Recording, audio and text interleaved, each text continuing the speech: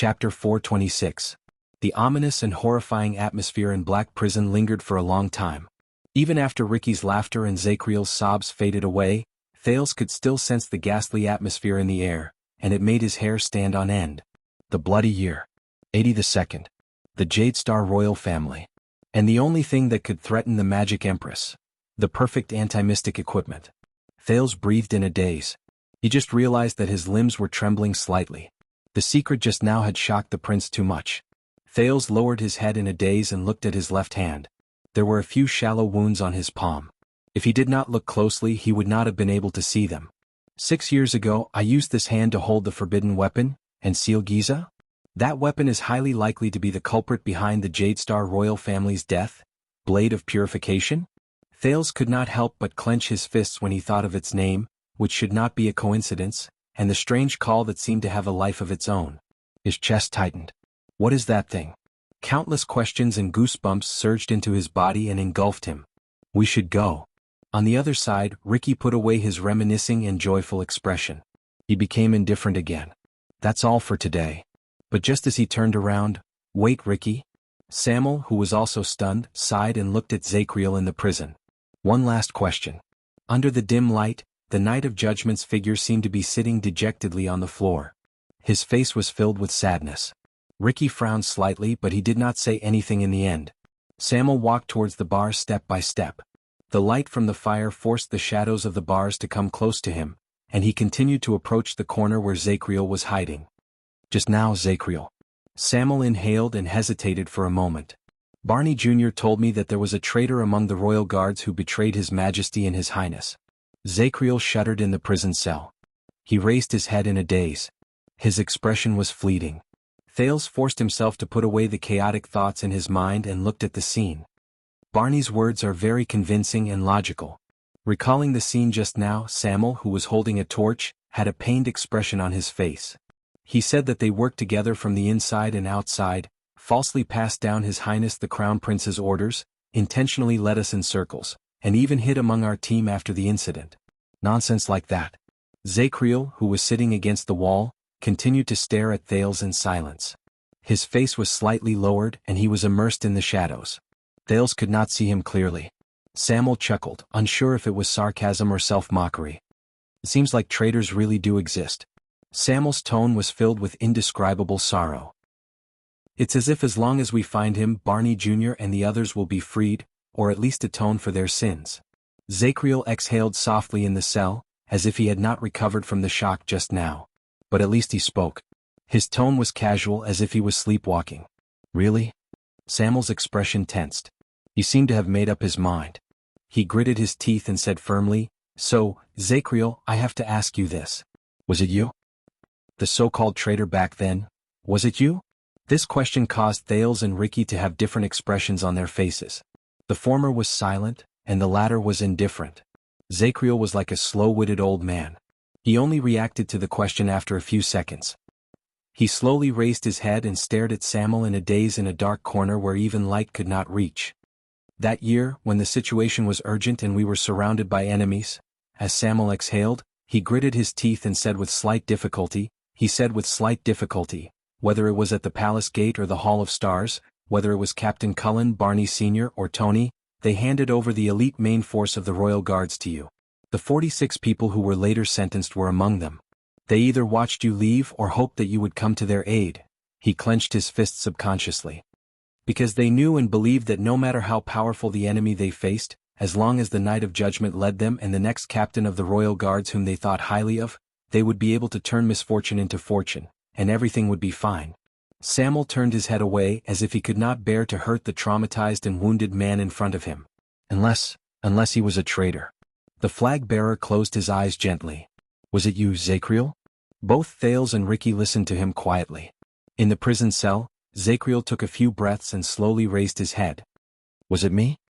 He repeated in a daze. His eyes were filled with bewilderment. Samuel opened his eyes slowly. Even though he could not bear it, his tone was still firm. Zacriel, you may not be good at forgery or spying, but you are the trusted aide of the Crown Prince's guards. You are also the best in combat, not to mention that you are also the chief flag-bearer. Zacriel twitched the corners of his lips with the ghost of a smile. Thales could not see the exact expression on his face due to the limited light. Was it me?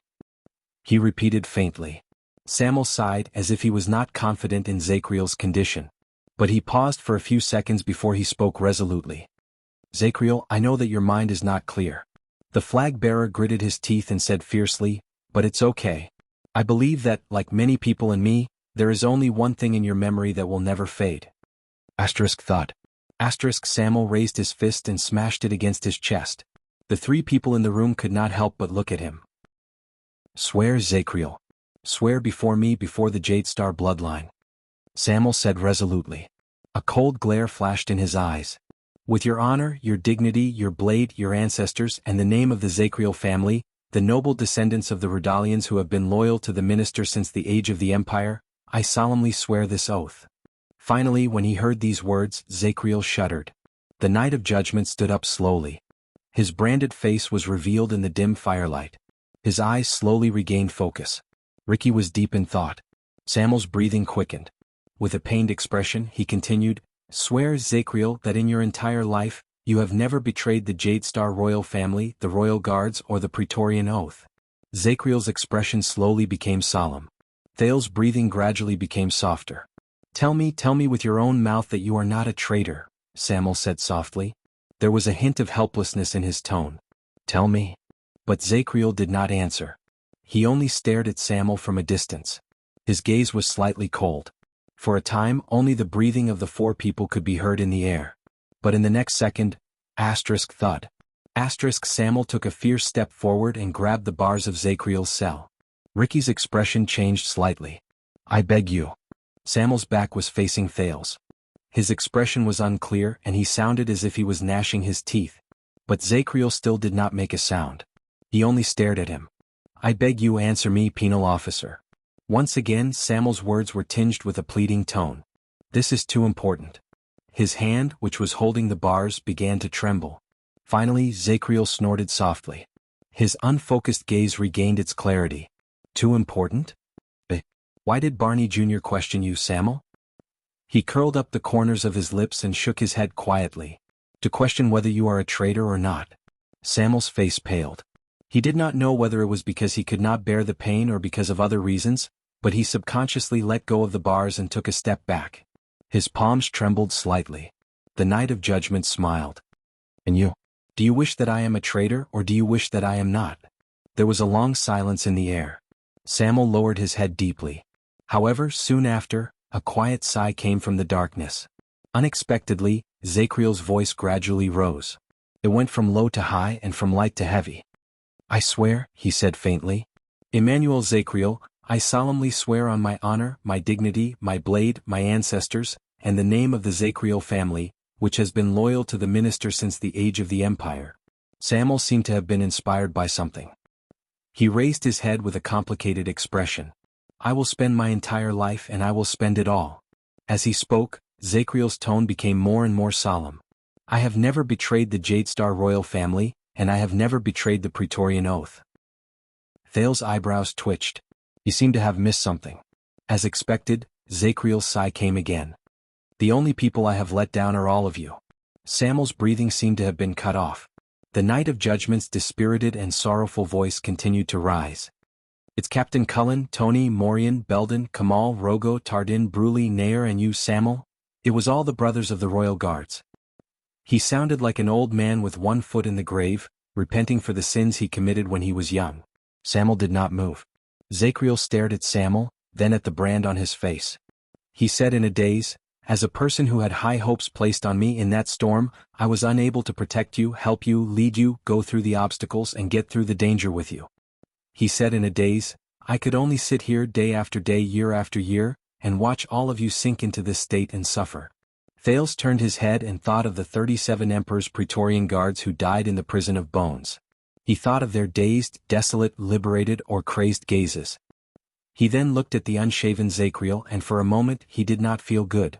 Zachriel closed his eyes gently and squeezed out the words he had kept in his heart for many years. I'm sorry. There was another period of silence. Samuel's expression did not change for a long time, but he slowly turned his head away. So, the traitor is not you. The flag-bearer trembled slightly. Or, the traitor has already died in prison.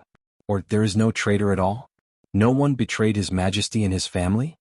Samuel turned his head around abruptly. There seemed to be a faint pleading tone in his voice.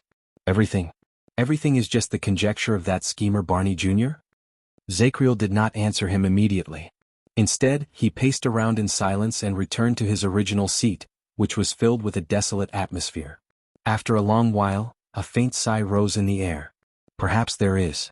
Samuel was slightly shocked. What? Zacriel leaned his head against the wall. His eyes seemed to have lost focus again. I think there should be traitors. When he said this, Samuel, Thales, and even Ricky's expressions changed. Then he continued speaking. But they are not just a certain person, nor are they a certain face or a certain name. Samuel frowned. What do you mean? Zacriel shook his head with a resigned and hollow smile. The brothers of the royal guards came from various noble families in the capital. He looked above him as if he saw the past there. The rhythm of his voice also rose and fell, but it was rhythmic. Barney, Belden, Samuel, Tardin, Zacriel. The old captain was even born in the Sun Sword and Shield, one of the 6 great clans. He was the younger brother of the guardian Duke of Eastern Sea. All of them have a very high sense of honor and responsibility, and even a sense of mission. They are proud of being constellations, proud of being descendants of the Empire, and see the kingdom as their eternal home and home. As he listened to the Night of Judgment's words, Samuel was lost in thought. But, Zacriel changed the topic. You heard what the man said just now. It's about the secret of the Dragon Breaker. His expression became sad and pained. It's about what happened in the past. The other 3 were stunned. Zacriel's breathing became irregular for a moment. A bitter expression flashed across his face, but it immediately turned into a light chuckle. Ha ha, no one spoke? Actually, there were signs of everything a long time ago. I knew it. I should have known it a long time ago. From the decree to restrict the power of the nobles, from the decree on trade, from His Majesty's wedding, from the advisors who frequently entered and exited the palace, from the meetings that were called from time to time, and from the vassals' increasingly intense appearances before the king, I should have seen that doubt was planted in the eyes of my brothers and others, and it was slowly sprouting. Samuel did not speak. Look at His Majesty's actions, look at the path he took, look at the battlefield he stood on, and look at the enemy he chose. The prisoner still looked at the ceiling with a complicated expression. His laughter was filled with bitterness and regret. Look at the future he stubbornly chose for the millions of people in Constellation. Thales listened to him quietly and imagined everything that the former 82nd had to face in that era. Zacriel exhaled hoarsely. When he remembered the blade of purification and the secret he just learned, Thales could not help but frown. Samuel turned his head away fiercely, as if he could not bear to listen any more. You and Barney Jr., both of you yearn to find that traitor so much, but I was thinking, if the so-called traitors you spoke of, if those people who had hopes and longed for Constellation's future, if they really knew something such as the Dragon Breaker, and were willing to accept the rebuke of their conscience, even if it went against the king's will, Zacriel stared blankly at the air. He was immersed in his own world, and his words became increasingly incoherent. If they can no longer distinguish between betrayal and loyalty, this is not impossible, right? Samuel was stunned. However, Zacriel continued to speak absent-mindedly. The problem is, Samuel, from what standpoint should we take to be able to rebuke them without hesitation? Is it the disdain of the loyal towards the traitors? Is it the rebuke of the loyal towards the disloyal? The air inside and outside the prison seemed to have frozen. The prisoners and the prison breakers tasted different kinds of bitterness in it. In the end, Samuel's expression changed as if he had been in a different world. I don't understand, he said faintly. Zacriel smiled. I don't understand either. The Night of Judgment seemed to have slowly recovered from his daze. He hugged his arms tightly and sank his face into the darkness. Go. You don't belong here and you don't have to be here. You are not the one who should be rebuked. Zacriel slowly extended his hand and pointed at the empty corner outside the prison cell again, as if there was really someone there. You are also not the one who should face him here. After what seemed like a long time, Samuel turned around laboriously, like a hibernating animal who had suddenly woken up. He no longer looked at the Night of Judgment. Samuel sucked in a deep breath, as if he wanted to swallow all the resentment and grievances he could not express into his chest. I told you. Ricky tapped his sword hilt lightly on the other side as if he did not care. Those who face the past will not find the answer. Finally, under Ricky's gaze, Samuel moved. He walked back the way he came, but no one knew whether it was regret or relief. He left Zakriel's prison cell behind. Thales stared at his back and frowned. "What are you waiting for, Your Highness?" Ricky chuckled as if he was calling a child to eat. "The show is over." Against his expectations, Thales did not follow him. Instead, he raised his eyes, which had become vigilant at some point in time, and stared at Ricky. "So this is your goal? This secret?" Thales bent down and picked up the extinguished torch from the ground. He stared at the substance that still had some warmth left on it. He could vaguely make out thin, flaky ashes. Ricky frowned in a barely noticeable manner. The prince slowly raised his head and exhaled softly as Samuel walked further and further away from him. And then? Samuel's footsteps stopped. He also noticed Thales' behavior. "And then we go home." Ricky sized up Thales coldly. He was not very satisfied with the latter's uncooperative behavior. "Unless you still want to drink and chat with Stake, the one who killed your uncle?" Thales sighed heavily. "So, this is the last step for these people." Perhaps it was just as he had guessed. There was another exit in the prison of bones, and he could completely avoid the surveillance of the camp. After that, he had nowhere else to go except under their claws. Thales took a deep breath and whispered to himself, "I'm ready. I'm ready." In the next second, the prince raised his head with a brilliant smile. "Hey, can we talk about this?" Thales looked at the torch, which only had a wooden stick left in his hand. He scratched his head in annoyance. "What I mean is, look, since you've already gotten what you want and I'm just a weak teenager." Ricky shook his head slightly and finished his sentence in an unquestionable manner. "It's also what we want." Thales froze. Ricky walked forward slowly, and there was a hint of threat in his voice. "It's even more than our original goal." Thales could not help but raise his eyebrows. He could not help but sigh and say, "But you know, neither the kingdom nor the secret intelligence department will let you leave the camp easily."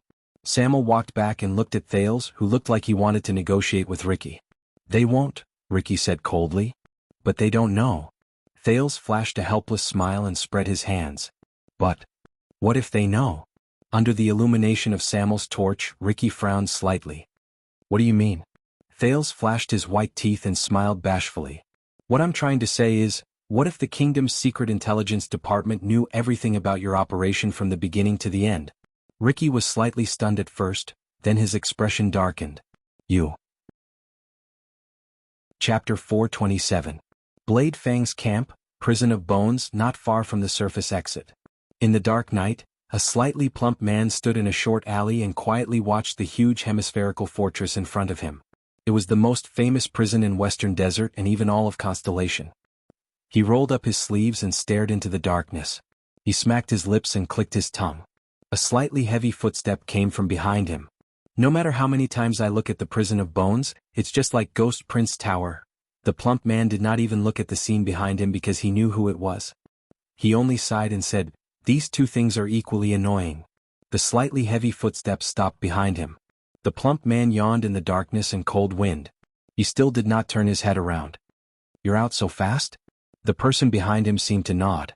A slightly rough voice traveled faintly. There was a hint of coldness and alienation in it. "Around 10 minutes ago, their security on the surface was lax."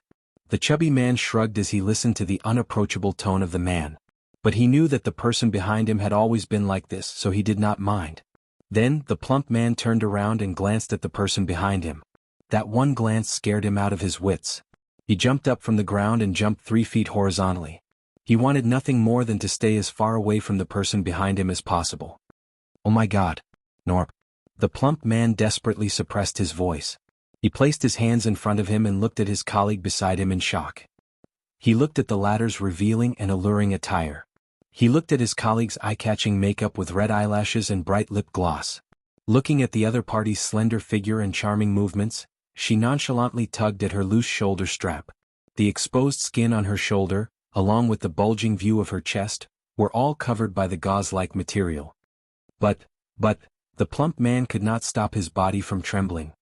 He pointed at Norb with a trembling finger. "I know this is a job requirement. I have to disguise myself and sneak into the crowd, but, he looked at his colleague in horror. "But do you have to dress up and act coquettishly like a prostitute who solicits customers on the streets?" Norb turned his head away, allowing his thin clothes to flutter in the cold wind, almost unable to cover his body. This made the slightly plump man shudder. Is there a problem? His tone was light. The slightly plump man forced himself not to look at him and forced a smile. Of course there's no problem except for one thing. The fatty sucked in a sharp breath and told the truth in pain. Your AF * King Burly, men. The man named Norb deliberately lowered his voice as he screamed in pain. He only glanced at his sturdy body that was covered by a thin veil.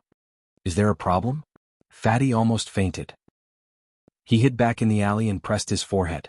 My God, Norb, do you know that the way you cross-dress is simply polluting the environment?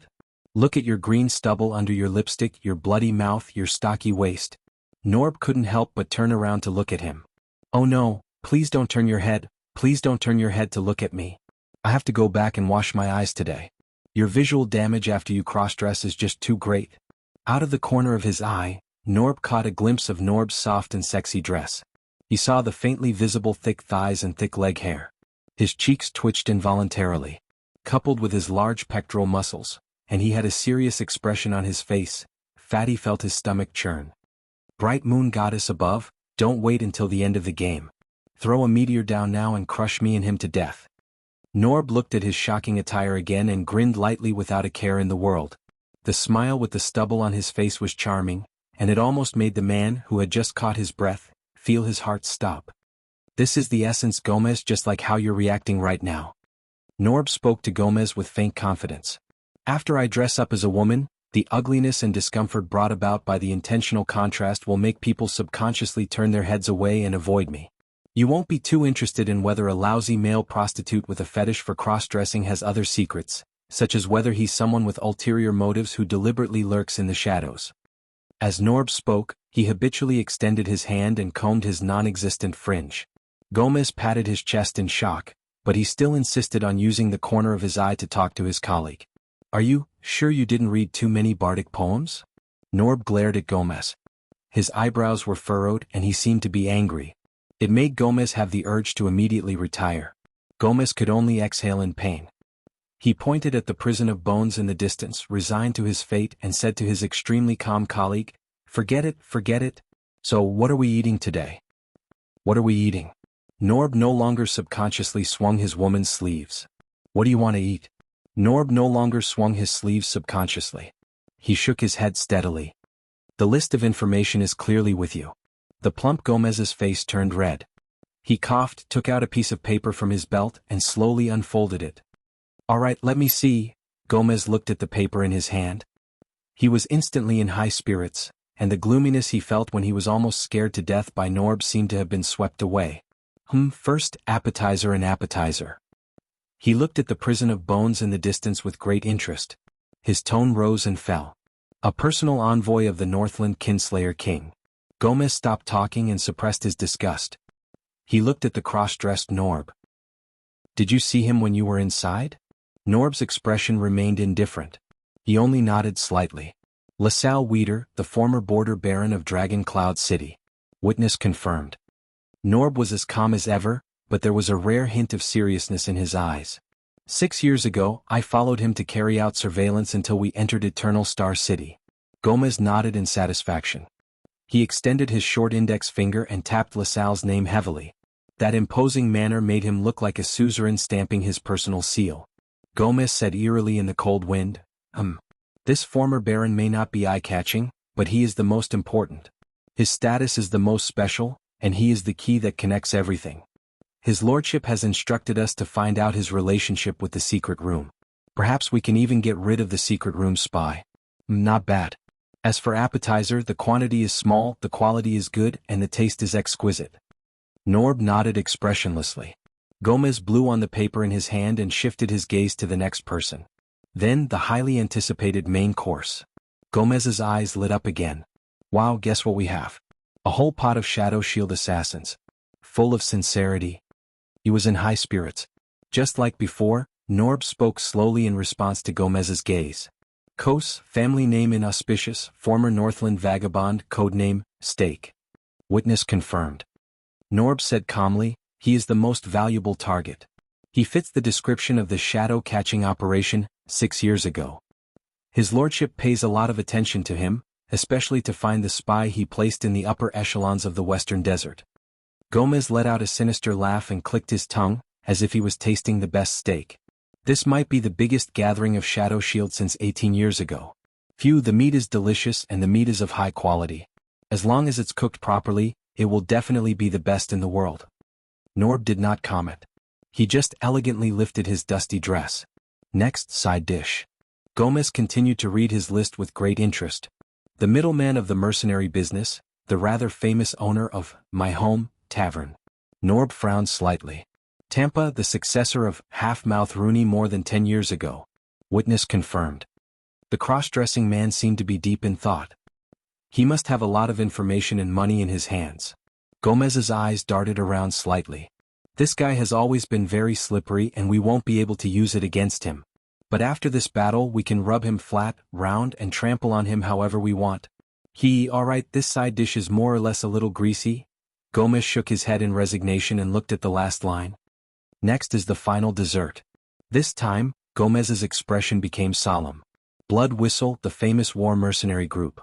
Norb's expression also darkened. Disaster Swords. Witness confirmed. Their leader doesn't seem to appear often, I can't recognize him, but one of them stayed in the same cell with me for half a day before he went down. His companion called him Joseph, and he seems to be a regular in the prison. I can't get any information out of him. The other one is Klein, who is stationed in Northland. The last one is suspected to be a fugitive from our kingdom for many years. He is the former vice flag bearer of the Royal Guards, Colin Samuel. When he heard this, Gomez's lips curled up. The surprise is always at the end, isn't it? Those enemies of the Tower of Eradication are suspected to have escaped after launching the attack on the Tower of Eradication. They are large enough to be on the battlefield. The Lord is very interested in what they obtained after they broke into the Tower of Eradication, and he is also very curious about why they entered the Prison of Bones. TSK. It lingers on the tip of my tongue and the aftertaste is endless. As a dessert, it's a perfect ending. He narrowed his eyes slightly and licked his lips, as if he was really enjoying the taste of the dessert. Norb looked at him and still did not say a word. Gomez rubbed his plump hands and put away the paper with an excited expression. He looked like a man who had just returned home after a busy day. So this is the menu for today. All of them are here. That sissy's people should be almost here as well. When are we going to take action, pull in the net, and eat? He looked at Norb, who was dressed as a woman, with hope in his eyes. He tried his best not to look at the latter's dress, which was fluttering in the wind, and the scenery that could be vaguely seen under the dress. No. But Norb only shook his head firmly. We are not going to take action. Gomez's smile froze. Say that again? The plump man seemed to be in disbelief. The prince is still inside, Norb said bluntly. We cannot take action. So what? It's just a prince. The plump man was very displeased at first, until he understood what Norb said. Gomez's expression changed. The prince? Wait, you mean the heir of the kingdom who came back from Northland? Norb did not say a word. He only nodded slightly. Gomez's lips opened and closed and he twitched soundlessly. The decoy and fake bait for our operation this time? That troublemaker who ruined countless of our plans, your highness? Norb nodded. Gomez looked as if he had seen something unclean. He raised his chubby, stubby hands and covered his mouth in horror. I can't. That's the Prison of Bones. How did he get involved? Was he caught for prostitution? Or did he sell his ass like you? The plump man stared at Norb in shock. He even forgot about the latter's clothes and dignified appearance. I wish I knew. Norb shook his head. But that's what Nameless told me. The plump man looked like he wanted to argue. The words were at the tip of his tongue but he could not say them. In the end he could only slap his own face. I'm really king? Do you know what this looks like? It's like when the appetizers, main dishes, side dishes and desserts are all served, and the guests are wiping their mouths and drinking wine while nodding in satisfaction. Then the child prodigy prince suddenly jumps out with a big plate of prawns with pungent sauce and smelly sauce. He says, surprise. Hey, there's still one more dish. Pinch your nose and eat it, idiot. Fatty Gomez waved his arms and legs as he cursed in a vivid and hateful manner. What a genius. He practically ruined the entire table of dishes. And the most coincidental thing is that we are that idiot. Gomez looked like he was about to break down. But Norb was unmoved. He only shook his head and said in a low voice, the situation inside is unclear. Acting rashly will only be a meaningless risk. Nameless is the only person who can act. We must wait.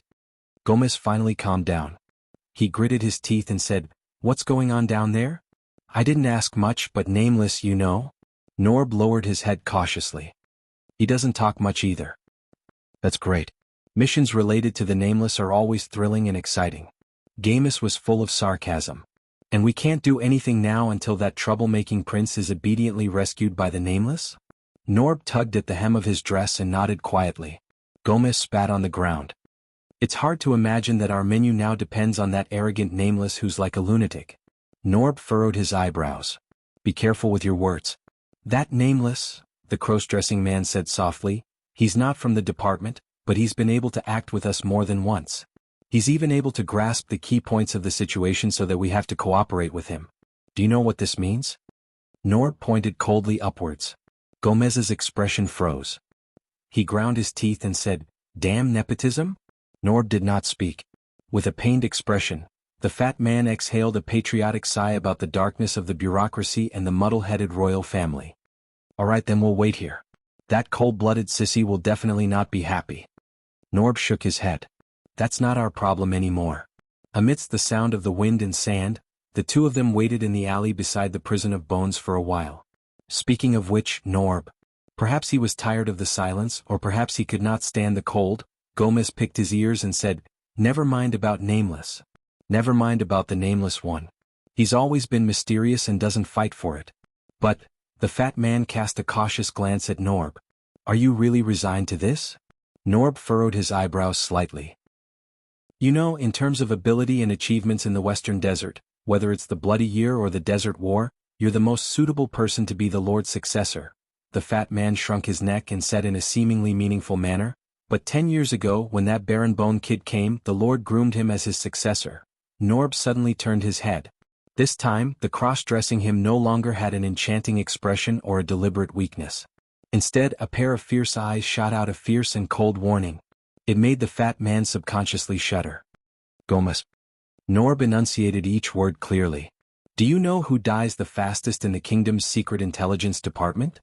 Gomez felt a chill run down his spine. Knowing that he had said the wrong thing, he replied hesitantly, Someone who talks too much?" Norb smiled coldly.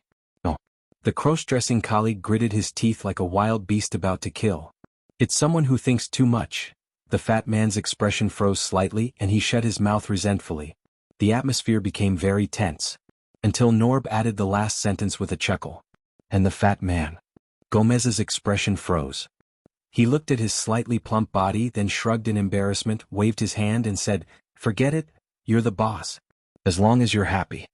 The two of them returned to their previous silence. They quietly stared at the dark horizon of the desert. After a while, "I say, Norb." "That." Norb turned his head around impatiently. The fat man's face was slightly red, and his expression was bashful. He coughed faintly. "Will you always wear female clothes in the future?" No one in the last level of Black Prison knew how all of this happened, including Samuel. In that fraction of a second, the former flag-bearer of the Royal Guards only saw a flash of darkness under the light of the fire. It gradually appeared in front of Ricky. It was as if the air had instantly turned into a piece of paper stained with ink, and the painter's creation was revealed. But this flash of darkness did not reveal a beautiful scene, much less a still life. It was a blade. Samuel really wanted to warn Ricky. Assassin.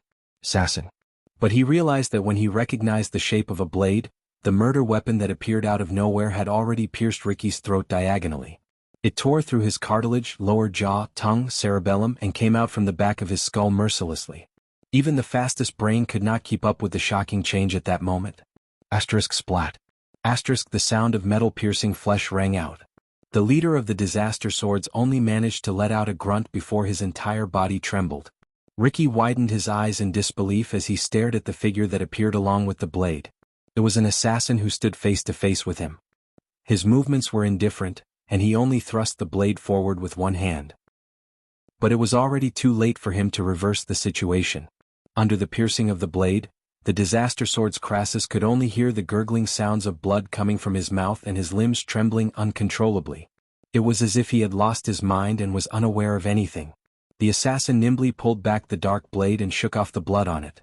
Thud. Ricky fell to his knees and his upper body fell to the ground. He convulsed and lost his life in a pool of blood that gushed out from his neck. His eyes were still open and he could not close them even if he died. Impossible. This was the next thought in Samuel's mind, which was almost completely blank. A person as powerful as Ricky. Shadow Shield's trick, how could it work? In the next moment, the assassin's figure disappeared again, like a piece of paper that was stained with water drying up in an instant. It was also in a fraction of a second that Samuel instinctively drew his sword. At the same time he was prepared to shout. Asterisk whoosh.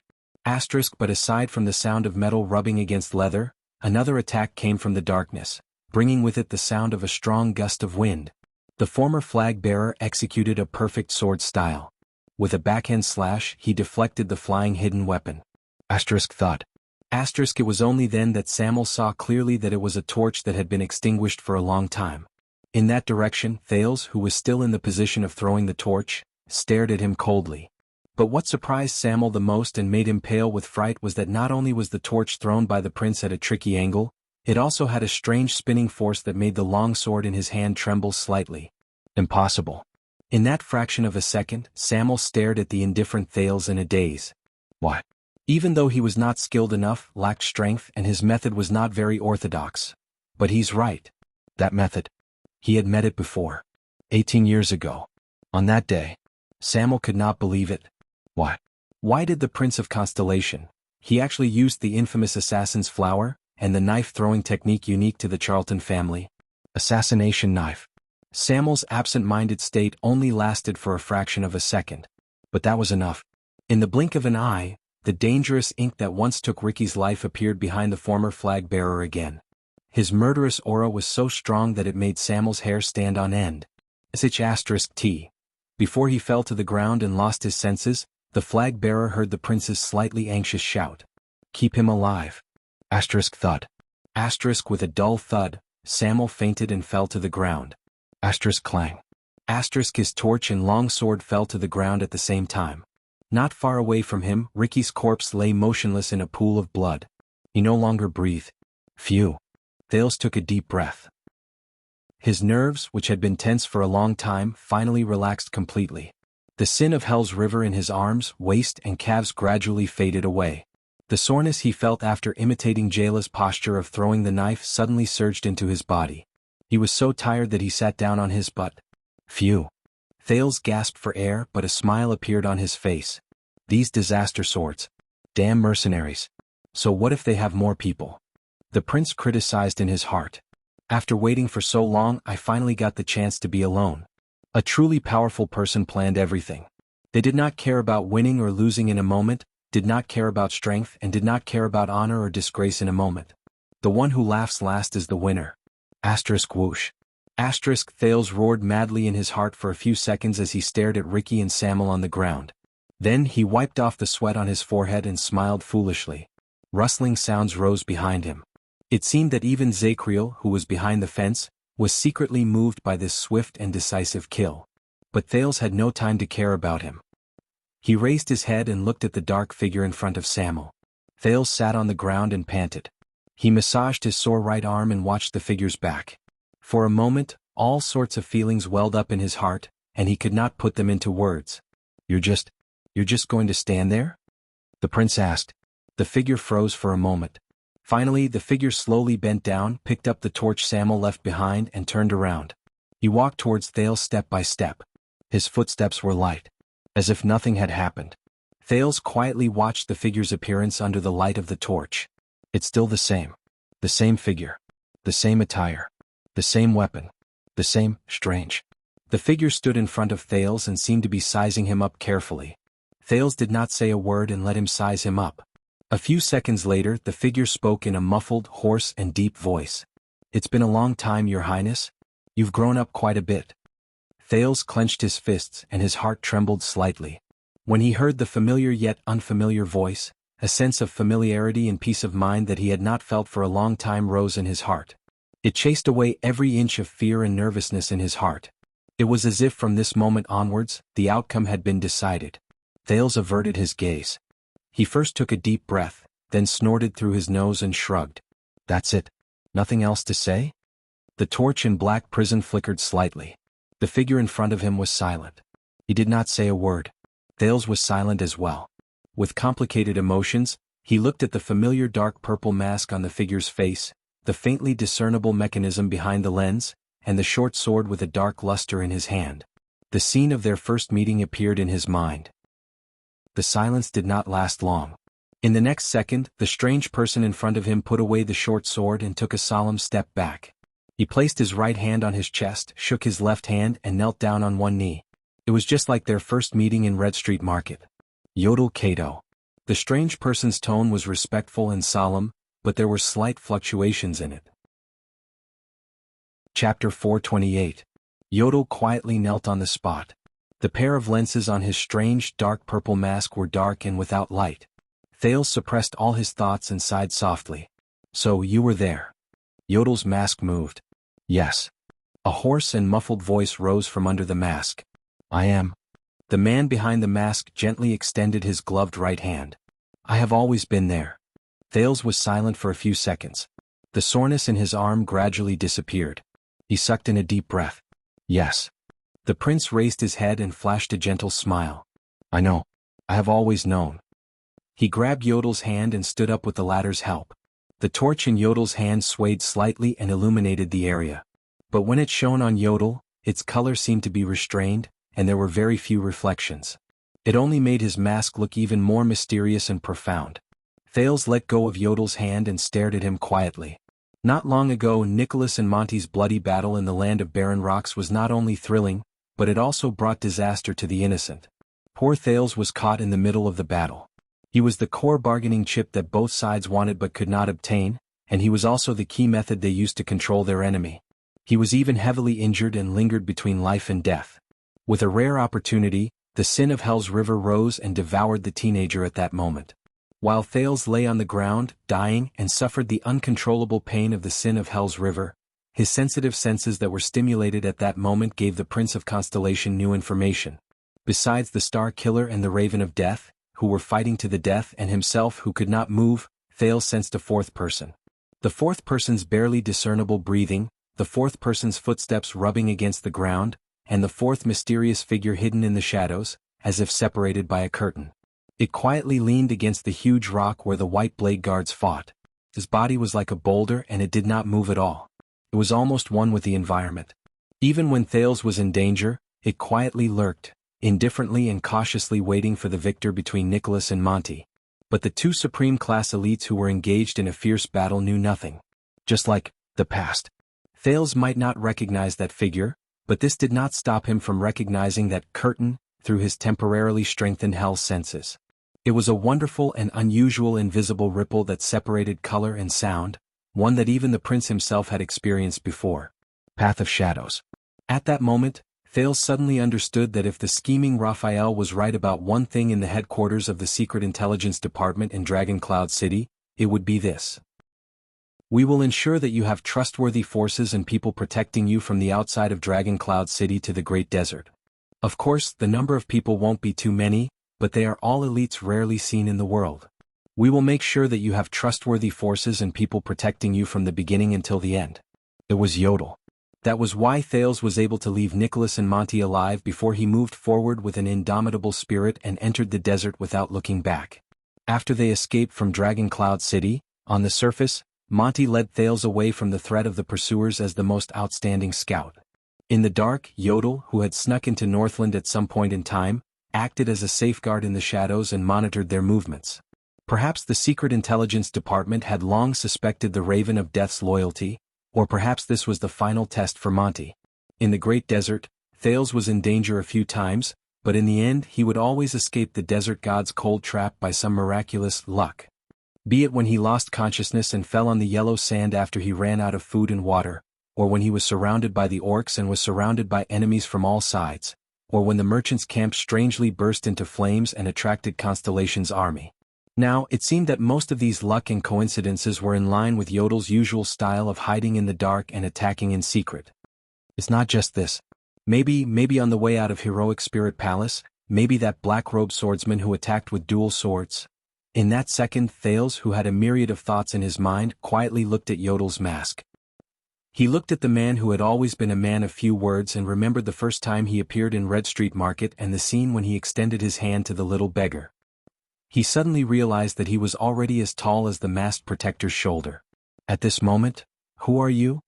A deep and drawn-out voice rose from the air. Thales subconsciously became vigilant, but he noticed that Yodel did not move. He only turned his head to look behind him. He looked at the prison cell shrouded in darkness. What a terrifying ability to hide yourself. Zakriel's voice, which sounded old and tired because he had gone through too much torture, came from the darkness. "Before you drew your sword, I didn't even feel anything strange." Thales frowned. He noticed that Yodel was a little too quiet. "But that mask," in the darkness, Zakriel said faintly, "I recognize that mask." "Mask?" Thales' eyebrows twitched. He quickly looked at Yodel and paid special attention to the strange, dark purple mask. It was the thing that had piqued his curiosity since the first time they met. Zakriel's cold laughter traveled into his ears. "Bright God's scheme is also one of the dowries of the Elf Queen. It's not without reason that it has been classified as a forbidden item in the royal treasury for 300 years. Bright God's scheme? What kind of name is that?" There were emotions in Zakriel's words that made Thales feel uneasy. Hiding, disguise, observation, insight, and even delayed damage. The prisoner in the prison said slowly, "It can give its owner too many benefits, almost as much as the price it demands." Price? Thales could not help but glance at Yodel again. But the latter only remained silent and did not say a word. "Who are you?" Zakriel seemed to be a little impatient. There was a hint of impatience in his voice. Even without looking at that mask, not everyone is qualified to control the supreme sword. The Secret Intelligence Department? Or the royal family? Just as Thales widened his eyes and wanted to remind them of their current situation, Yodel suddenly spoke. "I am just a nobody," the masked protector said faintly. The prisoner in the darkness was silent for a while. "No, you are not." His tone was firm. "You are not." The eyes behind the mask named Bright God's Scheme moved slightly. Zakriel let out a long sigh. He seemed to have thought of something. "I've said it before. A long time ago when I taught you unarmed combat in Renaissance Palace, I said it." There was an indescribable desolation in the words of the former watchman of the royal guards. "You are not suited to be a royal assassin." Thales saw the masked protector's body, which had not moved for a long time, sway after he said those words. Zakriel sighed and uttered an affectionate name. "Young Yodel." The scene seemed to have frozen in the air. Only the light from the fire continued to flicker. A few seconds later, Yodel slowly turned around. His hoarse voice rose laboriously. "Long time no see, sir." Thales looked around awkwardly. Obviously, this was a reunion that they had not met for a long time. "You should not have worn that mask." Zakriel did not listen to Yodel's words. There was a faint sadness in his voice. "You should not have."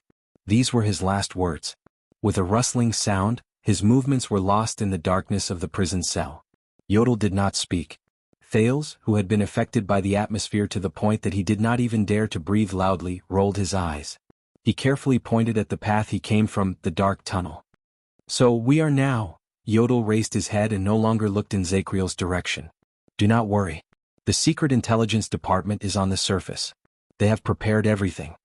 This time it was Thales' turn to frown slightly.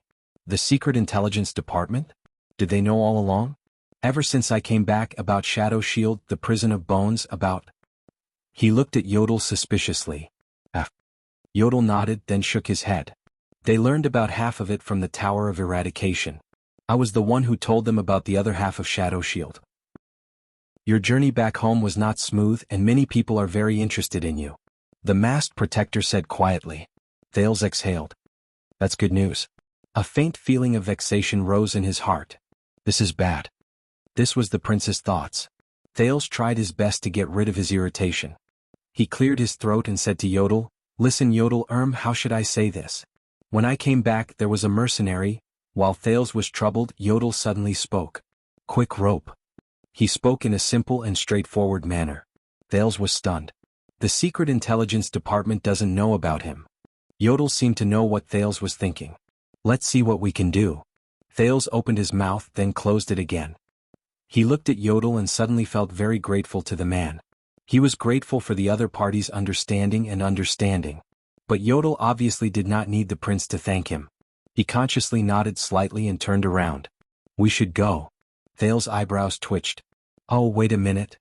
Under the prince's signal, Yodel held the torch and followed Thales to Ricky's fallen body. Thales looked at Ricky lying in a pool of blood. It was hard to imagine that just an hour ago in the tavern, this man had effortlessly taken him down. He's dead just like that. The leader of the disaster swords. The prince could only shake his head in resignation. He squatted down and pushed Ricky's body flat. Ricky's empty and lifeless eyes were revealed. Sorry to disturb you, Honorable Crassus. Excuse me, Honorable Crassus. Thales stared at Ricky's pale face with complicated emotions. He took out the dagger that had been confiscated from Ricky's bosom, waved it at the dead man and buckled it on his waist. He did not care whether Ricky could hear him. I believe this is mine. Yodel stared quietly at the sheathed dagger and watched the prince talk to a corpse. He remained silent. Thales searched Ricky's bosom again. His movements were skillful and he went straight to the point quickly and efficiently.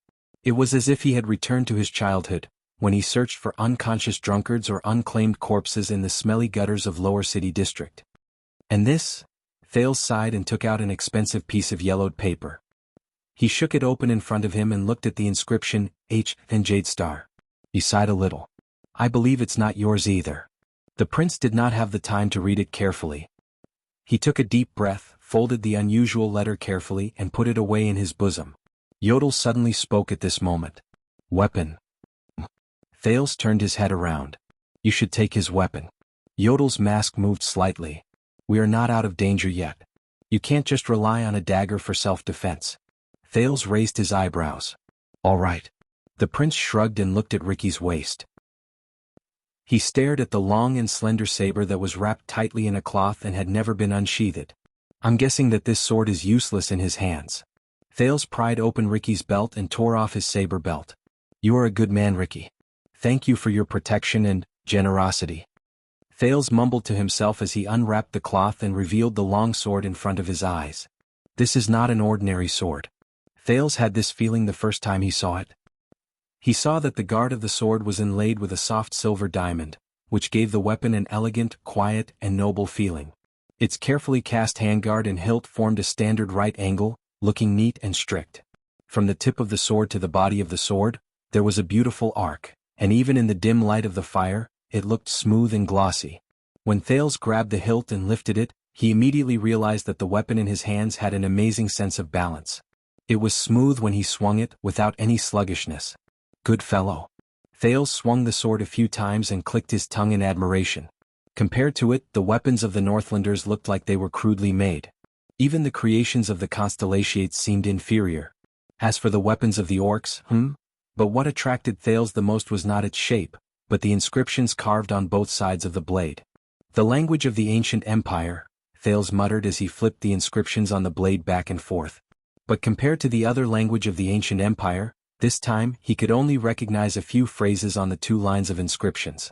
What do you mean by endless? Thales looked at the inscriptions, which were completely different from most written words, with a headache. What do you mean by eternal? My God. I really need to cram on Constellations culture. Thales shook his head and took out the last thing from Ricky's bosom. He only glanced at it before he casually tossed it to Yodel. Hey, take this. Will be useful. As for him, Thales glanced at the unconscious Samuel lying on the side. Remembering his sensitive and complicated identity, he sighed. Let the Secret Intelligence Department handle it. At this moment, Yodel's figure suddenly flashed. Asterisk whoosh, thud. Asterisk there was a swift sound. Before Thales could react, he was pushed to the ground. Hold him down. An anxious and angry shout rose from the passageway, don't hurt our target. Thales panted heavily. Leaning on Ricky's sword, he pulled Yodel's arm and stood up. With lingering fear, he looked at his original position. An arrow was nailed to the ground, and the tail of the arrow trembled slightly. But now was not the time to be glad. In the next second, a flash of sword light as fast as lightning came from the air. It met with another dark sword in the air. Asterisk clang. Asterisk a piercing sound rang in the air. Thales felt a burst in his eardrums. He was immediately pushed back by Yodel, and he took more than 10 steps back. The masked protector's figure flickered in the air many times. He tried his best to avoid the two subsequent attacks that were faster and fiercer than the first one. With a backflip, he landed in front of Thales. He looked more or less disheveled. When Thales saw the attacker who appeared out of nowhere, his heart tensed. This is bad. Klein, the middle-aged swordsman from Northland, stood coldly in front of them. He glared at Yodel with resentment, and the twilight longsword in his hand trembled non-stop. He was not the only one. Asterisk thud. Thud. Thud. Asterisk multiple footsteps rose from the other end of the passageway, and they swiftly approached the area. As a disaster sword, Joseph appeared at the entrance of the passageway. Behind him were more than a dozen fierce mercenaries. My God! Joseph put down the crossbow in his hand and stared at the scene in a daze. He stared at his leader, who lay in a pool of blood, and the unconscious Samuel. Like his companions, he was shocked. This, Ricky? No. From shock to indignation, from anger to hate, the disaster swords looked at Yodel and Thales, who were the only ones left. Thales gritted his teeth and clenched his fists. They're here too fast.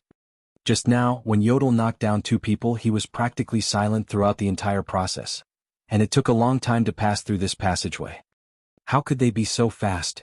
Encirclement formation. When he saw the situation clearly, Klein shouted. His face was full of anger. The disaster swords spread out in a semicircle. Their gazes were fierce, but they carefully surrounded the prince and the protector. Thales subconsciously raised Ricky's sword in the face of countless hateful and murderous gazes. Yodel bent his knees slightly, and the supreme sword in his hand was switched to a reverse grip. Ricky was right. Klein stared at the leader's corpse on the ground with hatred, then at the special longsword in Thales' hand. He was right. In the end, he raised Twilight and pointed it at Yodel, the masked protector. As expected, you sneaky bastard. You've been following us in the dark and causing trouble. Thales thought of something. He knows. He stared at the leader of the disaster swords on the ground in disbelief. Ricky knows? Klein spat hatefully. He was extremely indignant. Of course he knows. The middle-aged swordsman from Northland said coldly. Just now, when we were facing off against Shadow Shield, you were the one who launched the sneak attack and started the fight, right? You wanted to see both sides suffer and benefit from it. Yodel did not say anything. Klein gritted his teeth and said, Ricky has been suspicious since then. The battle started too quickly, too suddenly, and we were caught off guard. It doesn't seem like Stake's style of coercion and temptation. Thales understood something and his face turned pale. That means? So Ricky deliberately withdrew his men and brought me here. The prince stared at Ricky's corpse in a daze, then at the empty hall. Just to lure out this rat who secretly caused destruction. Joseph coldly threw away his crossbow and pulled out two strangely shaped hand axes from his back. An expert assassin who lurks in the dark, and even has the ability to hide his body. All the disaster swords stared fiercely at Yodel. The only thing Ricky did not expect was that this rat who hid himself had the ability to kill him. Klein stared at Ricky's corpse on the ground. His eyes were filled with hatred. He didn't even have time to send out the ambush signal. Thales stared at Yodel with an unpleasant expression. But he could only see the dark purple mask. Did you know the one wearing the mask? Klein's long sword trembled slightly. Thales could see the power of eradication gathering in his body, bursting forth along with his anger. I promise you will pay for this. The disaster swords got into formation, and the hall was filled with murderous intent. Thales immediately felt a headache coming on. Yodel slowly raised his head. His faint voice came from under the mask. I know. I knew from the beginning. In the next moment, the torch in Yodel's hand was extinguished and fell to the ground. The masked protector disappeared without a trace like morning dew. He instantly disappeared from everyone's sight. It was incredibly strange. He's invisible again. The disaster swords were obviously very experienced. They were not confused by the scene in front of them. Klein roared. Don't use your eyes, use your power of eradication to feel that murderous intent. At that moment, Thales' hair stood on end with his hell senses. He felt the dozen or so disaster swords in front of him lift their swords and prepare for battle. Their power of eradication spread out from their bodies. They were all different. Some gathered in a certain place, some surged endlessly, some ignited a rhythm, and some grew endlessly. But all of them were turbulent, ruthless, and crazy. Even Thales felt an inexplicable pain when he looked at them from afar. They were very different from ordinary people. Take down the small one first. No matter what trick it is, if he wants to attack, he must first show himself and show his murderous intent. Klein calmly ordered. He had the mercenaries surround the exit and pay attention to every corner. Klein observed his surroundings and said coldly, the moment he shows himself, he will die. The moment he shows himself, he will die. Thales's eyelids twitched. He instantly felt that something was wrong. 18. Thales slowly retreated and counted the enemies in front of him. He moved his lips and whispered to the empty air, 18 of them. There are also a few elites who are not inferior to Ricky. Can you do it? A unique hoarse voice rose quietly in the air. It was the same as 6 years ago. They have numbers, a formation, and are prepared. They also know of my existence. If I break through them head-on, Thales's heart sank when he heard what Yodel meant. I am not the kingdom's wrath, Yodel said dejectedly. Before him, the disaster swords were wary of their surroundings. They closed in on Thales step by step. So the answer is no. Thales was very dejected. He frowned, but he could only brace himself and think of a way. All right, then I will try, but Yodel's words continued to travel into his ears and interrupted him. But someone can. Thales was stunned. Huh? Someone can? In the next second, the wind howled. Thought. One of the mercenaries holding a torch stumbled back, the torch falling from his hand and crashing into the wall along with an incoming rock.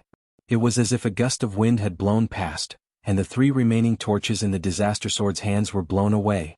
Over there. Klein shouted angrily. His sword flashed like a bolt of lightning. Thales only had time to see Yodel's figure flash in the air. Their weapons clashed against each other. Clang. The masked protector's ghostly figure forced one person back. Then he retreated pathetically under the pincer attack of 3 people. After he dodged countless enemies, he rolled, but his back was pressed against the stone pillar in the hall. He had nowhere to retreat. Surround him and kill him. Klein's murderous voice was merciless. But in the next moment, Yodel's figure disappeared from the stone pillar again. Bang. A heavy hammer smashed against the stone pillar where the masked protector had disappeared, and stone chips flew everywhere. CK. Joseph cursed, having failed at the last moment. The disaster swords calmly turned their heads around, got into formation and waited for another chance. But a few seconds later, crack. A strange sound traveled into the air not too far away. The disaster swords were stunned. Klein frowned and turned his head around. What's going on? But right after that, another disaster sword discovered the enemy's tracks and shouted a reminder to them. Over there. The mercenaries turned their heads and found Yodel's figure by the wall behind the hall. Kill him. Joseph roared and charged forward with his men. For weapons were drawn at the same time, forcing Yodel to be flustered. But Klein saw more. He saw the masked, dark and strange person put his left hand on the wall and gently let go of a ring. Ring? Beside the ring was an iron plate with words carved on it. Klein's expression changed. He instinctively turned his head and saw a familiar emblem on the stone pillar where Yodel had disappeared. That eye. The eye that leads to omniscience. At some point in time, the long crystal green key that originally belonged to Ricky was inserted firmly in the center of the emblem. No, that was Klein's first thought. In the next moment, rough metal scraping against metal and the clear sound of machinery rang out continuously. Crack, crack, crack. The disaster swords were so shocked that their movements became chaotic, allowing Yodel to escape from the encirclement again. He hid in the shadows and even knocked away a torch. Crack, crack. The noisy and piercing sound of machinery rang out for a few seconds, tormenting everyone's ears. Thud. Then, with a muffled sound, it disappeared abruptly. It was as if the blade of an axe on a guillotine had gone through the friction of death and blood. With a loud bang, it fell to the ground. Klein and Joseph turned their heads around in shock. Under the barely illuminated light of the last torch, they looked at the back of the hall. It disappeared. Klein's eyes were wide open as he stared at the infamous black prison cell. It disappeared. At some point in time, the mysterious bars that isolated and tortured the prisoners in the dark cell at the back of the hall, they were gone. Only dozens of round holes were left on the ground, telling them where they had gone. Only the quiet darkness behind them served as a foil to the eerie silence. Oh no, Klein blurted out subconsciously. He did not even have time to care about Yodel's whereabouts. As they stared at the ominous darkness that was supposed to be separated by the mysterious bars, the disaster swords instinctively retreated and gathered together. They looked at each other at a loss. Many of them felt an inexplicable uneasiness in their hearts. A second later, a long and distant sound of inhaling could be heard slowly from the deathly silent darkness that no one knew about. The sound was a little heavy and the breathing was a little hurried. It was as if a person who had not breathed for a long time had just breathed in for the first time. Even the dim light from the fire flickered slightly. At that moment, the mercenaries who were immersed in the strange power of eradication felt their skin crawl, and their hair stood on end. Their powers of eradication went berserk at the same time, like restless animals. How? Stay steady. Klein gritted his teeth and shouted, "Formation!" Under the surging power of eradication, the mercenaries had to restrain themselves with all their might. They suppressed their uncontrollable anger and the inexplicable panic that attacked them. Then they looked at the mysterious darkness. The sound of exhaling rose again in the darkness. Compared to before, the aura this time was much more dull and steady. Whoosh, it was also a little boring. Rustling sounds came from the darkness. Beads of sweat rolled down Klein's forehead. He gripped the hilt of his sword tightly and suppressed the touch of greed that was operating madly in his body. He was on guard against the unknown darkness in front of him. What's going on? He knew that there were not many situations that could make the disaster sword's power of eradication go berserk. And that is, at that moment, a dull and ordinary male voice traveled faintly from the darkness. "I really should shave." His accent was pure and there was sadness in his voice. Puzzled and terrified, the disaster swords looked at each other at a loss. Their breathing quickened. Klein's eyelids twitched a little. The moment he heard the voice, he suddenly had an illusion. It was as if a terrifying beast had just woken up from its hibernation in the darkness in front of him. It exhaled its first languid and unhappy breath. Klein gripped the sword in his hand even tighter. He swallowed hard. So, the dull male voice rose again. This time there was a little more life in it and there was even a hint of a smile in it. "Do you have a razor?" Asterisk thud. Asterisk with a muffled sound, the only torch in the hall was extinguished. The light disappeared before their eyes. The entire hall, including the 18 disaster swords, sank into dead silence and deep darkness. Chapter 429. It had been a long time since Thales experienced this feeling. Gray. White. He walked in a grayish-white world. From the ground to the walls, from the gravel and waste wood to the sand and dust, even the air shone with a faint white light, as if the darkness around him had been swept away. There were no other colors. His surroundings were very quiet. Faint shouts traveled into his ears, as if the people in the water had heard the shouts from the shore. Just like another grayish-white world. The teenager was a little dazed. That's not right. His vision was a little shaky and unstable. Occasionally he saw double images. The dazed Thales shook his head desperately. He propped his long sword against the gray ground to dispel the faint dizziness. He wanted to regain his sense of direction. He felt a grip on his right arm. A gloved palm covered in ripples clasped Thales' arm. "Focus." Yodel's voice traveled into his ears and brought him forward. "The path of shadows reflects reality. They sometimes overlap but never overlap. We walk through this place like drifting in the sea. Sometimes we float on the surface and sometimes we sink to the bottom. You have to distinguish reality from illusion. You can't get lost here." Thales staggered along the way. He was dragged forward by Yodel, the only thing in this world that had a normal color. He tried his best not to look at the grayish-white scene around him. This is bad. He took a few deep breaths and felt that the air that entered his lungs was a little unreal. Thales watched in shock as he walked out of the grayish-white hall and into the grayish-white tunnel. He watched as Yodel carefully avoided the disaster swords who had also turned into grayish-white figures. But no one noticed them. The teenager turned his head around. "We're just going to leave like this. You're not going to help him, but Zakriel?" Thales panted. He felt as if his words were echoing faintly, as if he was in a dream. "Subduing the enemy is not my task." Yodel shook his head and held Thales tightly. His purple mask created a series of overlapping images against the grayish-white background. "To me you are the most important." In the grayish-white world, they sped up, walked out of the tunnel and arrived at the stone steps. A few mercenaries who were stationed there seemed to have received some sort of signal. They hurried in the direction they came from and brushed past the two normal-colored people. "Don't touch them." Yodel's hint was simple. One of them seemed to have sensed something. With his grayish-white skin, he turned his head around warily. His gaze swept past Thales and Yodel. Thales did not even dare to breathe loudly. He only followed Yodel's footsteps and moved, trying his best to avoid the other people's sleeves. A few tenths of a second later, the mercenary shook his head, dispelled his guard and followed after his companion. Thales breathed a sigh of relief. "But Zakriel?" The teenager looked worriedly at the road behind him. He's been locked up for more than 10 years. Let's not talk about his mental state, but his stamina, strength, and reflexes have all declined. Yodel still shook his head. He was a man of few words. It won't affect his fighting. Really? Thales frowned and exhaled. He's only one person. He has to face 18 of them, maybe even more. Yodel did not seem to care about this question at all. He just kept moving forward. He will find a way. Suppressing the faint dizziness, Thales fell silent. However, Yodel suddenly spoke. We can't go around it. We need to reveal ourselves for a while. Thales was stunned. What?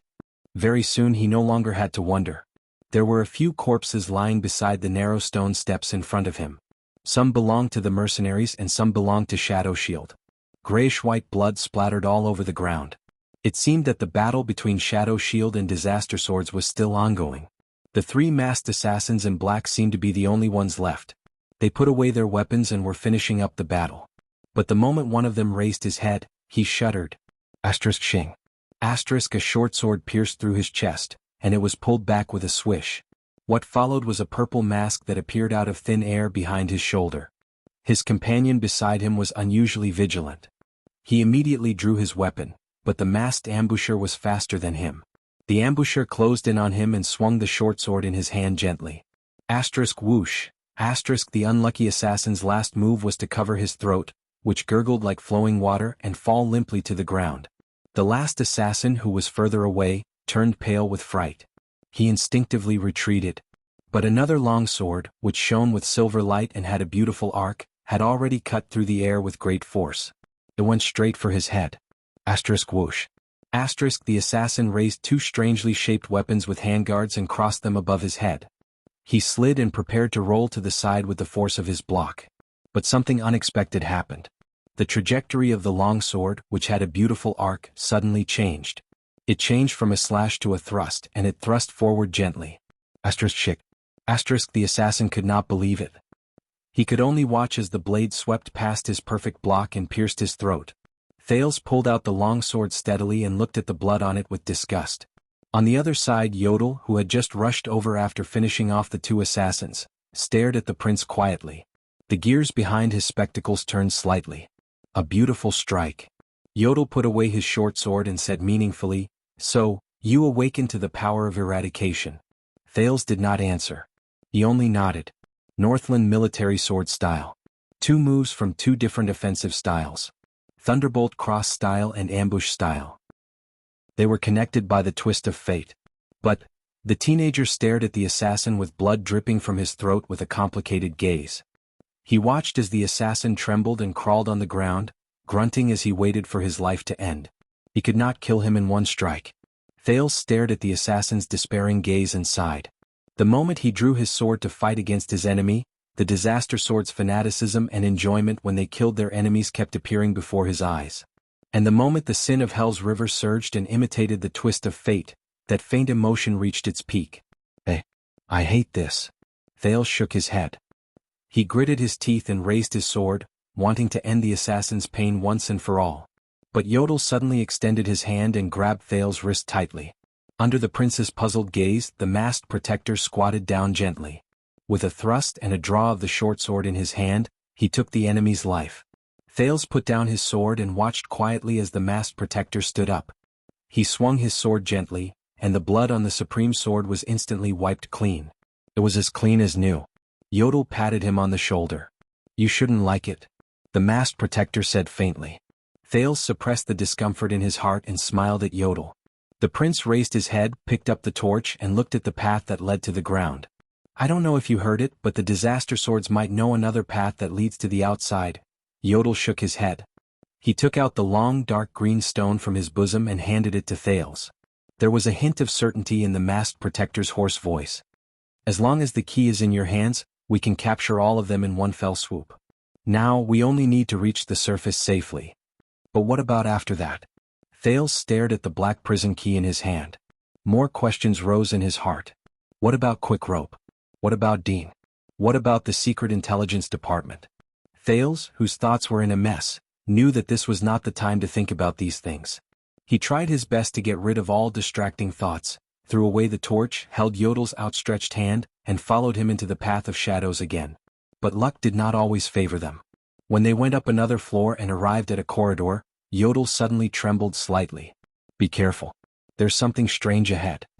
Before the prince could react, the masked protector quickly let go of Thales' arm.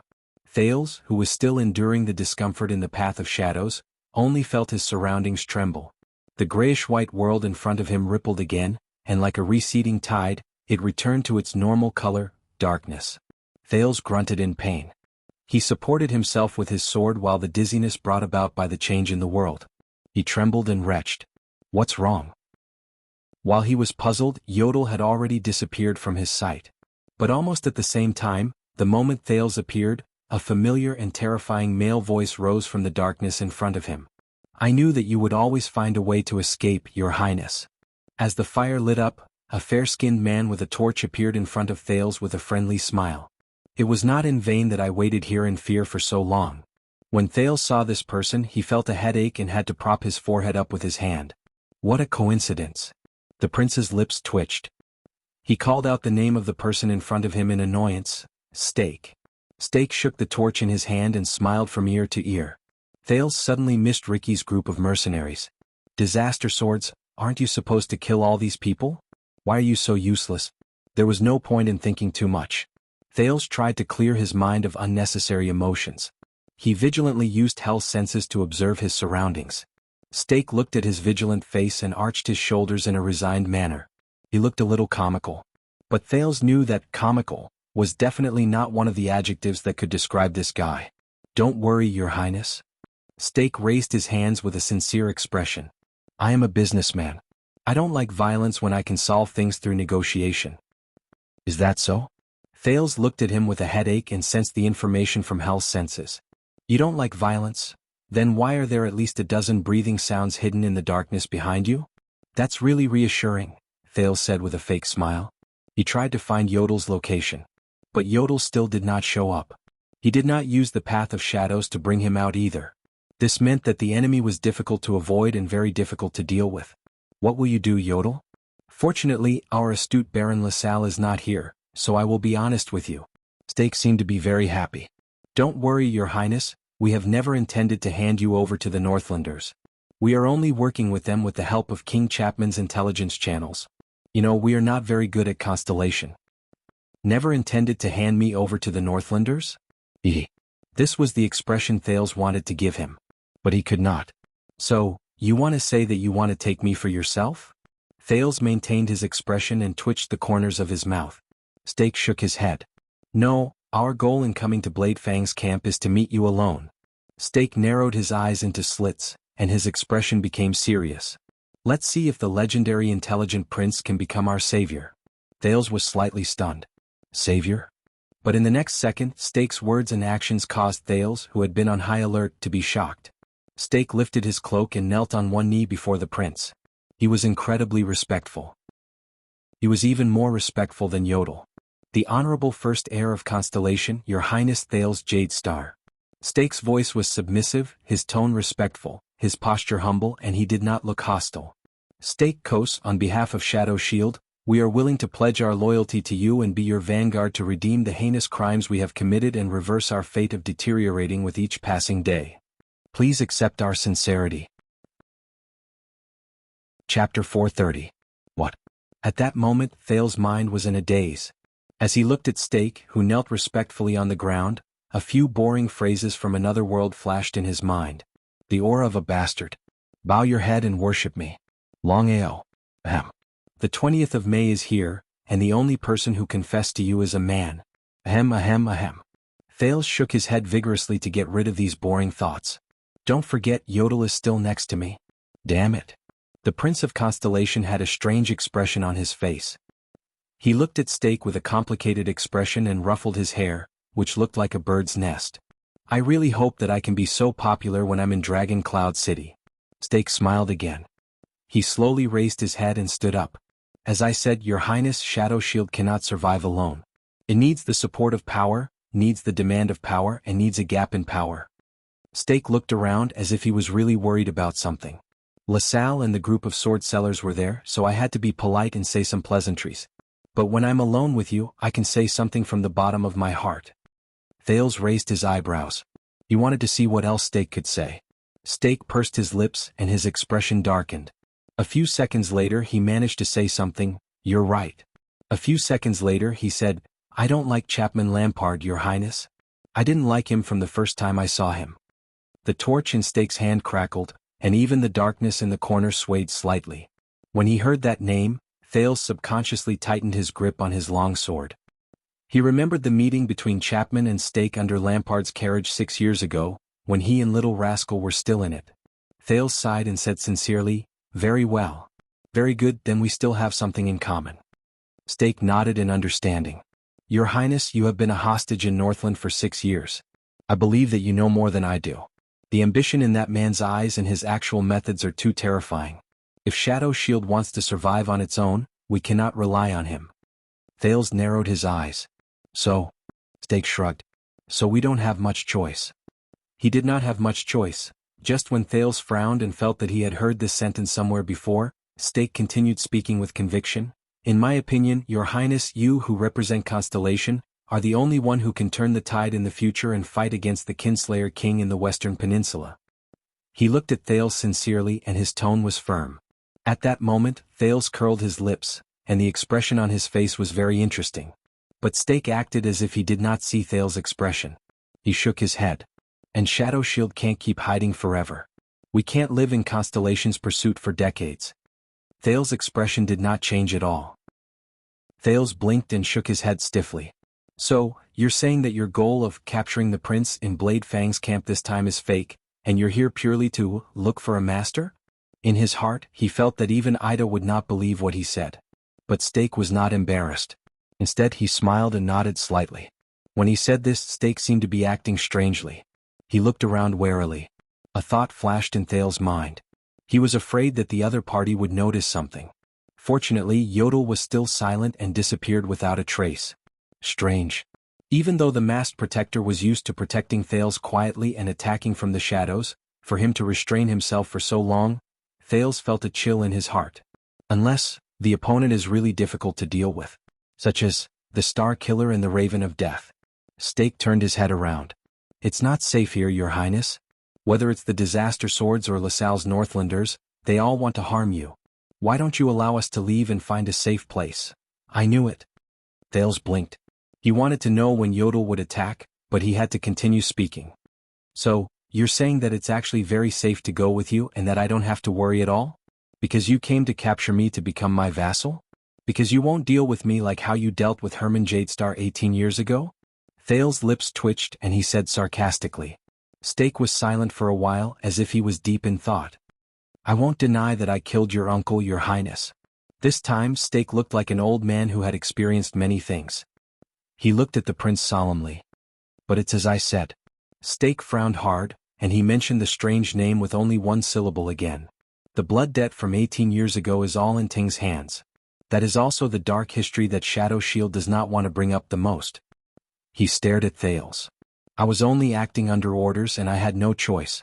You are destined to become a king, and you must have the magnanimity to match it. Compared to the real culprit behind the scenes, there is no need for you to hate an unthinking blade and a sword without its own will." Thales rolled his eyes. He did not speak for a few seconds. The letter he stuffed in front of his chest seemed to have become a little heavier. "Acting under orders and I had no choice? So you don't have to bear the blame." Thales chuckled and shook his head while clicking his tongue. He seemed to have sensed something. "You are a soldier who obeyed orders from the country, so you had no choice but to slaughter unarmed civilians, and you don't have to bear the blame. You are an official who represents the ruler, so you had no choice but to carry out evil policies that bring harm to the people, and you don't have to bear the blame. You are a petty official who was hired by someone, so you had no choice but to follow orders and exploit your subordinates, and you don't have to bear the blame either. It's as if you can always find the main body at the top, be it the country, the king, the employer, or even the tradition of the system. You seem to be able to throw all the blame on it, as if everything can be solved as long as you can find the source of everything." Thales spat in disdain. "This is one of the excuses I despise the most." Stake was slightly speechless. Unfortunately, there has never been an unthinking blade in human society, and there has never been a masterless sword. Thales said coldly, Regardless of whether they are aware of it or not, whether they admit it or not, whether they accept it or not, everyone has to pay the price for what they have done. There is no escape. There is no Jesus in the world who has suffered for others. Stake frowned slightly. He was slightly puzzled. But he still let go of his doubts and sighed. Of course I am guilty and I do not intend to run away from it. On the contrary, I am now trying my best to make up for it, whether it is by pledging loyalty to you or changing the fate of Shadow Shield. His voice became a little low. Thales sneered. Make up for it? Loyalty? Oh. Stake bowed respectfully. Come with me, Your Highness. We can talk about many things and share a lot of information. There was a sharp glint in his eyes. Including the secret from that year, the secret that Ting hid from everyone for 18 years, the secret that caused the Jadestar royal family to suffer misfortune. Thales frowned. Similarly, we will show you our value. Stake raised his head, and a rare hint of steel appeared on his cold face. Since 18 years ago, the conflict between the royal family of Constellation and the great nobles has become increasingly intense. The Iron Hand King's ruthless and violent methods have exacerbated this situation. I believe that your path to being crowned king will not be smooth. Because of this, as the heir, you need a sharp blade that no one knows about. If there is no such thing as a masterless sword in this world, then let us become a sword that is willing and has a master. Let us become that blade in the darkness. Stake slowly pressed his hand against his chest. His words seemed to burn with boundless flames. To protect your crown. The future Supreme King of Constellation, Your Majesty Thales I. He said in a loud and clear voice. Thales felt his eyelids twitch. A few seconds later, the teenager exhaled and shook his head with the ghost of a smile. I can't believe it. Only 6 years ago you tried to assassinate me under the fortress. Thales rubbed the hilt of his sword and could not help but laugh.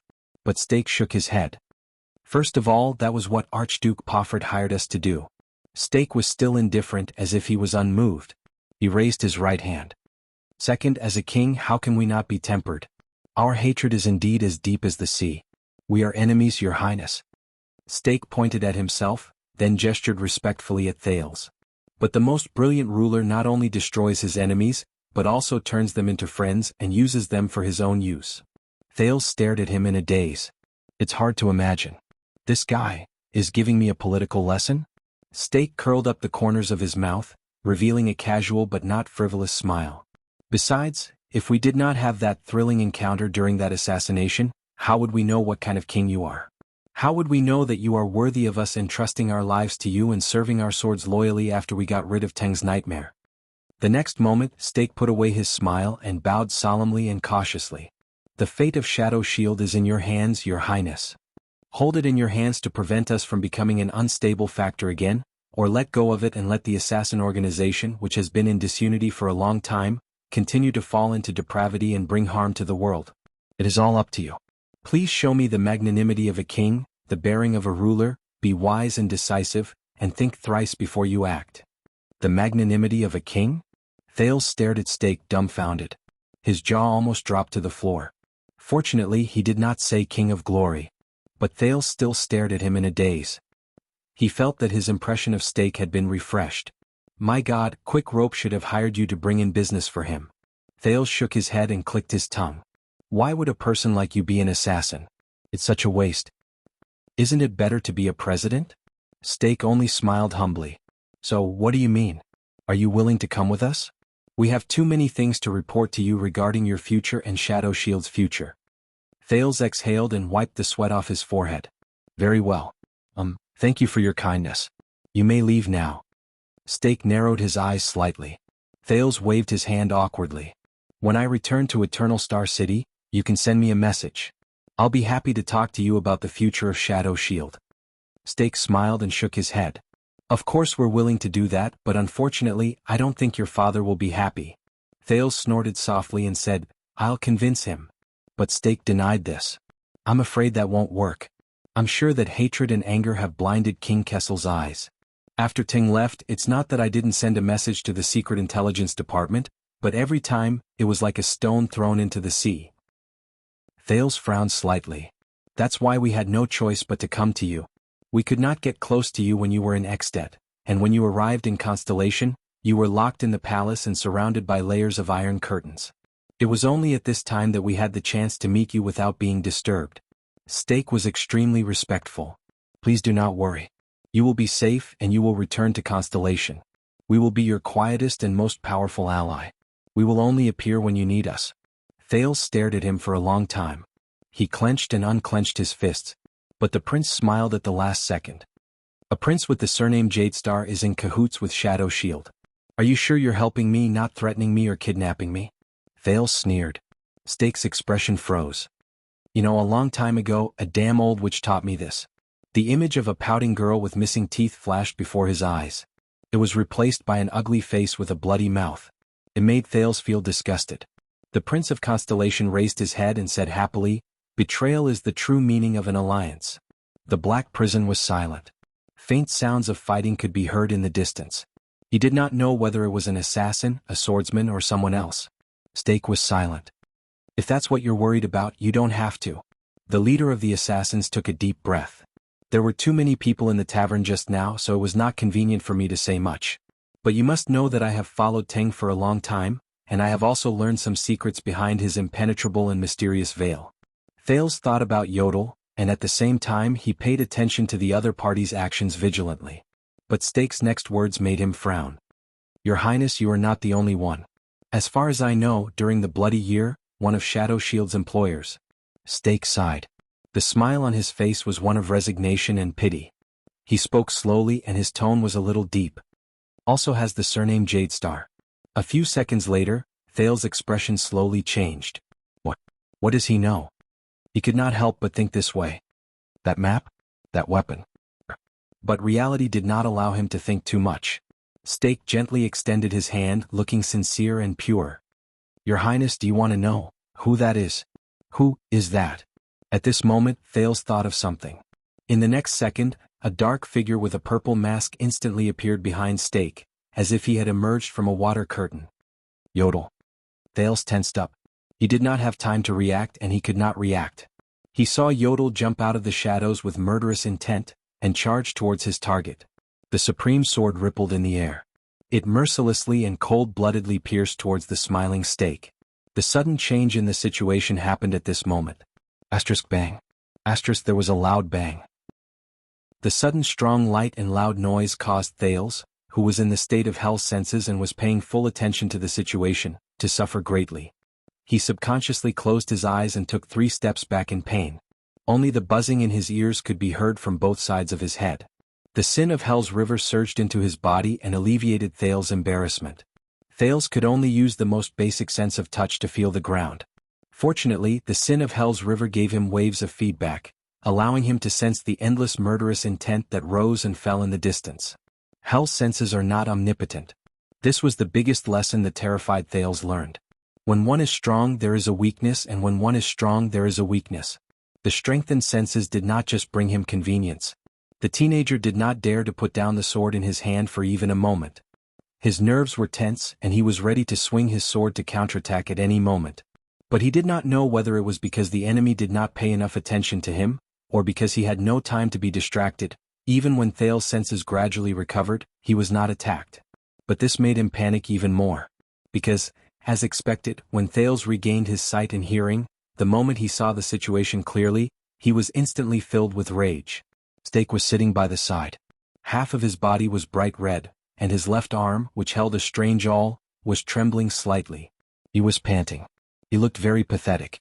There were 2 assassins lying dead beside him. Both of them had their throats slit. But the most important thing was that the masked Yodel stood in front of them. He held the supreme sword tightly in his hand, but he no longer had the strength to move forward. His limbs were stretched taut, and each of them was entangled inch by a strange metal chain with barbs on it. From his joints to his tendons, the barbs pierced into his flesh and bound the masked protector tightly. The other end of the chain was held tightly by 4 different Shadow Shield assassins. Their gazes were cold and they had great teamwork. They did not loosen their grip at all. Thales felt a chill in his heart. Yodel's limbs trembled slightly. He tried his best to fight back and held the supreme sword in a reverse grip, but because of the angle he could not cause any damage to the chain. Shit. Thales' heart clenched. His grip on the sword hilt became stiffer. You know, those in our line of work are inexplicably sensitive to our peers, where to hide, when to attack, who to target, what route to take. Stake's voice rose faintly. The leader of the assassins struggled to get up from the ground. He wiped off his cold sweat as if he still had lingering fear from the dangerous situation just now. But I really did not think that one day I would be able to use this experience to save my life. Steak first looked at Thales, then at Yodel, who could not move. He patted the dust off his body. He stared at the masked protector, who was restrained. He composed his expression and revealed a sincere smile that he had not shown for a long time. We finally waited for you. It was so scary. Chapter 431. Thales could not believe his eyes. Yodel, who always hid in the dark and always killed, captured? The shadow shields behind Steak lit up 2 torches and illuminated the small corridor. Even though his expression could not be seen through the mask, Yodel's struggles became weaker. His body faded a few times as he withstood the pulling force from all 4 directions. He tried to enter the path of shadows, but under the strength of the chains, his attempts failed repeatedly, and he was forced to show himself. Lurking, provoking, and profiting. You really had a good time down there, my dear colleague? Steak seemed to breathe a sigh of relief. He put on a slightly ferocious smile and looked at the masked guest, who was invited by the chain. Perhaps you feel that it's a pity that we didn't fulfill your wish of fighting to the death against the disaster swords because of the strange provocation? Yodel did not answer in the dark and dreary black prison. His dark purple mask was facing Steak, who was at least 5 steps away. His silence made Steak frown slightly. This is bad. Thales forced himself to calm down. He gritted his teeth, bent his knees slightly, and raised the silver diamond longsword in his hand so that it was at eye level. There were not many two-handed sword styles in the Northland military sword style. Most of them were used to launch desperate counterattacks after their shields were broken. But now, he held the sword with both hands and looked at the chain-controlled messenger closest to him. I just need to force one of them to retreat. Thales called out to the sin of Hell's river that filled his feet. He was ready to exert his strength. No. The sharp-eyed Steak did not miss this scene. He raised his eyebrows, raised his index finger at Thales in an amiable manner, and shook it slightly. If it were me, I wouldn't have done that. Steak shook his head. His smile was still polite. Your Highness. As he spoke, he pushed the awl in his hand forward gently and pointed at Yodel's throat. This action made the anxious Thales stop in his tracks. After all, you have a precious body. Steak shook the weapon in his hand, and the smile on his lips grew wider. There was a hidden meaning in his words. If you are injured, I cannot afford it. Damn it. As he watched Steak's smug and confident smile, Thales took a deep breath and put down the longsword in the air. He had no choice but to give up on the idea of breaking through the encirclement. He tried his best to get rid of his irrational thoughts and desperately tried to think of a way to help Yodel out of his predicament. Yodel struggled with his right arm again. The tip of the supreme sword pierced one of the links on the chain, but the assassin holding the chain immediately exerted force in the opposite direction. The angle was tricky and it crushed the masked protector's intentions. You've said so much nonsense. Thales looked at Yodel, who was fighting against the 4 people. He felt troubled. Just to lure him out? Steak clicked his tongue and shook his head. It's not all nonsense, Your Highness. The leader of the assassins bowed as politely as before, but Thales could no longer sense the respect in his words just now. Please believe in my sincerity. It was as if he had grasped the last move on the chessboard. Calm down, Thales. Calm down. The prince took a deep breath and listened to Steak's direction with hell's senses. The 4 people who were wrestling with Yodel were breathing unsteadily as they continued to consume their energy. The 2 assassins behind Steak rested quietly and were recovering their strength. Steak's left arm was still trembling slightly. It seemed that he was not completely unscathed after he fought against Yodel.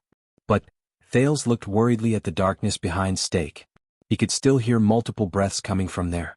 His greatest support was suddenly gone, and he could not fight against many people alone to save the hostages. What should I do? How can I? He looked at Yodel, who was trapped in great difficulty. He caressed Ricky's silver diamond longsword and felt its almost perfect balance, but he knew that he was in the most unbalanced situation he had ever been in. Steak seemed to have completely recovered from the sudden attack. He took a few steps to the side and sized up Yodel, who was bound tightly. He clicked his tongue. 6 years ago, 2 of my teams accepted Val Arun's commission and went south to the land of Constellation, a place they had not dared to set foot in for many years. He sighed softly and narrowed his eyes as he looked at Yodel. In the end, after a failed assassination attempt in a carriage, and the subsequent encirclement by the Secret Intelligence Department, Only 2 sentries returned alive. When he heard this, Thales was slightly stunned. 6 years ago. Valorund. Assassination attempt in a carriage? Wouldn't that be? Stake snorted coldly. He swiped the awl in his hand across Yodel's mask. What a coincidence. In their description there was also a similar mask. Then, who are you? Yodel still did not speak, but Thales saw that the barbs on the chain that bound Yodel's arm had started to bleed, and the latter's struggles were getting weaker. But the masked protector shook his head slightly. Stake, who did not get a response from his target for a long time, curled up the corners of his lips. I can tell that you are not an eloquent speaker. Damn it. Thales' breathing became faster and faster. He raised the long sword in his hand a few times. Yodel still did not speak, as if someone had used an iron brand to cover his mouth. Under the dim firelight, the familiar yet unfamiliar dark purple mask looked simple and monotonous. The assassin leader finally gave up on trying to communicate with the strange masked protector. Maybe he's a mute. Now, the uncertain factors that affect our communication have been resolved. Stake slowly turned his head and suddenly looked at Thales. Can you come with us, Your Highness? He still had that amiable smile on his face. He stood among the group of assassins with their faces covered, stood in the impenetrable darkness, and extended his hand to Thales from afar. But the prince only felt a chill run down his spine. We can get along and we will work well together. As he stared at Stake's palm, Thales furrowed his eyebrows so tightly that his teeth were about to shatter. He swung his hands and the long sword drew an arc in the air. He was getting used to the characteristics of this weapon. Ambushing my protector is not a good sign for cooperation. Stake lowered his palm and said with a smile, I think so. After all, he did not hesitate when he swung his sword at me.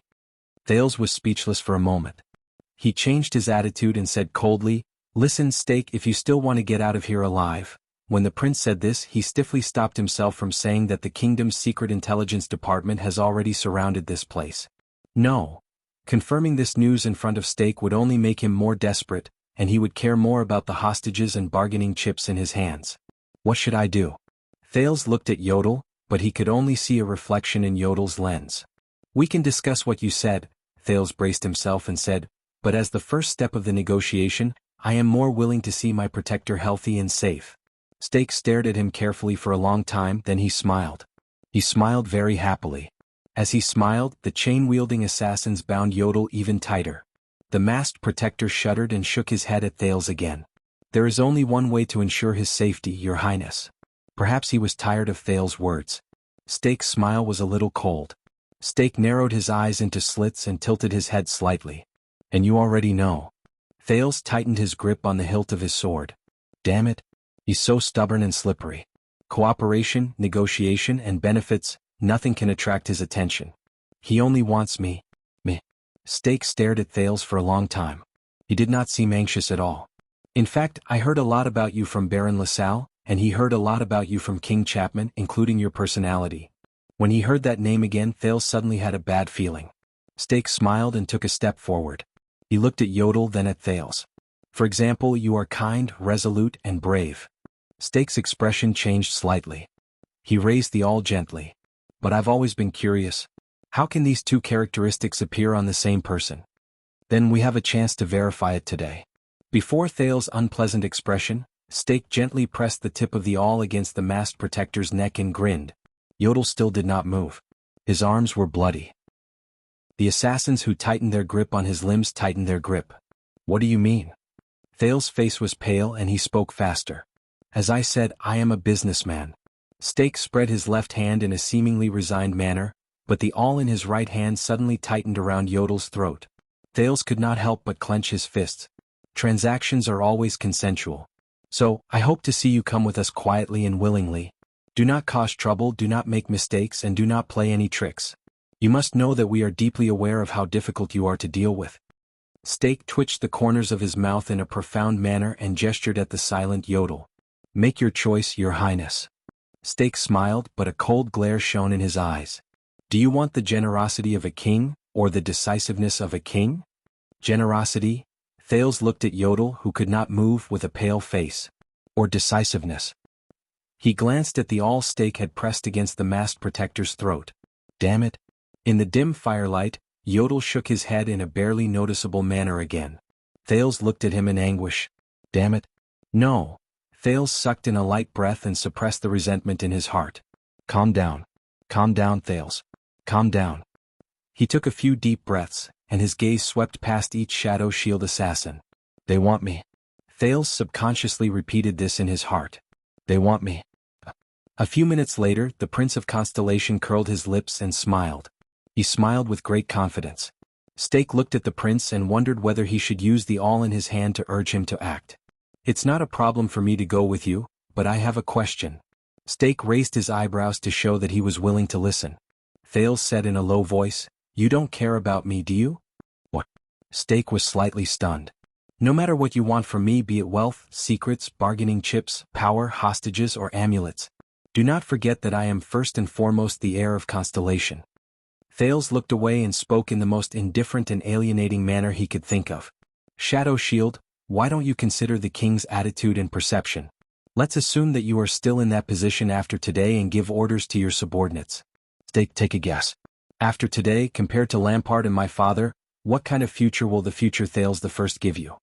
Stake's expression changed slightly, and his expression slowly turned cold. Asterisk whoosh. Asterisk the prince coldly raised his long sword and pointed it at Stake. What kind of future will Constellation give you in the decades I am on the throne? If you really value me, then you will not use the life of a guard to threaten me, Thales said coldly with a tough attitude, but you still did it. Maybe it's because you don't care. Stake narrowed his eyes slightly. Your Highness, but Thales spoke very quickly and interrupted him. The prince said calmly and steadily, There is only one explanation for this. Perhaps you are not afraid of killing him, of angering me, and of the possible consequences. Every word he said made Stake frown even tighter. Thales looked at the incredibly disheveled Yodel from a distance. In his mind, the scene of him carrying the wounded and dying Thales as he moved through the roofs, alleys, sentry towers, and city walls of Eternal Star City appeared in his mind. He subconsciously clenched his fists. Perhaps being loyal to me and working with me was a lie, Thales said with a cold smile. Because when you came to me under the guise of flattery, you did not intend to let me ascend the throne at all. You did not want me to be crowned and become a king to cause trouble for you, right? Perhaps, after you took me away and used me, you intended to kill me. As he listened to Thales' words, Stake's expression became even more unpleasant. At that moment, Yodel's mask moved slightly, and the reflection of fire flashed through the holes of the lenses. From the looks of it, I have no choice at all. Thales gritted his teeth and raised his long sword. Once you kill him, it will prove your stance. For my future, for my throne, I can only fight to the death, and I will not rest until I bleed to death. He stared at each assassin with determination and coldness. Am I right? Black Prison suddenly became very quiet. Only the indistinct sounds of fighting could be heard in the distance. Yodel struggled again, but Stakes all pressed against him, making him unable to move. Stake stared at Thales. It was as if he was getting to know him for the first time. A few seconds passed. Stake finally took a deep breath and tried to force a smile. Your Highness, we do not have to be in such a deadlock, but Thales interrupted him again. But you have a choice. Unexpectedly, the Prince of Constellation, who had a frosty expression just a moment ago, now smiled. What I said just now was just a hypothesis, Stake, a hypothesis that once you kill him, Stake frowned again. But I guess you are not the kind of person who is willing to walk down Ting's old path until the very end, Stake. So, if you want to prove your sincerity, prove that you are useful to me, and that I do not need to fight to the death, you might as well start now. Stake stared at him and his expression froze. Thales put away his aggressive expression just now and raised a finger seriously. There is only one way to ensure your future. Thales lowered his sword and extended his palm towards Yodel. His gaze never left Stake. And you already know, Stake.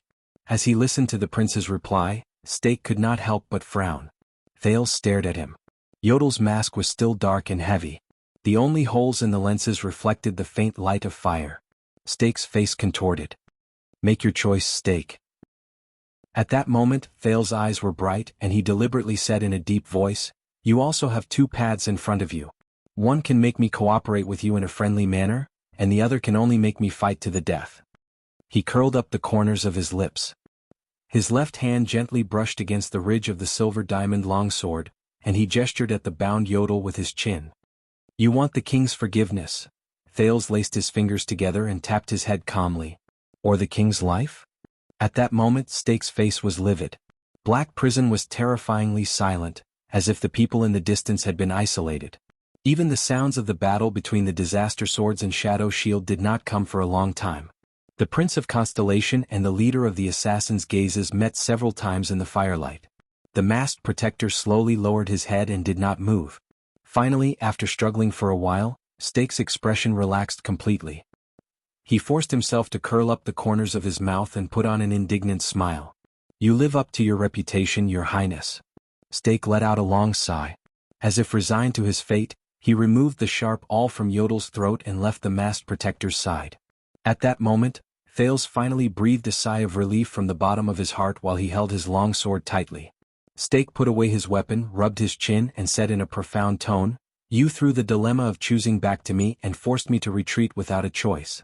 Who taught you this? A hot-blooded and brainless Northlander?" Thales chuckled. "My father." He lowered his long sword and his mind wandered for a moment. His thoughts returned to the past. 6 years ago he used this method to put an end to a bloody war between Constellation and the dragon. Stake nodded. But at that moment Thales felt his hair stand on end. His hell's senses instantly sensed something strange. Someone's there. At that moment the prince, who had been through a lot of danger, subconsciously turned around and swung his long sword. The sin of Hell's river surged into his mind, and it was as if time had slowed down in an instant. Asterisk whoosh. Asterisk with the sound of a sleeve slicing through the air, Thales saw the ambusher's figure clearly in shock and anger. Assassin. In that extended second, Thales saw the situation clearly in shock. 3 assassins in Shadow Shield's attire charged at him from his left and right. They were either wearing boxing gloves or wielding blunt weapons. On the other side, Stake put away a strange-looking soundless bone whistle into his bosom with a satisfied smile. "This is a diversion. They want to capture me alive. They're not prepared to negotiate with me at all," Thales subconsciously said in his heart. T. The sin of Hell's river surged into his body and filled his arms and legs. It brought his long sword faster than usual, and he swung it at the ambusher to his left. But this was already his limit. Thales could not take care of the other two. "No, T, it's too late." In that second Thales thought in a daze. "I learned another lesson. Don't be like assassins, be reasonable." His sin of Hell's river reached its limit. It retreated from his mind and time seemed to have returned to normal. But the fainting that Thales expected did not happen. Instead there was shik. The monotonous and crisp sound of metal piercing flesh rose abruptly. Thales was shocked. A weapon sliced through the air and flew towards the 2 assassins he did not manage to defend against. The 2 assassins looked as if they were hit head-on by a galloping warhorse. They trembled in the air and froze. Bang. The 2 of them flew in the opposite direction and crashed into the wall one after the other. Thales looked at the 2 assassins in shock. They were nailed to the wall one after the other by a weapon that sliced through the air. It was a normal long sword that pierced through their chests, and they were pinned to the wall one after the other. The only thing they could do was twitch. Stake and his companions could not react at all. They could only stare blankly at the long sword that shot towards them like a javelin, as if it had descended from the sky. It was still trembling on the wall. Thud. Thales did not have time to think. An unfamiliar figure suddenly appeared beside him. The prince turned his head around. He could only see the unfamiliar figure extend his arm and accurately seize the 3rd assassin's throat. The assassin seemed to be in disbelief. He struggled to fight back, but his opponent did not give him any chance. He struck the wall beside him diagonally. Thud. A heavy, muffled sound rose. The unfamiliar figure pulled back his arm, seized the assassin tightly, and slammed him against the wall again. Thud. A second muffled sound rose. The assassin's opponent pulled back the assassin in his arm for the second time and slammed him against the wall one last time. Crack. A strange and ominous crisp sound rose. In the next second, the assassin slid down from his opponent's arm limply. He fell to the ground and did not move. The air became calm again. Thales looked at his surroundings with a dumbfounded expression. 2 assassins were nailed to the wall. They were moaning in pain and it seemed like they were about to die. There was another person who fell limply to the ground without a sound. From the moment the longsword flew over to the moment the last assassin fell to the ground, only a little more than a second had passed. The 3 assassins who were prepared to ambush him had all died. "This is I'm really rusty. The newcomer walked to Thales's side, swung his left hand and grumbled incoherently. The prince stared at this person dumbfounded. Stake and the Shadow Shield assassins also stared at him, unable to hide their shock and anger. This uninvited guest. A man's figure was illuminated by the dim firelight. A very special man. He wore the light, slightly worn leather armor unique to mercenaries, but he was equipped with a total of 8 or 9 weapons. The man held 2 crossguard swords in his right hand, one long and one heavy. A slightly old one-handed axe and a bag of arrows were tied to his back. A fully strung infantry crossbow hung from his left leg, a sheathless saber was tied to his right leg, a blood-stained hammer was tied to his waist, and a straight saber with a chipped edge was tied to the side of his waist. There was even a short sword that was the length of a forearm in his mouth. He's like a human-shaped armory. Thales thought dumbly. He's dressed like a mercenary. Is he from Disaster Sword? No, doesn't seem like it. The man was not young and he was not neat either. In fact, his hair was messy past his ears, and he only used a dirty string to tie it behind his head. He looked unkempt and his face was bruised and swollen. He was missing a piece of scalp on the right side of his forehead, and there was even a black-rimmed extravasated blood in his left eye. Aside from the leather armor that was still brand new, the rest of his clothes were tattered. There were clear blood stains and wounds on some parts of his body, ranging from scratches to bruises. At first glance, there was not a single part of him that was unharmed. It was as if he had just come back from being tied to a horse and dragged in the sand. But what was special was his chin. Even though he looked dirty, unkempt, and a little hairy, the man had shaved his chin clean, leaving only a patch of green. It formed a stark contrast with the upper half of his face. Wait, beard? Thales suddenly shuddered. He looked at the man's forehead and he was instantly shocked. As expected, there was a ferocious and terrifying blood-red brand there. It was the alphabet of the ancient empire. Thales stared at the man beside him in a daze. He watched him remove the short sword from his mouth, grimaced, arched his back and swung his upper arms. He was like a warhorse that had not been out of its cage for a long time, and was exercising its joints. It's him. Thales thought dumbly. Even though he could not recognize him because he had shaved his beard, but it's him. Beautiful movements. The Knight of Judgment, Zacriel, stood beside Thales with a calm expression. He narrowed his left eye, which had a black rim, and swept his gaze over the Shadow Shield assassins in front of him. He spoke coldly to the prince in his unique, dry voice. It's very stupid to be absent-minded. The area around them fell silent for a while. At that moment, Thales stared at Zacriel, who had changed his appearance and equipment, dumbfounded. On the other side, Stake also stared incredulously at his dead subordinate. Even Yodel, who was tightly bound, shuddered a little. Where did you come from? Stake put away his shock and became extremely vigilant. He stared at Zacriel with his entire body tensed up and motioned for the assassins to bind Yodel tighter. This man gives me a very bad feeling. Zacriel snorted coldly as if he was not interested in talking to Stake.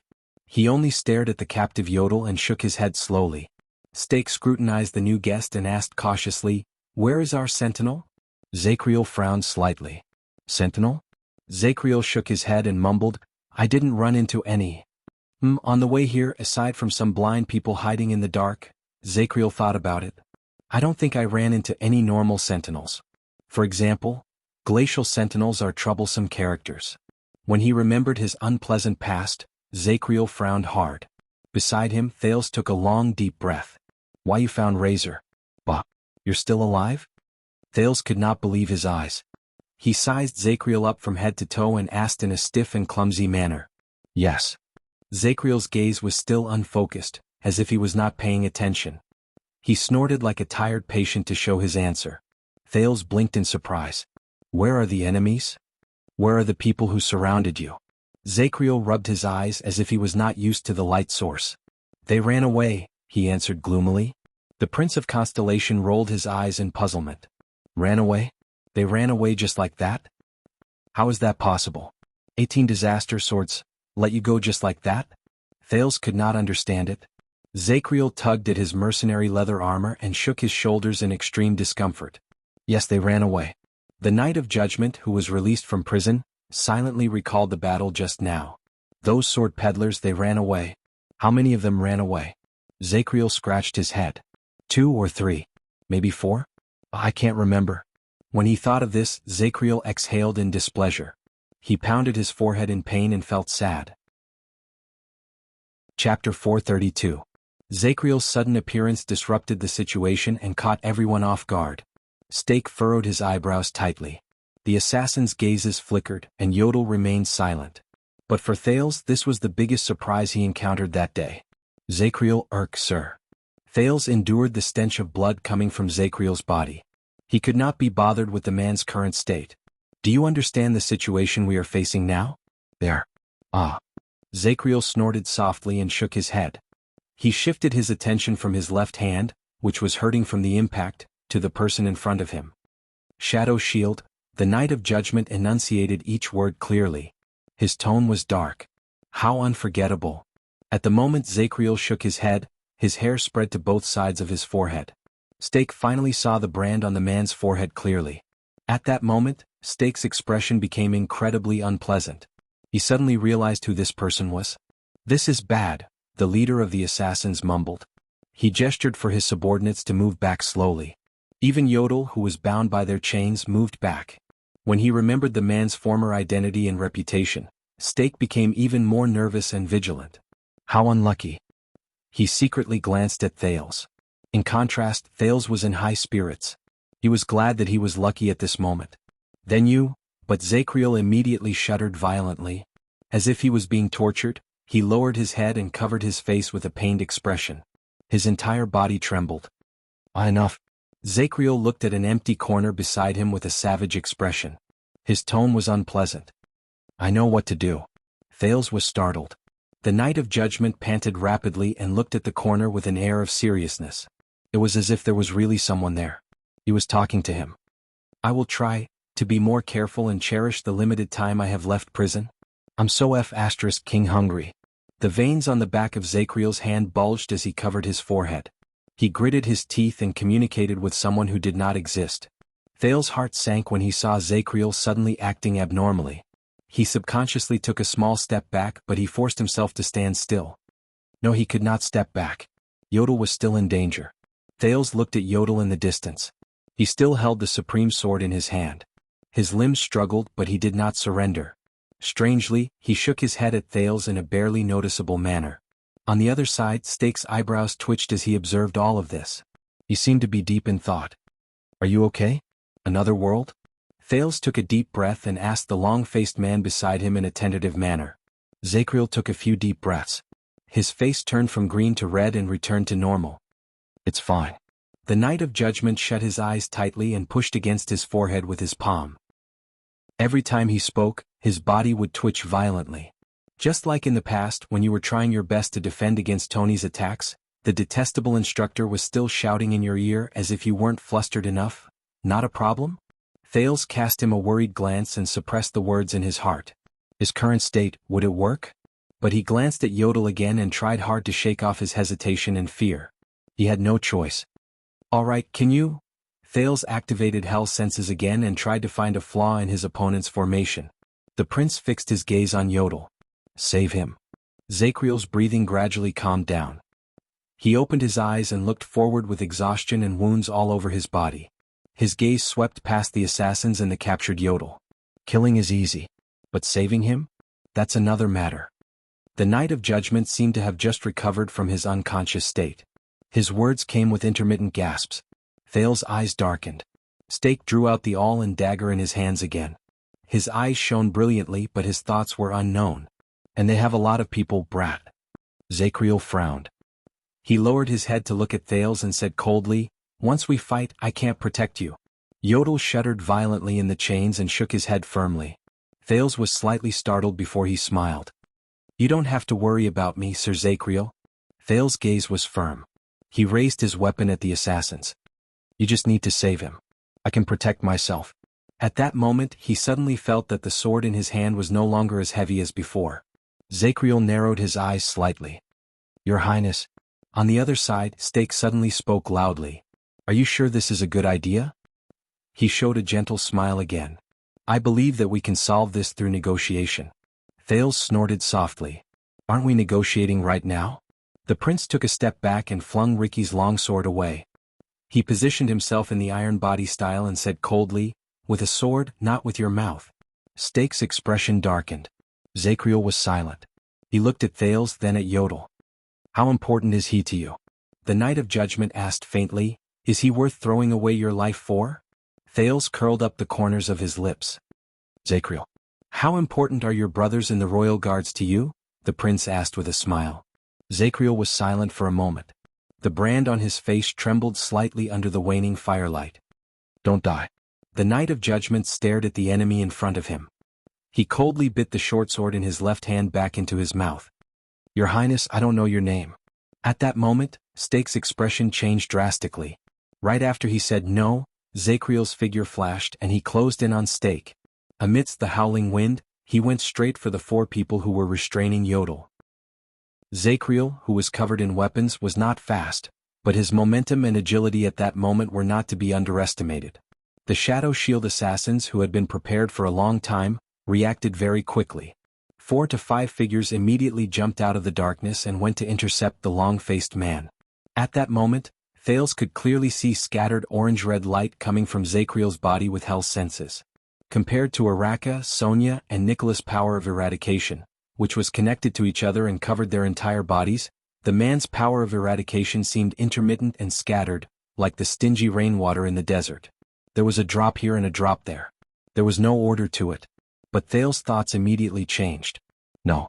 It's not that there's no order to it.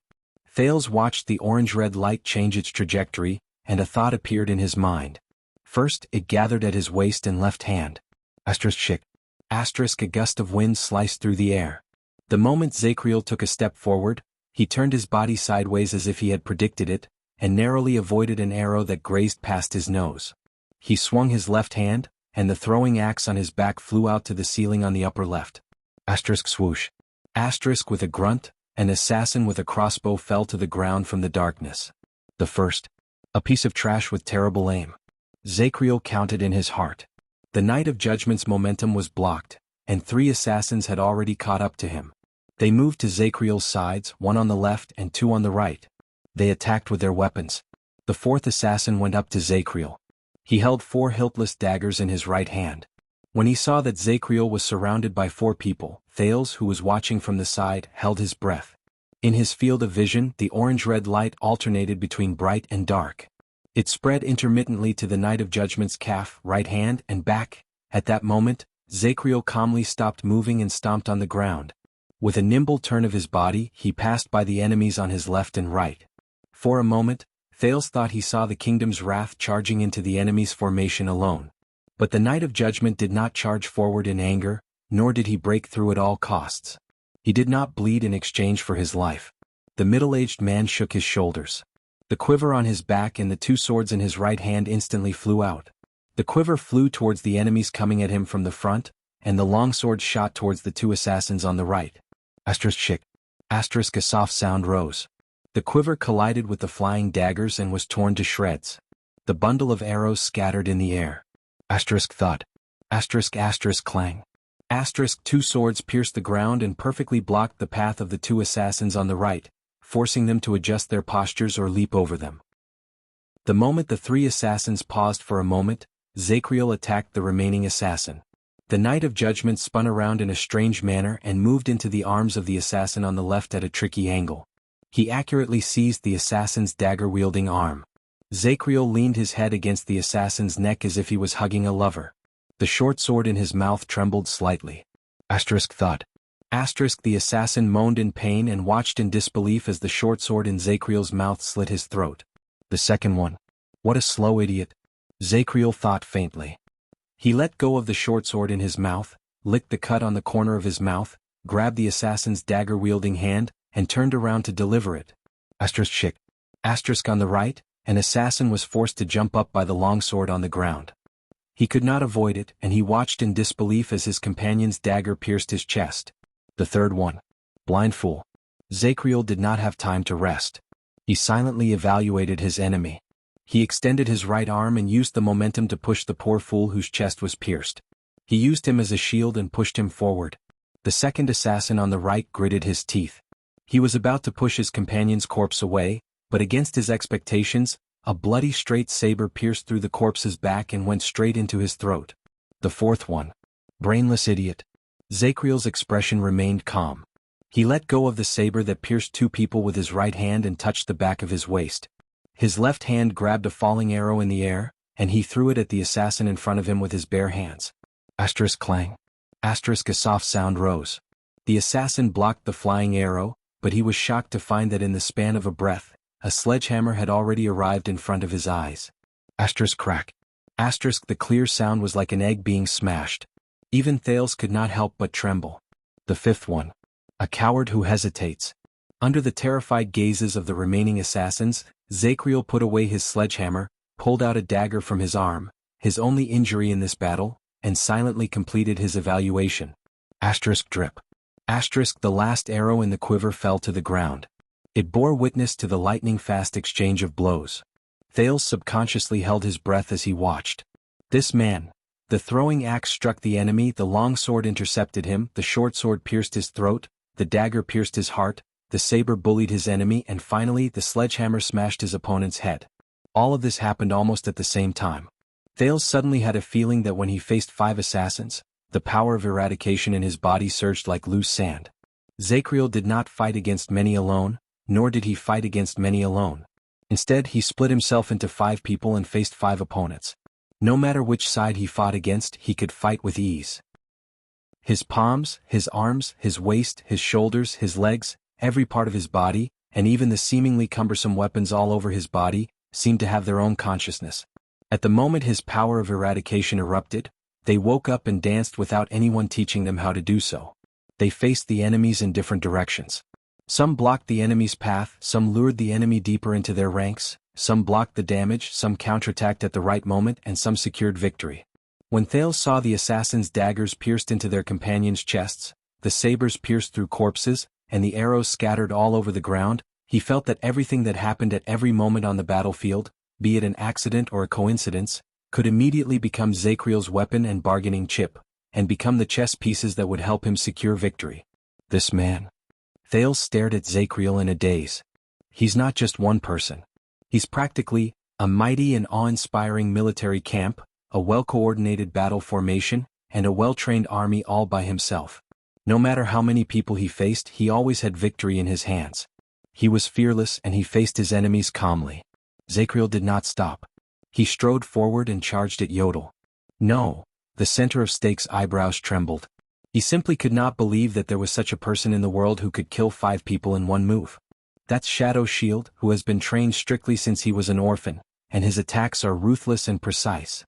How could this be? Stake, who was also shocked by the scene before him, gritted his teeth and shouted into the distance. Hurry! That boy! Following his command, 2 assassins who had bypassed the battle took advantage of the moment when Zakriel was too busy to deal with his enemies to charge at the prince. They're here. Thales felt his skin crawl. He looked at the enemies on his left and right and attacked with his longsword. The sin of Hell's river surged towards him like a tidal wave. Time slowed down again. Asterisk clang. Asterisk Thales barely managed to block the extremely aggressive blade of the first enemy. He was just about to avoid the attack when the second enemy swung the chain in his hand, and the sound of the wind whistled through the air. It arrived next to his ear. Damn it. Thales was in a difficult situation. He first avoided the blade, then painfully blocked the chain.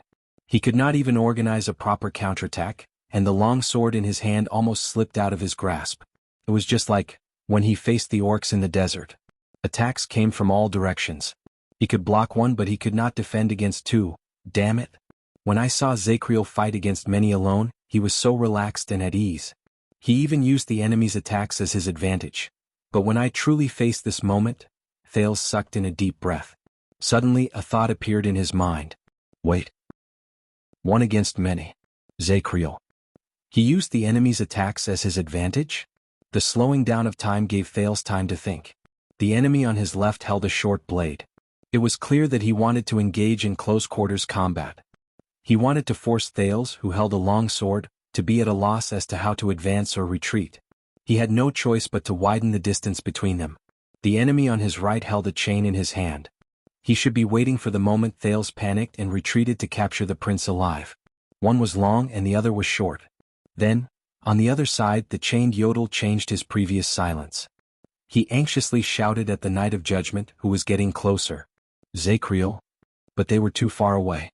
No matter what they did, it was too late. But Thales moved at that moment. The sin of Hell's river surged into the prince's arms and waist, causing him to lower his body in a flash of inspiration. He executed a side slash from the cold attack style and faced the enemy's blade. Asterisk clang. Asterisk the eyes of the enemy with the short blade moved, and he took the opportunity to attack. But he was shocked to find that Thales' sword was soft. He did not use any strength at all. Before he could react, Thales took the opportunity to retreat in the next second. He brought his opponent with him to face the other fierce chain. When he saw that his companion and target had entered his range at the same time, the chain-wielding assassin immediately stopped attacking. The whistling by Thales' ears was no longer fierce. Now, without the threat of the chain, Thales gritted his teeth. The sin of Hell's river disappeared without a trace in an instant, and the twist of fate, which he had imitated the most over the past 6 years, rose from his bones. Asterisk. Asterisk the prince's retreating long sword inconceivably went against the flow and avoided the blade in front of him. Under the assassin's shocked gaze, it pierced straight into his chest. Damn it! Thales gritted his teeth. He felt the enemy's short blade stab into his shoulder, and it was incredibly painful. The assassin's eyes trembled as he met Thales' gaze. In the end he fell limp and powerless. Stake's eyebrows twitched as he watched from the side. That's not right. The strange power of eradication and this kind of decisiveness in battle. This prince's fighting strength. This is seriously inconsistent with the information the Northlanders gave me about the thin and weak boy who is a little smart. Stake gritted his teeth. Damn brainless Northlanders. The sound of the chain swishing in the wind rose again. Thales did not have time to rest. He supported the enemy's corpse with his blood-stained hands, and with all his might he turned and pushed. Asterisk slap. Asterisk the second enemy's chain struck the shield Thales pushed out. It wrapped around the shield a few times but it did nothing. Thales took the chance to roll out of the danger zone while holding his shoulder. He endured the pain and raised his sword again. The enemy was very surprised by his companion's sudden death. In his anger he flung his weapon again. But he no longer had the chance. Asterisk shing. Asterisk a crisp sound rose. The chain-wielding enemy trembled slightly. An arrow had pierced through his neck. Thales, whose face was covered in blood, turned around in surprise. On the other side, Zacriel, who had knocked down another person, released his grip and threw down a crossbow that had finished firing. By his feet, the last bolt that had fallen to the ground had already disappeared. The Knight of Judgment said coldly to the prince, "Not bad." Thales was instantly stunned. The seventh. Zacriel cast a glance at the chain-wielding assassin and said quietly, "Stupid idiot. Useless, idiot, blind, stupid, coward, idiot." Zacriel continued to charge at the enemy, but he could not help but think disdainfully. Under that Far Easterner's command, the assassin from Shadow Shield was clearly so terrifying. But during the years I was in prison, have they become so weak? As his thoughts raced, Zacriel moved forward unhindered. Only the 4 people who bound Yodel were left in front of him. When he saw that success was at hand and that he was safe, Thales could not help but breathe a sigh of relief. Then Stake, who had almost used up all his trump cards, roared, moved past all his subordinates and rushed forward. At that moment, the bound Yodel struggled with all his might and cried out involuntarily. No! Something unexpected happened. The previously unstoppable Zacriel and the seemingly fearless Stake stopped at the same time when they were 1 foot away from each other. The situation became calm again. Zacriel and Stake stared at each other in silence. One of them had a solemn expression, while the other had a fierce look. Zacriel? Thales leaned on his sword and wiped off the blood on his face. He endured the pain and walked forward. How? But in the next second, Thales was also stunned. Zacriel stood in front of Stake. His body was tense and his eyebrows were tightly furrowed. Stake, on the other hand, was in a rather disheveled state. His face was ferocious and he raised his right hand high. That is, Thales saw the thing in Stake's hand clearly, a metal sphere with complicated patterns carved on it. The prince understood something. He looked at the small space around him and instantly shuddered. Alchemy ball. Zacriel slowly put down the saber in his left hand and said in disgust, "This is why I hate wizards the most, and their restless legacies."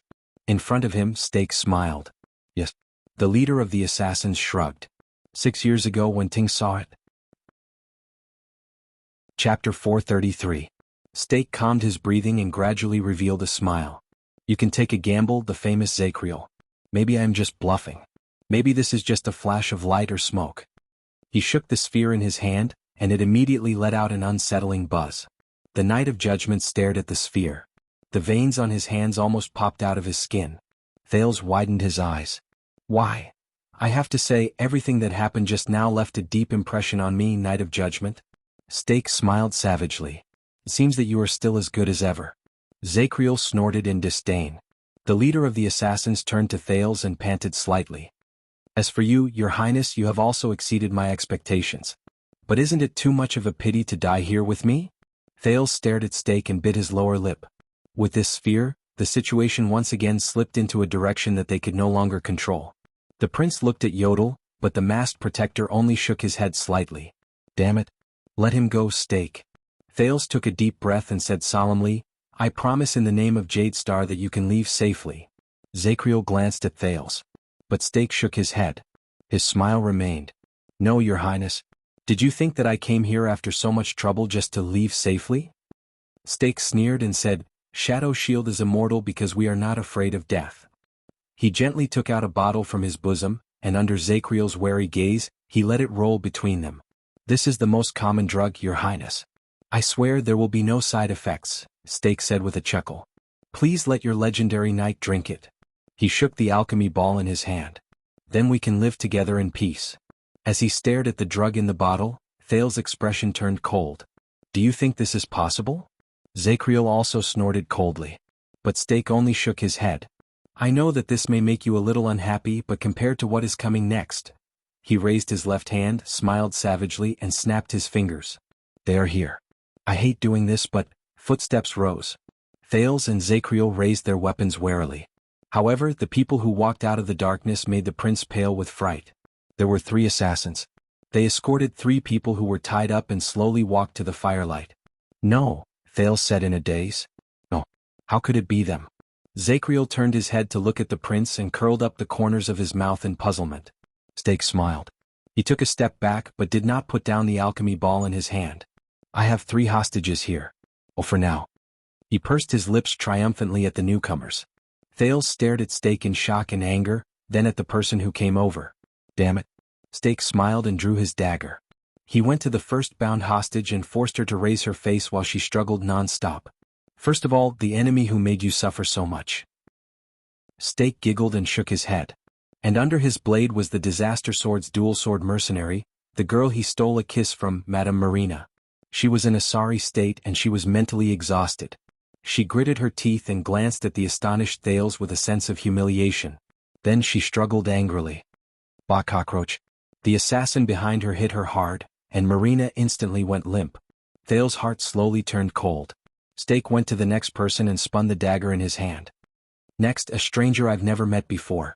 The owner of my home, Tampa, obediently accepted the assassin's coercion.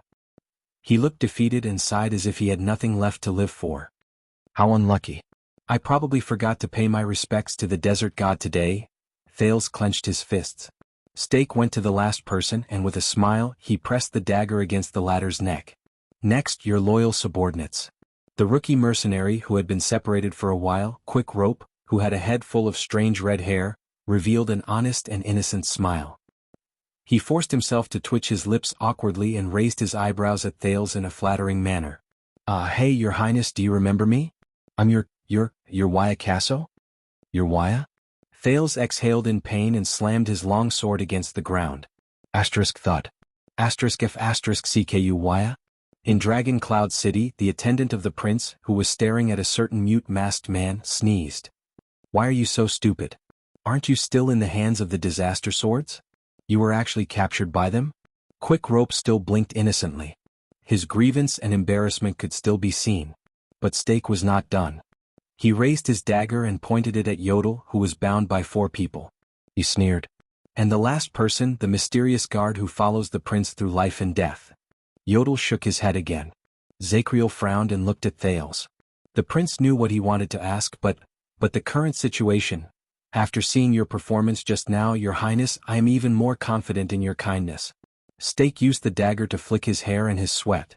For example, he narrowed his eyes and pointed the dagger at the hostages one by one. Who do you want to choose to die first? Enemies? Strangers? Subordinates? Or guards? Who will die first? Thales widened his eyes.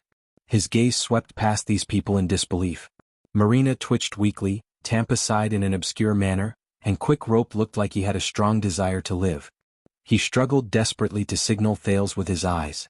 Thales clenched his teeth tighter and tighter. How? Alchemy ball and hostages. Yodel. And Quick Rope. Even the other two. Thales struggled. He tried not to look at Zakriel's doubtful expression.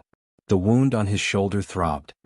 This is impossible, the prince said with difficulty but found himself at a loss. Zakriel has his own dignity and choices. I don't think he will be willing to drink your knockout drug, Stake quickly interrupted him. Then we will settle for the next best thing, the assassin leader said with a smile. I am a very easy person to talk to. Stake waved the metal ball in his hand, intentionally or unintentionally. Your Highness, why don't you drink the knockout drug? Then, for the sake of your sleep, let your knight go as far as he can? Thales was first stunned, then indignant. Zakriel snorted softly. A cold smile appeared at the corners of his lips. You really have the guts to say that. Stake blinked politely. He no longer looked as pathetic as when he was forced by the Knight of Judgment to the point where he was at a loss for what to do. Thales was silent. He did not speak. He suddenly felt that the torch behind Stake was very piercing to his eyes. What should I do? Where is the way out? Are you sure? Thales said bitterly, if you let go now, you still have a chance to escape. Stake snickered. Your decision, Your Highness.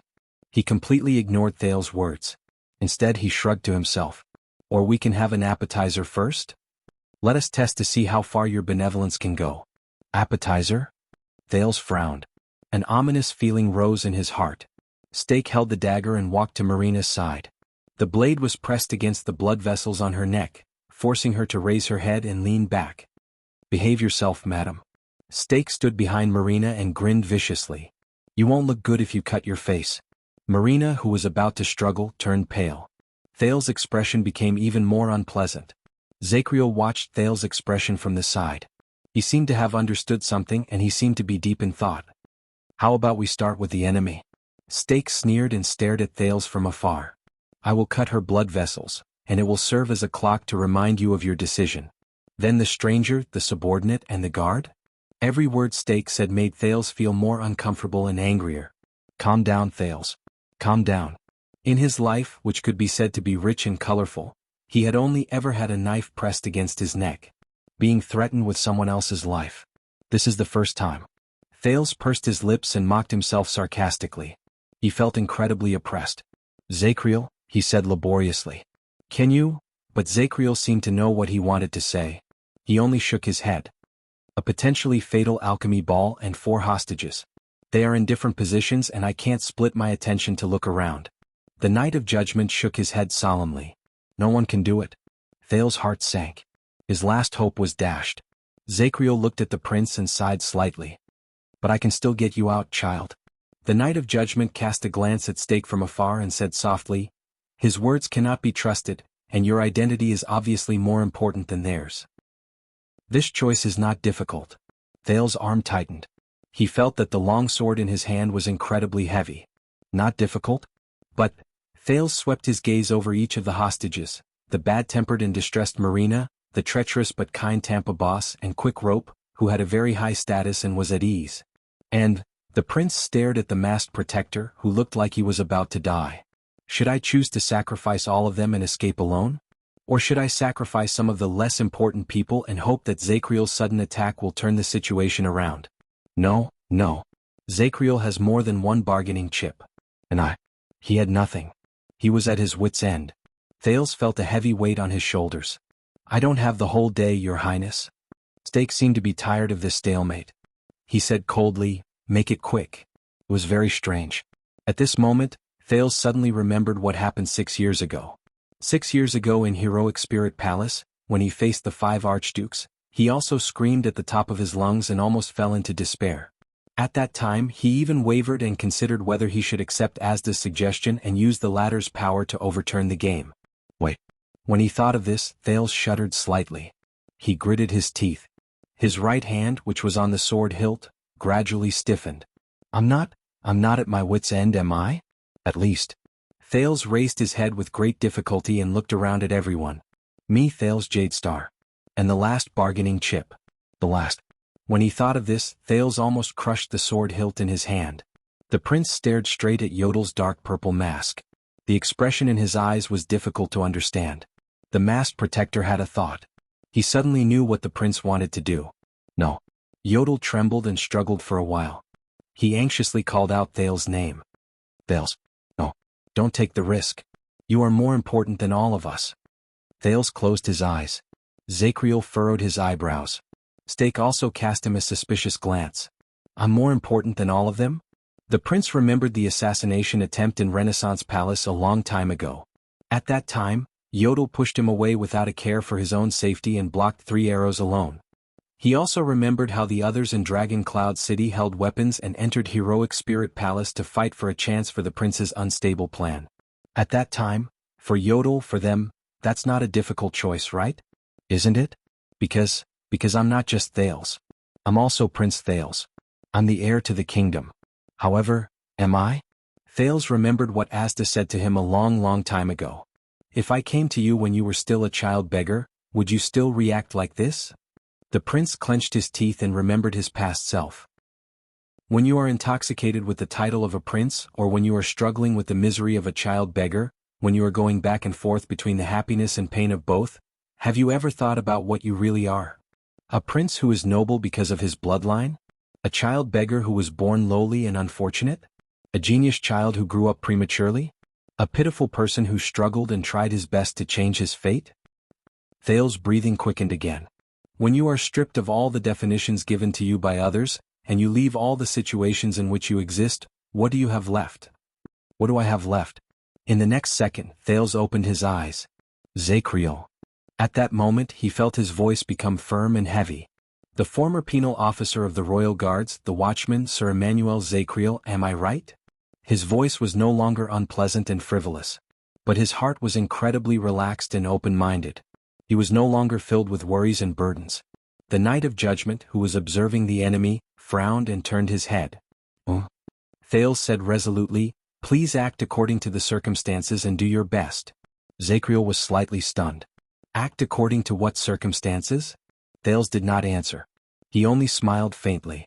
Quick Rope, who was being held hostage, thought that Thales was finally going to give up on them.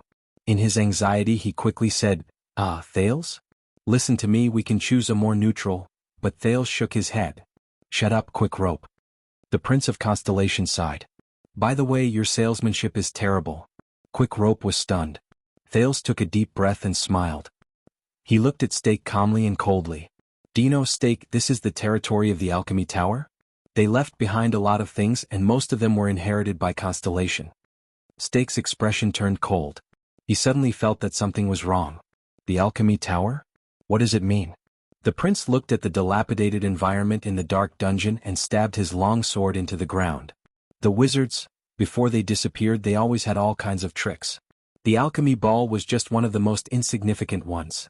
Thales stared at the beautiful and expensive long sword in his hand with complicated emotions. The Jadestar royal family knew some of them, and they also mastered some of them, he said absent-mindedly. Then he snorted as if he was talking to himself. Of course, I'm not talking about the sparkling golden blood. Zacriel narrowed his eyes and sized up Thales again. Stake silently made a gesture, and the assassins bound the hostages even tighter. The prince raised his head and looked at the assassins in front of him. Thales averted his gaze as if he did not see Yodel shaking his head vigorously.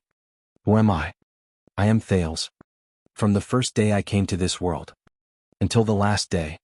He said quietly. No one can change it. No one can deny it. No one can question it. Because I am and I can only be Thales. And nothing else. Thales clenched the hilt of his sword tightly. He felt at peace. Don't blink. Under everyone's strange gazes, the prince chuckled and said, because this might be the most interesting, magical, and brilliant magic show you have ever seen in your lives. Thales moved his left hand down without batting an eyelid, and gently touched the sharp silver blade of the longsword. Stinging pain came from his palm as well as a warm sensation. Once upon a time he had done this when he was extremely excited. But now he was so calm. Will I succeed? Stake instinctively felt that something was wrong. He pressed against Marina's throat, gritted his teeth and threatened, "Your Highness, I swear if you play any tricks I will immediately attack." But Thales could no longer hear him. Even Yodel and Zacriel disappeared from his senses. At that moment he was already immersed in an infinite light. It was as if he had surpassed himself. Eastern Peninsula. In an unknown fishing village. In the evening. In a simple and crude cottage by the sea, a brown-skinned, quiet and beautiful woman was quietly washing the wooden bowl in her hands. She listened to the sound of waves in her ears, and her hands did not stop moving. Her face was calm and her expression was indifferent. It was as if nothing could interrupt this pleasant and peaceful scene. Until the next second. Asterisk clatter. Asterisk a wooden bowl fell to the ground, spinning non-stop. The woman did not pick it up. Instead, she slowly raised her head, and her face was full of shock. It was as if she had seen the most unbelievable thing in the world. In the next moment, the beautiful woman decisively left everything behind, walked out of the cottage and looked at the sea in the distance. In the end, the setting sun stopped on the surface of the sea. It was like a child bathing in a bathtub. It was about to sink, languid and mischievous. The woman stared at the sparkling golden waves on the horizon, and her expression became more and more solemn. In the next second, a dry voice rose abruptly, as if heavy ink had suddenly barged into a painting. "Fräulein." The dry voice spoke very quickly and it seemed to be extremely anxious. "This is it." The woman nodded. Her expression did not relax for even a moment. "I know." The woman named Fräulein nodded slowly. Her voice was steady, and she subconsciously comforted everything around her. "I can feel it. That thing is on the verge of knocking on the door again." "That thing." The woman frowned slightly. The visitor from the void seemed to be in a hurry. He did not wait for the woman to finish speaking before he interrupted her. "It must be crazy. Quick, where is he or she?" Fräulein did not answer immediately. She only stared at the sea with a dark gaze. In the next moment, something unusual happened. Purple light. Endless purple light seeped out from the depths of Fräulein's eyes. The light spread to the woman's face, like branches branching out. As the light shone, the woman's facial features were gradually obscured. Her gentleness was gone, and she looked even more awe-inspiring and terrifying. It was as if everything in the world had lost its color. From this moment onwards, she was the only one shining. But the woman still stared at the sea without moving. The voice in the void did not speak again. He knew what the other party was doing. A few seconds later, the purple light trembled slightly. "Zarkul," the woman asked softly. "Where are you?" The voice in the void rose again in a hollow voice. This time, there was a hint of caution that was difficult to detect. "Dragon Cloud City," the guest said dryly. "I heard that Giza once appeared here and fought to the death with that evil woman Chloris, so I came to look for clues. It's quite lively here now." Fräulein did not intend to listen to him. Her face, which shone with purple light, swayed slightly. "Then the target is not in Dragon Cloud City, at least not within 100 miles of you." The woman narrowed her eyes slightly as if she was experiencing something. The feeling this time is much more obvious than the last time." After a moment, she suddenly opened her eyes. "In the Western Peninsula. The Great Desert," she said decisively. The voice in the void was silent for a while. When it rose again, there was a hint of excitement in it. "Can you be more precise? Your ability is more suitable for searching than theirs. As long as we get ahead of." However, in the next moment, Zarkul's voice was suddenly cut off. It was as if he had sucked in a cold breath. He was not the only one. The light on Fräulein's face also trembled violently. The woman seemed to have sensed something. Her expression suddenly changed and she looked up at the sky. Everything in the sky was normal. The clouds were silent and the sky was silent. Only a few seagulls flew lazily over the sea at dusk, crossing the waves to return to their nests. But that was not the main point. The purple light in the woman's eyes became more unstable. The voice in the void suddenly became cautious, and there was a slight tremble in it. No, this is," the woman nodded solemnly. "Yes, Blood Spike and Helen." Fräulein revealed a complicated expression that she had never shown before. They knocked on the door. There was only silence in the void. The silence lasted for a long time. Then the woman sighed deeply. "They must be like us.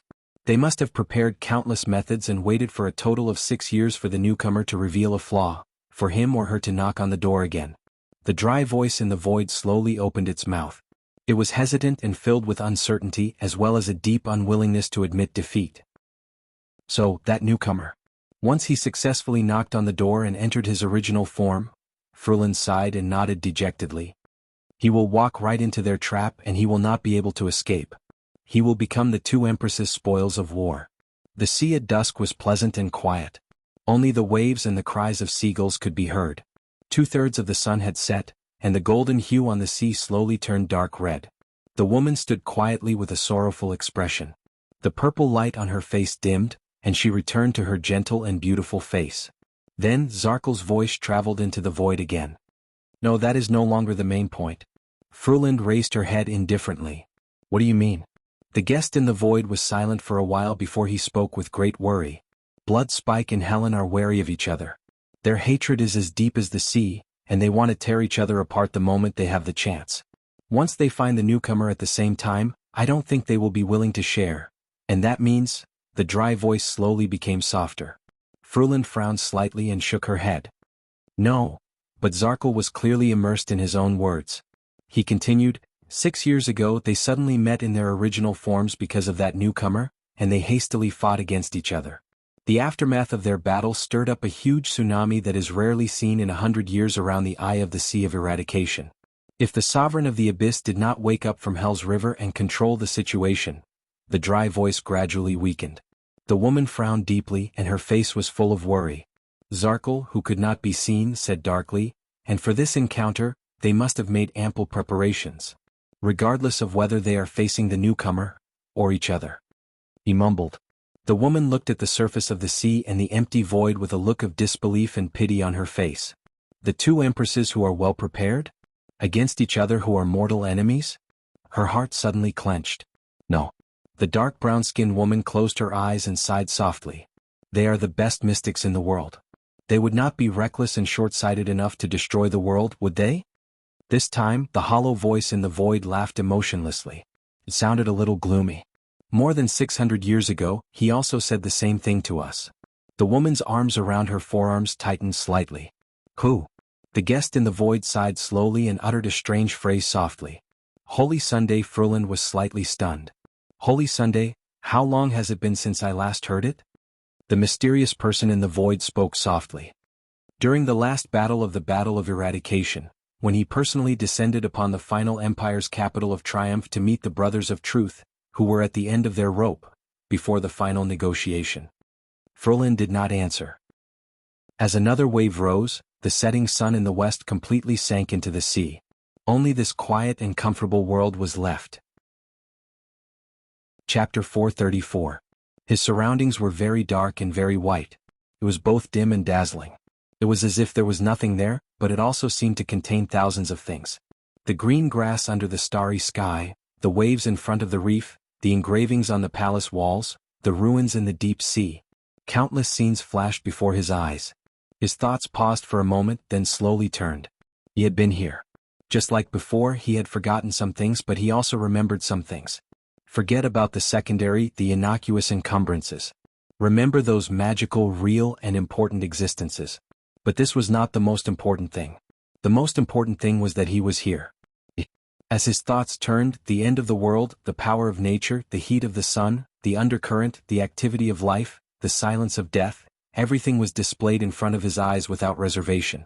It was very comfortable, very free. It was as if he had let go of all restraints, got rid of all shackles and unloaded all burdens.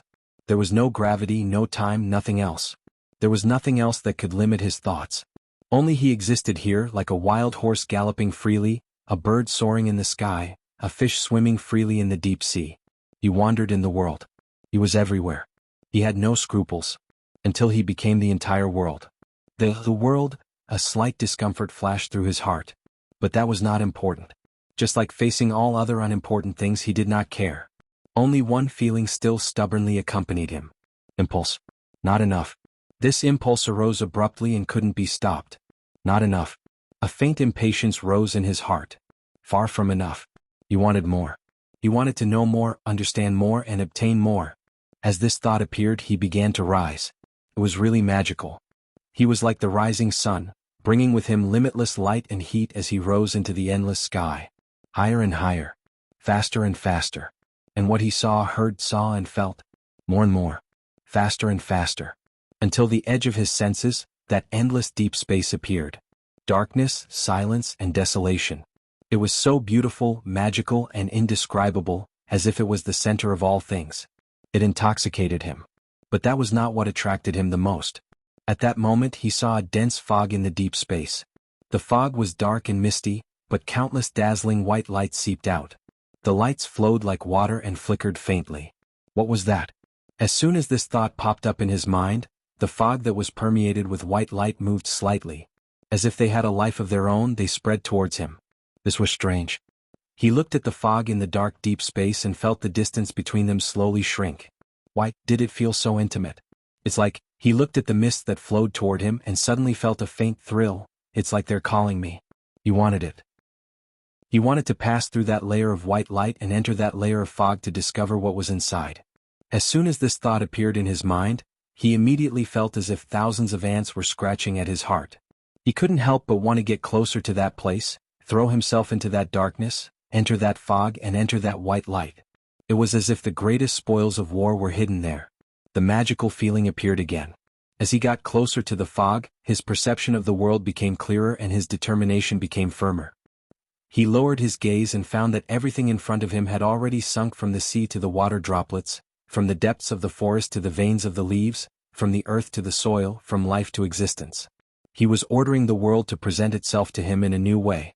The deep space was getting closer and closer, and so was the fog.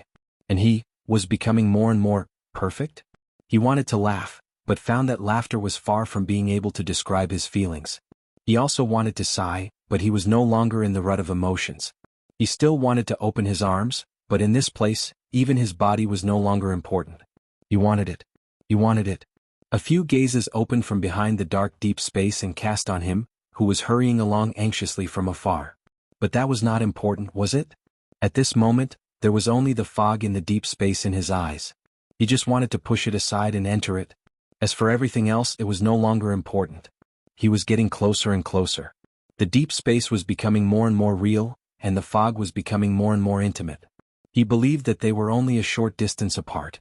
Once he obtained it and discovered it, he could become even more perfect. It was only a short distance away. He should have come earlier, shouldn't he? Why did he wait for so long? He should have been here a long time ago, entered the dark deep space, pushed aside the fog in the light, and faced a better version of himself.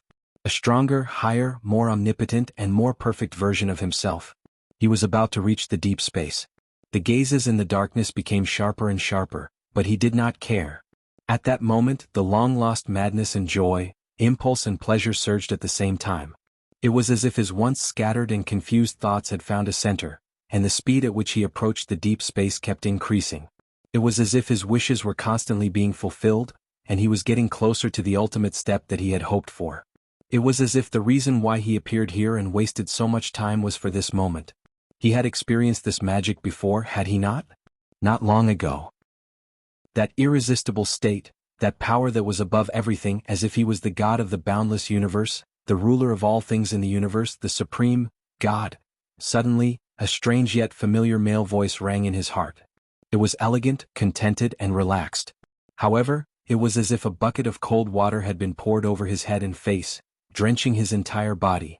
The speed at which he was moving forward slowed down slightly. The deep space and fog that he had been determined to get seemed to have drifted away in an instant. From being so close to him, it became so far away again. No, don't. He let out a disappointed sigh from the bottom of his heart. Don't stop. Don't stop. He really wanted more. If he had arms, he would have stretched them to the fog in the deep space. What is a god? The male voice rang again. It sounded like a whisper from a ghost. It was faintly discernible, sometimes absent. He who was trying his best to reach out was slightly stunned. What? He suddenly panicked. And the fact that he did not know where this panic came from made him even more at a loss. The world? Once again the elegant male voice rang faintly, as if he was mumbling to himself. What is the world? At that moment he felt as if he had been hit heavily by someone. His vision trembled violently, and his senses were shattered. The scenes that flashed before his eyes and the omnipotence that knew everything instantly disappeared from his senses. Even the dark deep space that was far away in the horizon became blurry. As he acted strangely, the gazes that were cast on him from the deep space revealed puzzlement. It was just as puzzled as he was. What was that? Puzzlement, bewilderment, a sense of disharmony and inappropriateness that seemed familiar to him, and the confusion and fear of losing everything instantly surged into his heart. God, ruler, world, all things. More and more words invaded his thoughts and flashed back and forth. What is this? He was troubled and upset. Did it sound familiar? Until, when you think of a god, what is the first thing that comes to mind? It was that male voice. It rang out again with incomparable clarity. To him, it was no different from a sudden clap of thunder in a quiet night. At that moment, his surging and unrestrained thoughts were instantly thwarted. If he had a voice, he would definitely be screaming. What was a god? He did not know. But there was already another voice in his heart that quietly answered for him. An existence that is incompatible with us, yet distant from us.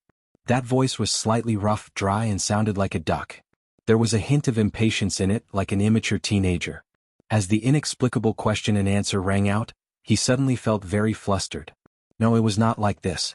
God, the God that he envisioned, the God that this state told him, was clearly, the benevolent creator? Or the omniscient and omnipotent cold-blooded one. Nothing, I just feel that. The sunset goddess statue looks rather cold, but the bright moon. The puppeteer is silently observing in the dark? Right, I want to ask, do all mystics like you like to peep? I mean secretly observe. Maybe they are high-level creatures from another world? Asda, are you sure you were born to a local human? I mean, maybe your mother saw a flying saucer one day when she went out for a walk, and there was someone as handsome and elegant as you on the flying saucer. Aw, teacher, I was wrong. Air, I need air.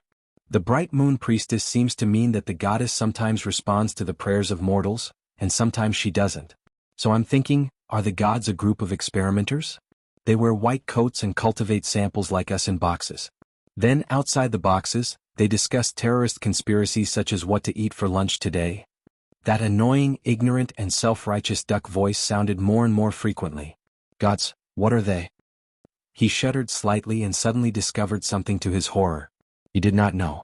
This discovery was like a horse that lost its footing, causing him to fall from the edge of a cliff into a bottomless abyss. The question and answer session had not ended. What is the world to you? The voices in his ears grew louder, more numerous, and more chaotic. The exchange between that elegant male voice and the annoying duck voice became more and more frequent. But he was in a bad situation. At that moment, he felt as if he had suddenly boarded a carriage that had increased its speed, climbed onto a cloud that had lost control and dispersed, and sat on a small boat that was floating and sinking with the current. He suddenly realized that he could no longer control the direction he was heading in, or the achievement of controlling all things in the world. The darkness in front of him grew further and further away, and the fog disappeared. He was falling. He discovered this to his horror. Just like how he had risen like the rising sun earlier, he was now like a rolling avalanche, falling thousands of miles straight down with an irreversible momentum. He was powerless to stop it, and there was nothing he could do. He could only look up in despair. He looked at the dark, deep space that was just inches away from him, which was filled with endless secrets. He looked at the tempting fog and beautiful white light that was once within his reach. He was no longer there. Damn it. That damn duck voice is still chattering endlessly. The world? Perhaps all things in the world really have their own forces, but they must be ignorant and indifferent, neither cold nor hot. Heaven and earth are heartless, matter is matter, objectivity is objectivity. But I suddenly realized, the world we live in, the world we understand, it is not a cold matter, nor is it a gloomy objectivity. It is a picture interwoven by our cognition and the reflection of the outside world. From this perspective, it must have color and temperature.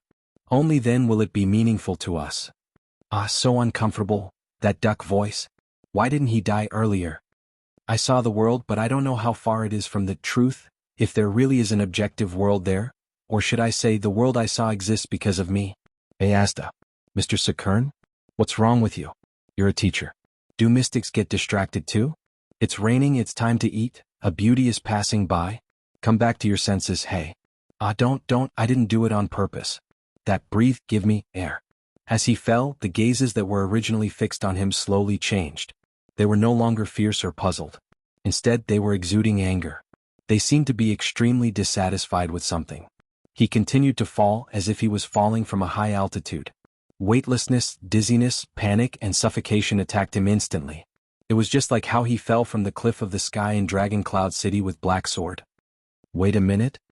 He was shocked. Who is Black Sword? Where is Dragon Cloud City? Why do I know? Who am I? I am. In the next moment, Thales suddenly woke up from the strange world. It was as if a small breathing hole had been drilled under the cold ice. It made him gasp for air. But, Thales subconsciously looked around. Where am I? But in his eyes, up, down, left and right, there was only a blurry scene, as if it was hidden behind a thick curtain of water. From the corner of his eyes, there seemed to be light flowing and a secret hidden. However, when he looked up he could not see anything. Everything was silent. Where was I? He asked himself in confusion. But he could not remember. But Thales was still falling. This was the only thing he could feel. He was falling faster and faster. What should I do? His heartbeat sped up. The fear and puzzlement that had once faded away attacked him one after another. What's going on? Thales became more and more panicked. He did not know where he was. He did not know how he got here. He did not even know what he was doing. He was like a patient who had lost his memory and woke up on an unfamiliar bed in the hospital with injuries all over his body. Damn it.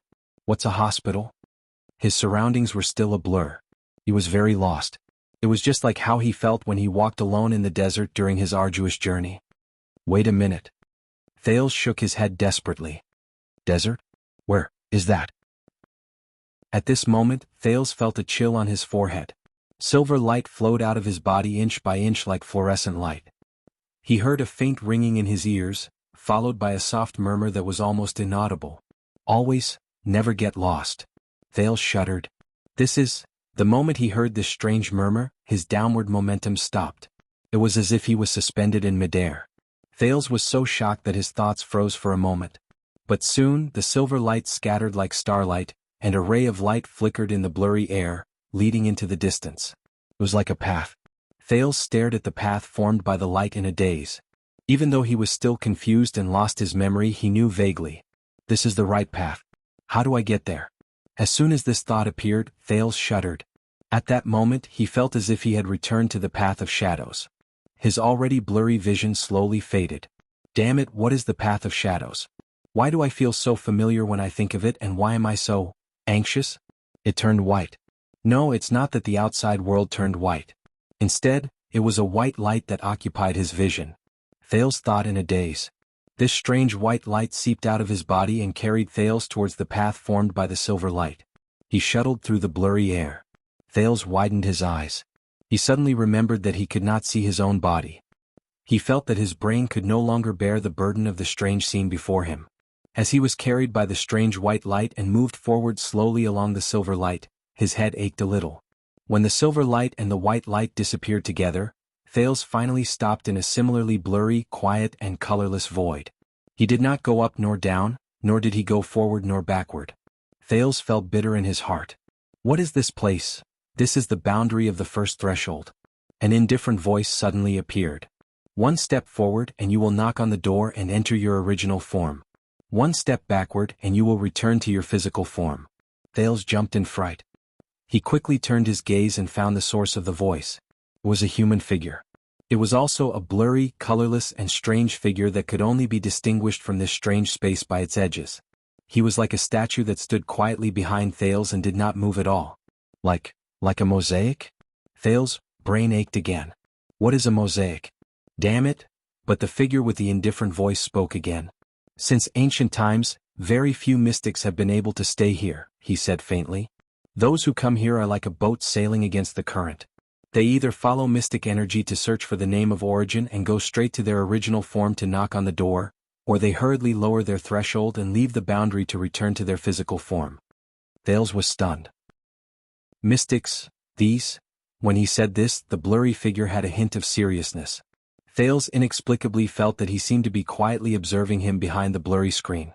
Until you appeared, child. Thales stared at him in confusion. He did not understand. What? He was like a stupid and foolish child as he stared at the figure in front of him in a daze. The figure paused for a moment as if he was carefully observing him. I can see that Asda taught you well. He still spoke in that indifferent voice. The things he gave you were just right to protect you. He pulled you back from the brink of knocking on the door hastily, so that you would not lose yourself and be unable to extricate yourself from it. Asda. Thales felt a throbbing in his heart. It was as if a cocoon in his heart was slowly breaking. The air mystic Asda Sakern. He suddenly realized that his memory was slowly returning. Who are you? Thales looked at the blurry void around him that he could not identify. It seemed to be still, but it also seemed to be filled with flowing lights and colors. He subconsciously blurted out, "Are you a mystic? What is your name of origin? Which faction do you belong to? Extremists? Moderates? Obfuscators? Two empresses?" The figure did not answer directly. Instead he paused for a moment. It was as if he was thinking about something. "Very good. Asda taught you a lot and he is very practical." After a while the figure spoke quietly. "Even though this is the first time as far as a guide is concerned, he is quite competent." "Guide." Thales' attention gradually focused, and he recovered more and more memories. "I was just now, in a dark underground, in a prison cell." A sense of anxiety slowly rose in him. You know Asda?" Thales endured his headache and asked through gritted teeth. The figure was silent for a while. He nodded gently as if he had sensed something. He could have been a good teacher. Asda was originally the most promising and talented wizard apprentice, and he learned from the most famous master Gogol. The figure shook his head slowly. He spoke at a moderate pace, neither too fast nor too slow, neither too loud nor too soft. His achievements are not inferior to many official mages. If Asda continues like this, perhaps one day he will become a master. Soul Tower will also be proud of him. But unfortunately, he did not continue speaking. Thales frowned hard. He could not hear anything. That inexplicable sense of anxiety kept tormenting him. It was as if he still had something important that he had forgotten to do. But what is it? "So who are you? What's wrong with me?" Thales forcefully suppressed the anxiety, but his tone gradually became impolite. At this moment, thud. There was a dull sound. Thales seemed to have sensed something. He hurriedly raised his head, but he could still only see a blurry void. Coincidentally, that strange figure also raised his head at this moment. "You felt it too?" The figure looked into the distance. "The moment you knocked on the door, you fell back and disappeared, making their wishes come to nothing." He paused for a second. His gaze fell from the horizon as if he was sighing helplessly. Chapter 435. Knock on the door. The girls? Thales frowned. He felt more and more memories return to his mind, as if the fog above the sea was gradually disappearing, revealing the clear surface of the water. "The girls?" he asked, puzzled. But the unfamiliar figure seemed to have lost his patience. "We don't have much time," the stranger behind the strange curtain said softly. "The first threshold is only one step away from knocking on the door. The first threshold is only one step away from knocking on the door. As long as they come back to their senses and lower their heads slightly, they will still be able to detect your presence." Thales' heart skipped a beat. He suddenly knew the identity of the girls. What? The others, whether it was Giza or Asda, all changed their expressions and became wary when they talked about them. But this person, he actually called them, "And you?" The unfamiliar figure slowly raised his hand at Thales and a colorless wave appeared on his finger. A faint ringing in his ears rose, and a faint sense of threat rose in his heart. Thales could not help but tense up. He instinctively wanted to be on guard. However, he awkwardly discovered that in this extremely strange space, he couldn't even find his arm. Then the most surprising thing happened. A ray of silver light and a ray of white light appeared in front of him at the same time, as if they were small stimulated beasts. They seemed to have consciously formed a barrier in front of Thales and the stranger. What? The sudden change stunned Thales on the spot. "Is that so, old friend?" There was a faint hint of fatigue and vicissitudes in the stranger's voice. Fortunately, the blurry stranger did not seem to have the desire to explore further. He put down his finger and quietly watched the silver light and white light appear on Thales' body before quietly watching them disappear. He seemed to be thinking. Thales was left alone to stare at the abnormality of his body in shock. "You are very lucky, child." The stranger observed him for a while before he finally shook his head slowly. "More than one old friend took care of you. It is all thanks to them that you can hide from the girls and even stay at the threshold, which is a rare sight. You did not get lost and hurt." Thales became even more puzzled. "Old friend? Took care of me. Stayed at the threshold. Did not get lost." He seemed to have understood something. "You mean this?" Thales raised his right hand. He suddenly realized that his missing limbs appeared before his eyes one after another. He tapped on the forehead where the silver light was. Is it never getting lost? The stranger did not deny it. He lowered his head and seemed to be thinking about something. Thales was observing his right hand, which had suddenly appeared, in shock. When he heard this, he raised his head. So, you're friends with the one under Dragon Cloud City? Then who exactly are you? The unfamiliar figure lifted his gaze, but he did not show any intention to answer Thales' question. In the past 6 years, Asda has contacted me more than in the past 600 years. His words startled Thales slightly. His content has also changed from the same old provocative declarations to a purely academic discussion about mystics. He has almost turned back into a scholar. I can tell that he cares a lot about you. The stranger's words carried a hint of interest. But I didn't know why until I saw you with my own eyes, child. Thales felt goosebumps rise in his heart from the man's stare, even though he could not sense where the man's eyes were.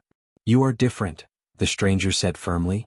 Whether it was the failed door knocking last time in order to escape, or the willful evolution this time. The last time he knocked on the door? Thales was shocked. Wait a minute. The last time he knocked on the door was to escape. Dragon Cloud City, the blood mystic, the queen of the sky. More and more words surged into his mind. And this time? Thales was stunned. The willful evolution this time. For what? He became more and more anxious. What did I forget? But being different is not a good thing. The stranger, whose face could not be seen, clearly stood in front of him. He seemed to be sentimental. You must know that becoming a mystic is not a simple process. The stranger gently spread his hands apart. Colorless ripples appeared in the air between his hands, and 4 transparent doors the size of a palm emerged. Each door was more exquisite and majestic than the last. Matter, observation, chaos, purity, these 4 stages have been concluded by countless seniors. They are the only way to become a mystic from a mortal's body. Different mystics have slightly different progress, experiences, reactions, and results during each stage. Some of them are even worlds apart, but the 4 stages of becoming a mystic are generally the same. From left to right, the 4 transparent doors shattered one after another and returned to the colorless ripples. For stages? Matter, observation, chaos, purity? Thales tensed up. From the memories that he gradually recovered, Asda seemed to have never explained this to him. Or perhaps he had explained it before but he could not remember it? Then, he cast a sidelong glance at the stranger in front of him. What on earth is this person? The stranger's words slowly became serious. However, starting from the matter stage of experiencing mystic energy going out of control, to successfully knocking on the door at the final step of purity, obtaining a name of origin and transforming into a true mystic, this process is not a smooth and logical one. Instead, every step is filled with difficulties and obstacles. When he heard this, Thales' curiosity was completely piqued. In history, whether it was the 3 great magic towers or the inheritances of the wizards outside the towers, too many people failed on these 4 steps before they finally became mystics. They were lost from then on. The stranger seemed to sigh. They never found their way back. And even those who successfully took the final step and found their name of origin. The stranger paused for a moment and did not continue. Thales' eyelids twitched slightly. He had already grasped many keywords. 3 great magic towers, too many people, became mystics. The stranger's tone became indifferent again. But these difficulties and risks are not meaningless. The process of overcoming these obstacles step by step is itself a rare form of training. It is the cornerstone of becoming a mystic. The stranger spoke tirelessly. His words were smooth and clear. Compared to a certain unscrupulous teacher who often disappears, likes to keep people in suspense, looks elegant, but has a terrible temper and has nothing good about him other than his handsome face. Thales shook his head to get rid of the image of the man in blue. But as I said, you are different. Since ancient times, there has never been anyone like you who could overcome the barriers of the first 3 steps when you lost control, reach the sky in 1 step and go straight to the purity stage. You suddenly evolved, knocked on the door and entered your true form. That is the final test of a mystic. The blurry stranger's face moved slightly as if it was vibrating behind the air. Ripples appeared in the background that could not be seen. This is your advantage but also your weakness. In fact, it is extremely dangerous. Thales frowned. You mean, the 2 empresses? I heard Asda say that they can find me when I knock on the door? But aside from this, can you first explain? That is only a threat from the outside world, the stranger interrupted him rudely. For us, the greatest danger always comes from within. Thales was stunned. The stranger continued to speak, and his tone suddenly became tense. For example, as the number of times you lost control increases, will you always slide uncontrollably to the edge of knocking on the door? Uncontrollably? Thales was shocked.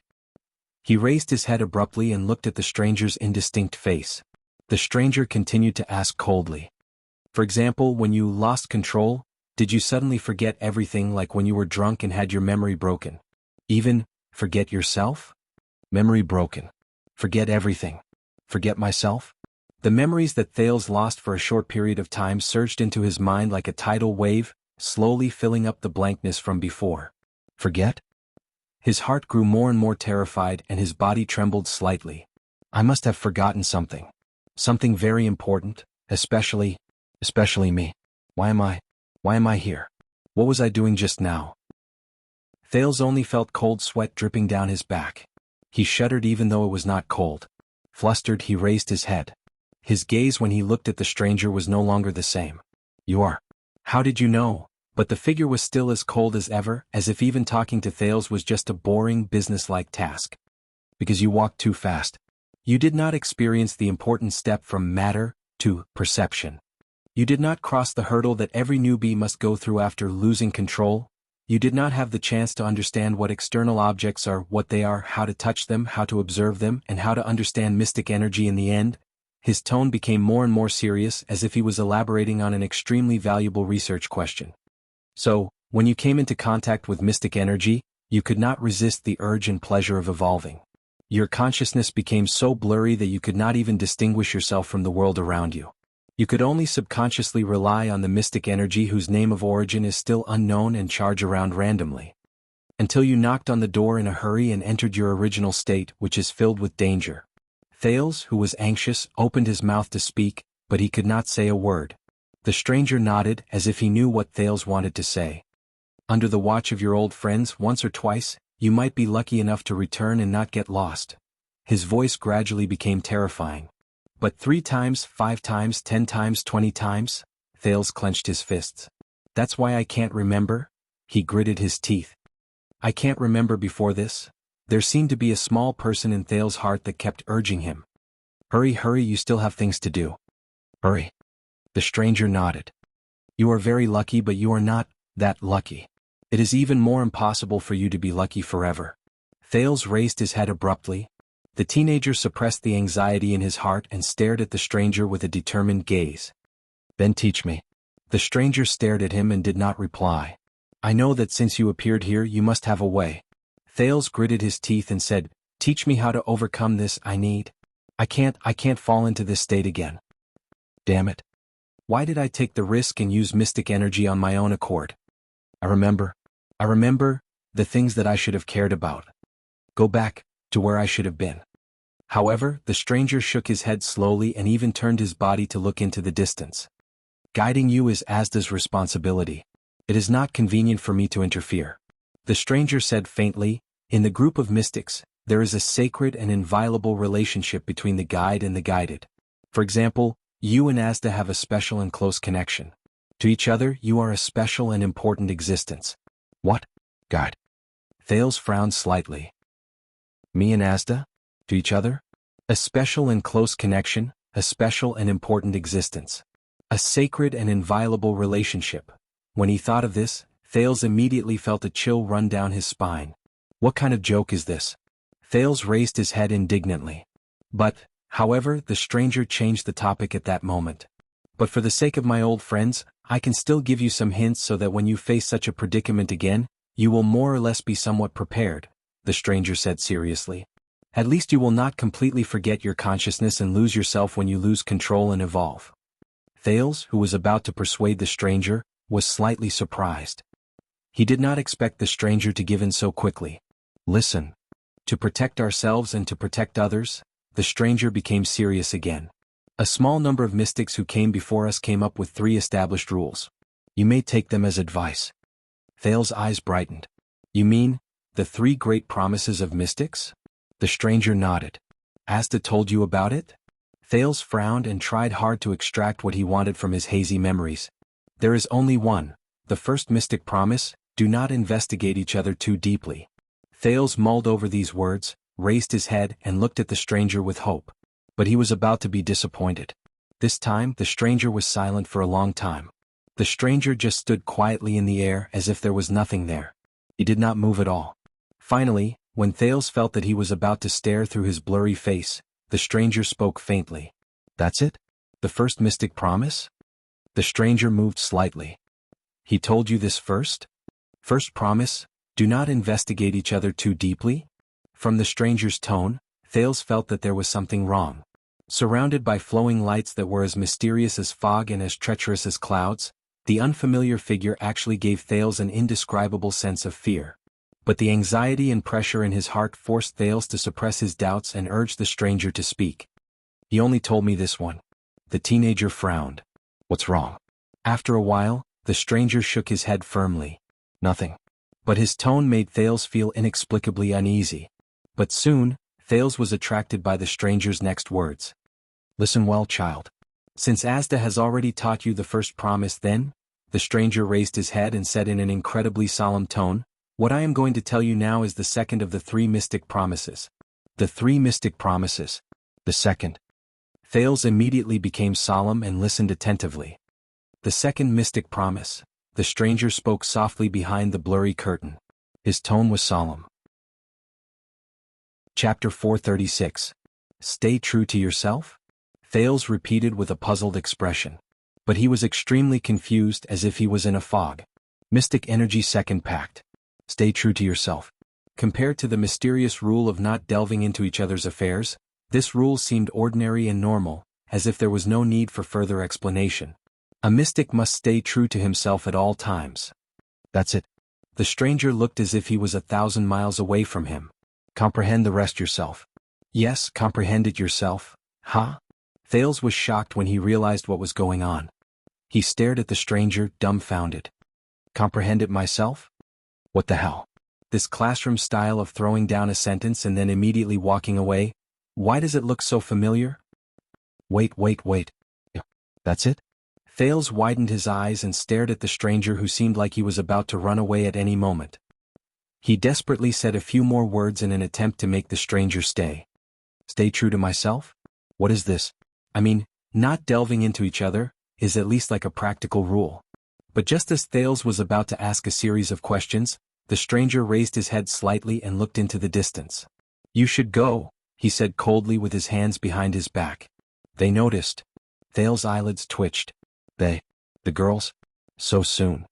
The teenager imitated the stranger and looked at the blurry sky, which seemed empty to him. As expected, there was still nothing. But, Thales said in frustration, why are they so interested in me? This question made the atmosphere fall silent for a moment. After a while, the stranger put his hands behind his back and spoke quietly. Don't blame them. The stranger's words were filled with indifferent sadness. They are pitiful children just like all of you. They were forced to. When Thales heard this, he could not help but frown. What? Pitiful children? Forced to? Thales still looked confused. After all, for this world they have already... Thales clearly heard the stranger sigh behind the blurry screen. It sounded very emotional. Sacrificed too much. Sacrificed too much. Just as Thales frowned again because of this sentence, he suddenly felt a jolt in his mind. A long-lost memory appeared in his mind. It was a conversation between him and a priestess of a goddess in a plain temple. He believes that you are different. He believes that you will do better. He sacrificed too much. Thales narrowed his eyes in confusion. He found it strangely familiar. He had sacrificed too much. Sacrifice. Wait, sacrifice. Thales snapped out of his daze. He remembered. His breathing quickened. Prince, desert, dungeon, assassin, attack, captive, hostage, alchemy ball. Scenes and pieces of memories flowed into his mind, filling up what he had just lost. Thales panted heavily. His gaze was unfocused and he did not even care about the stranger's stare. Oh no. Over there? Thales recalled the last scene not too long ago in panic. It was not a coincidence that he lost control, evolved and knocked on the door. Over there, Yodel. Stakes, dagger and alchemy ball. The anxiety and nervousness in the youth's heart instantly reached its peak. The stranger continued, I will help you get out of control and send you to a safe place. No. Thales raised his head abruptly. His face contorted and he blurted out loudly, I can't go back just like this. I can't get out of the so-called losing control. The stranger stopped talking and stared at him quietly. I remember now, I can feel it. Thales clenched his fists tighter, and he could not suppress his emotions. Someone, and something are still waiting for me on that side. When he thought of this, he took a step forward excitedly. Tell me more. Thales gritted his teeth and stared at the stranger. He said firmly, you don't have to teach me what mystic energy is, but you can teach me the trick, teach me the method, teach me how to stay true to myself, and how to maintain my rationality when I lose control. I must be awake and with the power of a mystic, them. They are waiting for me. Thales looked anxious and his gaze was tense. But the stranger only stared at him from afar. He did not move as if he did not hear him. Thales' heart sank. This is not something that can be done in one go just by practicing at the last minute, the stranger said faintly a few seconds later. You need to practice. Reckless actions will, but I don't have time to practice. In his nervousness and anxiety, the second prince's tone became more agitated. Please teach me. I beg you. For the sake of Asda and old friends. This time, the stranger stared at him for an exceptionally long time. 1 second, 2 seconds, 5 seconds. But in the next moment, before Thales could react, the illusory images on the stranger's body trembled, and his aura became murderous. The stranger took a step forward, and his eyes, which were hidden behind the screen, shone with 2 powerful rays of light. They seemed to be able to penetrate all obstacles. They went straight into Thales' eyes and the teenager's vision darkened. In the space known as critical point, the blurry screens around him shattered layer by layer, and turned into thick, 3-dimensional fog. They pressed down on him from all directions as if they had a life of their own. They pressed down on this part of the world until it was narrow and blocked, and dyed everything in front of him black. They were like huge waves in a sea of ink that surged violently. Thales was so shocked that he took a step back, but he felt that the stranger in front of him was becoming more and more domineering. The girls are very powerful. I can't hide it for too long. The stranger said stiffly, you can understand as much as you can. Before Thales could express his gratitude, the stranger spoke decisively and without any hesitation. First, the anchor point. In the space shrouded in thick ink, the stranger slowly paced around Thales. His mysterious eyes, which shone with a powerful light, sized him up from different angles. You have to find a good anchor point for yourself. This is the most direct and also the most way to stay true to yourself. Thales had yet to recover from the shocking change in front of him. He was slightly puzzled. Anchor point? The stranger's footsteps stopped behind Thales.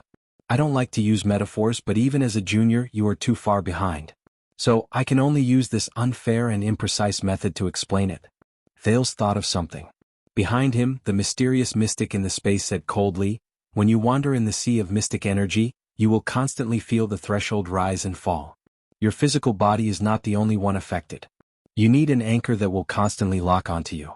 Even in times of danger, it will pull you back from the path of evolution to the most basic physical form. This is the anchor point.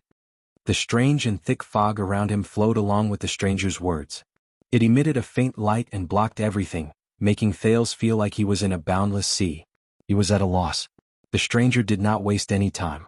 He continued, an accurate and effective anchor point can not only help you restrain your terrifying impulses and desires, but also maintain your sense of self and reason when you come into contact with mystic energy. It can even be effective after you knock on the door, pulling you back from your original state where you cannot resist, to your physical form and return to yourself. Thales pondered for a moment. So, I need an anchor point. How do I do it? The stranger slowly raised a finger.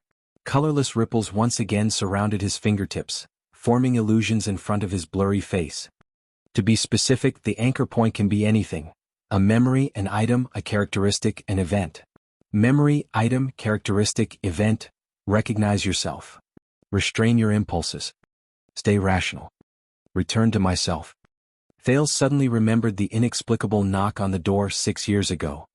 At that time, the one who called me back to Dragon Cloud City from my so-called original state. But most importantly, the stranger continued. The anchor point must point directly to yourself. Thales was suddenly stunned. Then a question rose in his mind. Self? His thoughts returned to the stranger's words. Stay true to yourself. But, self?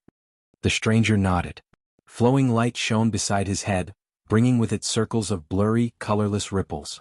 You are one of the few things on you that cannot be confused by others. The stranger's glowing eyes flashed behind his blurry face. Now answer me. His voice became extremely cold and rigid, forcing Thales to pay attention to him. Who are you? Thales shuddered slightly. Me? The teenager answered instinctively. T. Thales? But the stranger suddenly became aggressive. Thales? How do you know that there is only one Thales in the world? He spoke faster and asked coldly. What if I tell you that there was also an unlucky sailor named Thales in a lousy bar in a port 123 years ago on the south coast of Constellation? Is the anchor point directed to you or him? Thales was stunned by the stranger's sudden change in tone. The stranger said coldly, As I said, yourself is something on you that cannot be confused by others. Thales, this name you have used for more than 10 years, is it your true self? Or is it a label given by others that you think is your self? Thales only felt that his breathing was becoming increasingly rapid. So, one more time. Who are you? The stranger repeated sharply. The strange, thick fog around him lingered for a long time. It was dark and gloomy. Thales clenched his teeth and took a deep breath. Then. I am Thales Jadestar, born in year 665 of the calendar of eradication, born in Lower City District of Eternal Star, and I was extremely unlucky for the first half of my life? He raised his head and looked at the stranger in a tentative manner. Humph, you increased the content and narrowed the scope of the label to make it easier for the anchor point to point. It seems to be very effective, but the problem is if this is effective. The stranger pondered for a moment at first as if he sensed something, but in the end, he changed the topic and spoke sarcastically. Why don't you just throw a 3-foot-thick scroll of biographies up there? Thales' eyebrows twitched. The stranger's tone was rather disdainful. The longer the string of a kite, the harder it is to control it. You put such a heavy load on the anchor point. Perhaps it will be disconnected in the storm when it is fixed at year 665. Thales furrowed his eyebrows as if he had a headache. The stranger said in a rather callous manner, Self. What you need is a precise definition, not redundant descriptions and multiple labels. You are like the main character in those lousy night novels. Facing the enemy, you bring out a bunch of seemingly powerful treasures and titles, but none of them truly belong to you. The stranger bent down, and his blurry face almost touched the tip of Thales' nose. His eyes were still so bright that Thales could not open his eyes. One more time. Who are you? The teenager looked at him nervously. The thick fog and huge waves around them tumbled continuously, as if showing the other's emotions at that moment. It also put a lot of pressure on Thales. Thales made up his mind, gritted his teeth and said, All right, I am Prince Thales the Mystic? There's no way to confuse it, right? When he heard that word, the stranger was silent for a moment before he slowly straightened his back. Very good, this self seems to be very unique, but... The stranger snorted coldly. Is it really precise? Thales was stunned again. The 3 parts are so difficult to distinguish and understand. Then is the self that your anchor point points to mystic, Thales, or prince? The other party shook his head. Secondly, can your true self be summed up with these 3 words? Prince Thales the Mystic? The stranger snorted coldly and continued to ask. Then for the last time, who are you? What? Thales, who had been constantly dealt a blow, felt gloomy. His anxiety and nervousness, the continuous coercive interrogations, and the heavy rebuttals that followed did not give Thales a chance to catch his breath and think carefully. He could only be confused. He could no longer care about the thick fog around the stranger, nor did he have time to care about the strange scene in the proximal world. I don't understand. How exactly do I determine the anchor point to be considered as pointing to myself? To cherish his last chance, Thales asked the stranger solemnly and seriously. And what is myself? The teenager shook his head honestly. I really don't understand. The stranger seemed to have expected his question and he snorted softly. Because it's harder than you think. The mysterious mystic raised both his hands and said loudly, In this world, most people have a hard time recognizing themselves. As he spoke, the thick fog and black waves in the proximal world obediently made way for him. The colorless waves turned into mini-scenes in the void. They were countless people without faces. From birth, growth, labor, success and death. It was their birth, old age, sickness and death. They rely on a dazzling array of labels to live in the world. Name, occupation, appearance, achievement, identity, status, bloodline, relationship, title, power, wealth, items. Thales watched his performance in a daze. The stranger moved his hands and the illusion changed accordingly.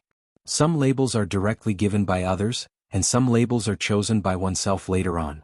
However, regardless of whether they are willing to recognize themselves because of other people's references, convincing themselves based on established habits, or defining themselves based on their position, they are often caught in the trap of external factors.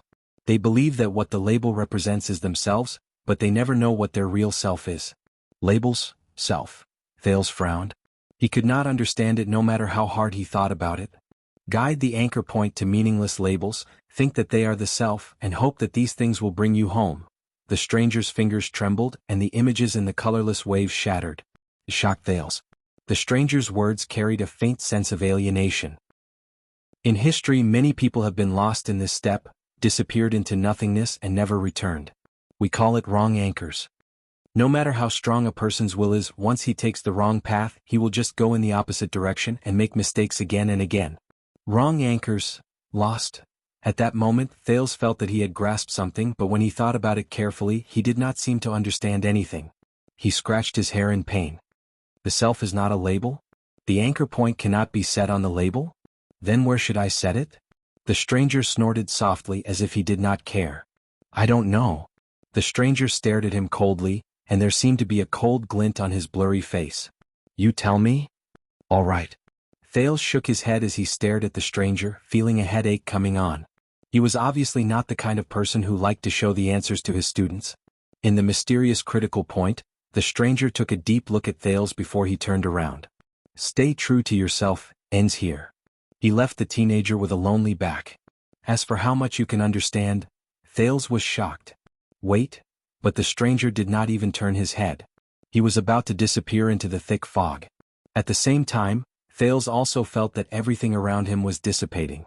It was as if he would soon leave. Thales was anxious. Damn it. Anchor point self. What do these mean? He stared at the stranger's slowly disappearing back and thought hard. I have to at least find a way to make him stay, in order not to forget, in order to stay rational. I have to find the anchor point when I lose control or evolve. The anchor point points to myself and can pull me back. So, from the anchor point to myself, for example, it's like when I'm sailing in the sea, I cast down, weight. For example? When he said this, the teenager suddenly froze. He raised his head and stared blankly at the gradually dissipating thick fog in the critical point. Guide. Thales blurted out subconsciously. At that moment, the thick black fog around him seemed to have a mind of its own and suddenly trembled. The stranger turned around. The thick fog no longer dissipated. He stared at Thales. The latter panted and asked, You are Asda's guide, right? Very good, at least.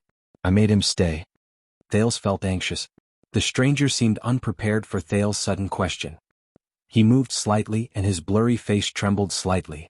A few seconds later, the stranger asked faintly, Why? Thales exhaled slowly and sensed his slowly recovering memories. Asda said that he hated metaphors. Thales said word by word, trying to sound him out. You don't seem to like it either. The stranger did not speak. But Thales felt that this was tacit agreement.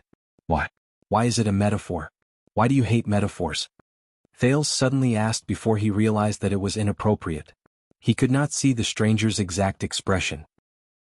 He could only feel that the stranger's gaze suddenly moved behind the illusory screen, causing a few ripples.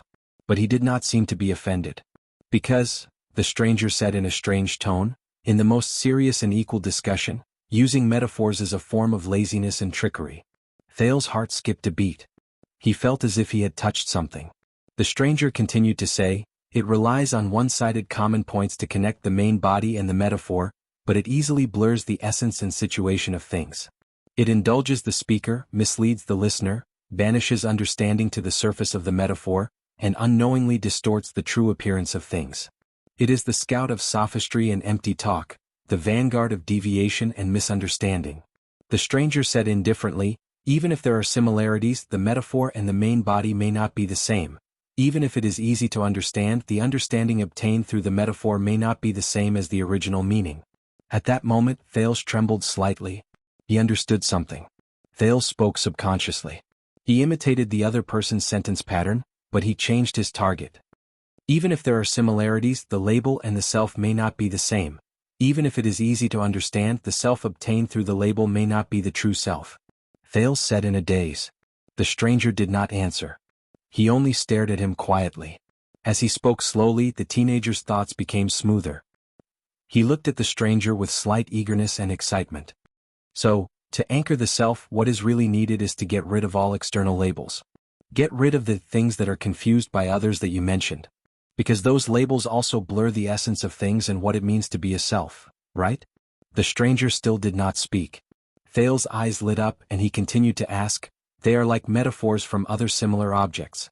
The content they contain is either too much or too little, and the situation is biased so they cannot represent the self? Thales's thoughts became clearer. He punched his palm.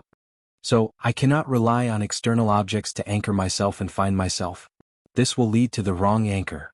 Just like in the most serious discussion, all of you do not like to use metaphors to convey your point of view. It will ignore the situation and distort the essence. The stranger looked at him quietly. A few unique thoughts rose in the thousands of thoughts formed by mystic energy. Perhaps you are right, Asda. He is indeed different. It is not his bloodline, his background, or his aptitude. But, when he thought of this, the stranger snorted softly. Ironically, this is also a metaphor. He seemed to be very disdainful. But at least he did not deny it, Thales thought. This means, at that moment, Thales frowned. Stay true to yourself. He repeated the sentence subconsciously. Things that are not confused by others. The prince raised his head thoughtfully. So this is what I mean. The stranger crossed his arms. There was a slight ripple on his face, which made Thales think that he was smiling. I want to find, in this world, in its entirety, it truly belongs to me. Because the other is hell. Thales said in a daze. The stranger's voice was filled with doubt. What? Thales snapped out of his daze and shook his head. Nothing, just the crazy ramblings of an old man named Sartre. The stranger nodded. The thick fog around him began to dissipate again. Then go, the mysterious mystic said faintly, return to the most intense state of losing control. Test your anchor point.